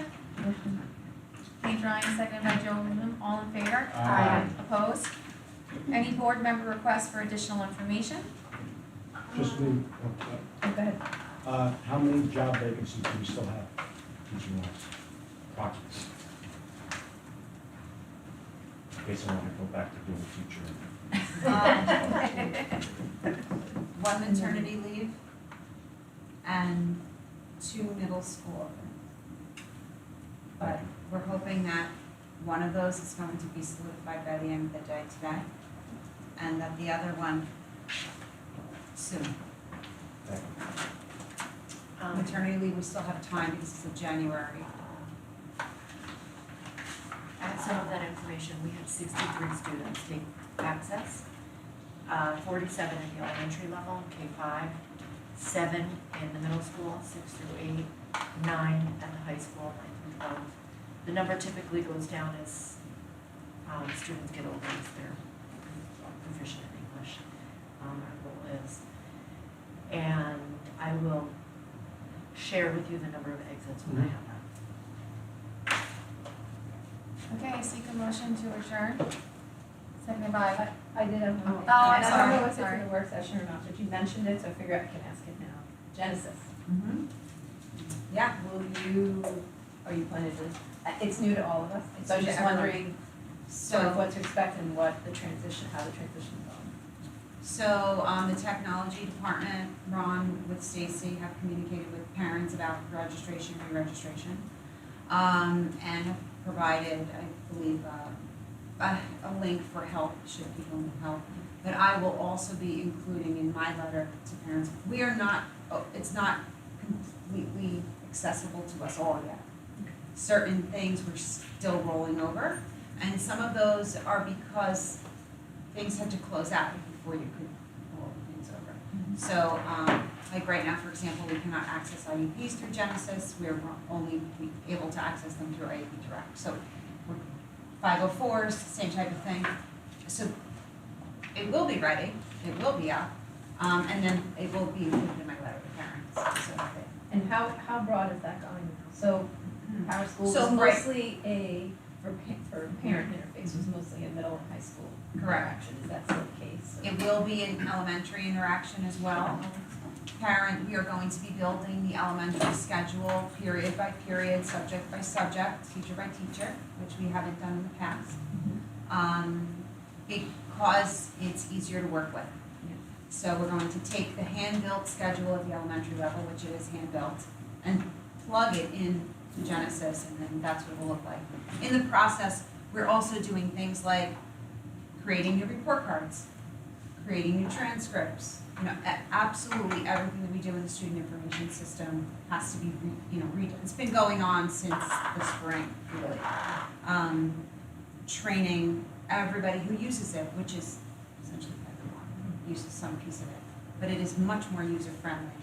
And we will continue sending out updates throughout the year, and we know that it's, we'll have some growing pains, but once everybody accesses it, you'll see how much more friendly it is.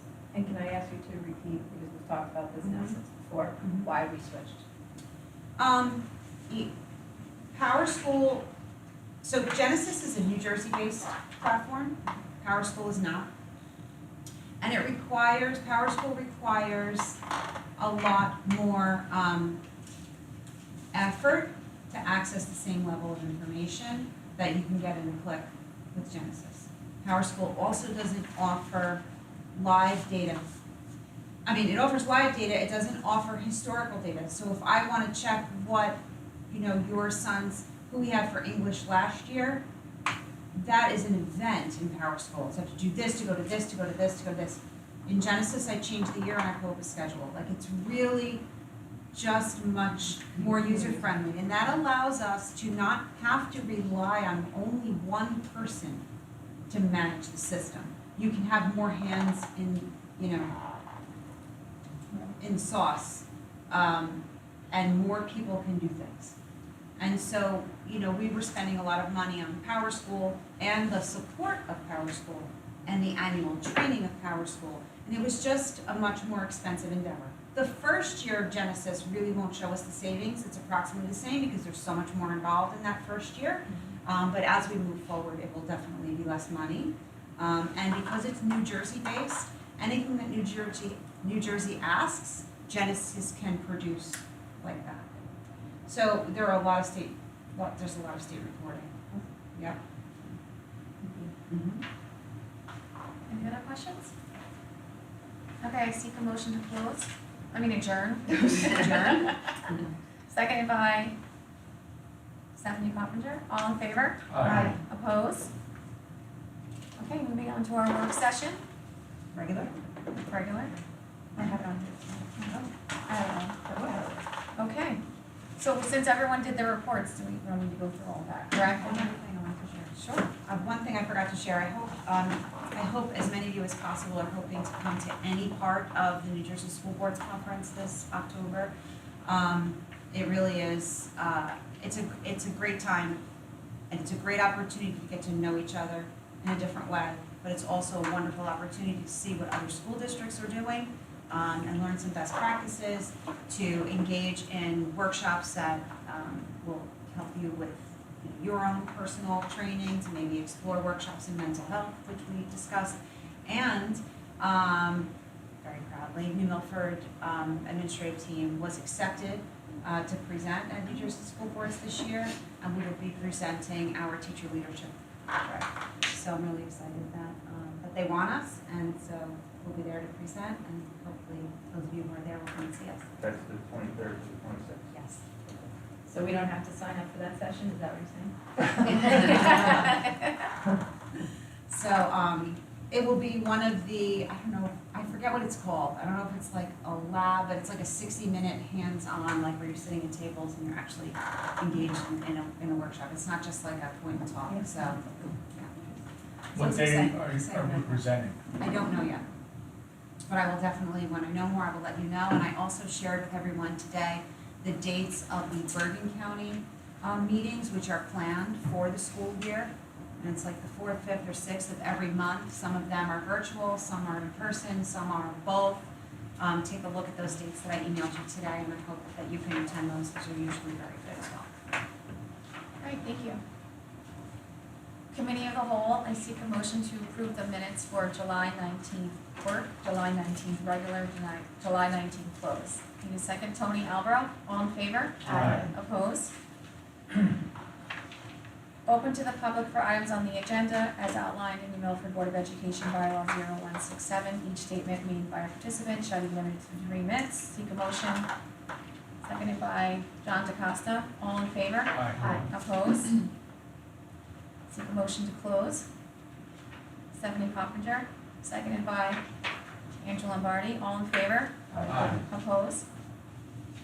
Board action. I seek a motion for BA 23-24.8, .9, .10, .11, .12, .13, .14. I need a second. I'm sorry, Nicole Dunn. All in favor? Aye. Opposed? Educational programs and curriculum committee, Stephanie Coppinger. I make a motion to seek approval for C 23-24.6, .7, and .8. Need a second. Paige Ryan. All in favor? Aye. Opposed?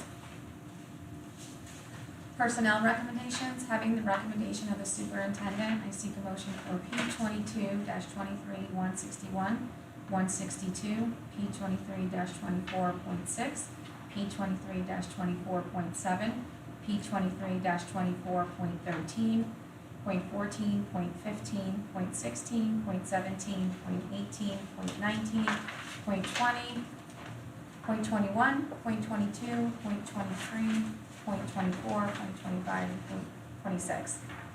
Roll call. Need a second first? Second, Paige Ryan. Roll call. Mr. Albrow? Yes. Ms. Calderon? Yes. Mr. DeCosta? Yes. Ms. Coffinger? Yes. Mr. Lombardi? Yes. Mr. Luna? Yes. Ms. Ryan? Yes. Vice President Dunn? Yes. President Gomez? Yes. Finance and Facilities Committee, Paige Ryan. Motion for approval for F 22-23.222, F 23-24.20, .31, .32, .33, .34, .35, .36, .37, .38, .39, .40, .41, .42, .43, .44, .45, .46, .47, .48, .49, .50, .51. You wanna say something? I have the answer to Mr. Albrow's question about the facility request. So it's been held, last year, the request was to hold a Bible club for New Milford students. This year, the application was made for the purpose of a good news club. So it's a school club. No, it's somebody who comes in and uses our facility. Still need a second? Nicole Dunn. All in favor? I had a comment, I know they did it years ago too. I didn't get there. For years. They've been doing it for, Years. yes. Okay. Opposed? Athletics Co-Curricular Committee, Nicole Dunn. I seek a motion for AC 23-24.2.3 and .4. And before we second it, I would just like to thank the 3 people who were volunteering their time and services. Need a second? Stephanie Coffinger. All in favor? Aye. Opposed? Any old business? Any new business? Open to the public. As outlined in the Milford Board of Education bylaw 0167, each statement made by a participant shall be limited to 3 minutes. I seek a motion. Seconded by Nicole Dunn. All in favor? Aye. Opposed? I seek a motion to close. Joe Luna, seconded by Paige Ryan. All in favor? Aye. Opposed? I mean, yeah. Doing great. I don't oppose. You're doing great. Okay, board member request for additional information. Okay. I seek a motion to adjourn. Seconded by Nicole Dunn. All in favor? Aye. Opposed? Our next meeting is September 19th.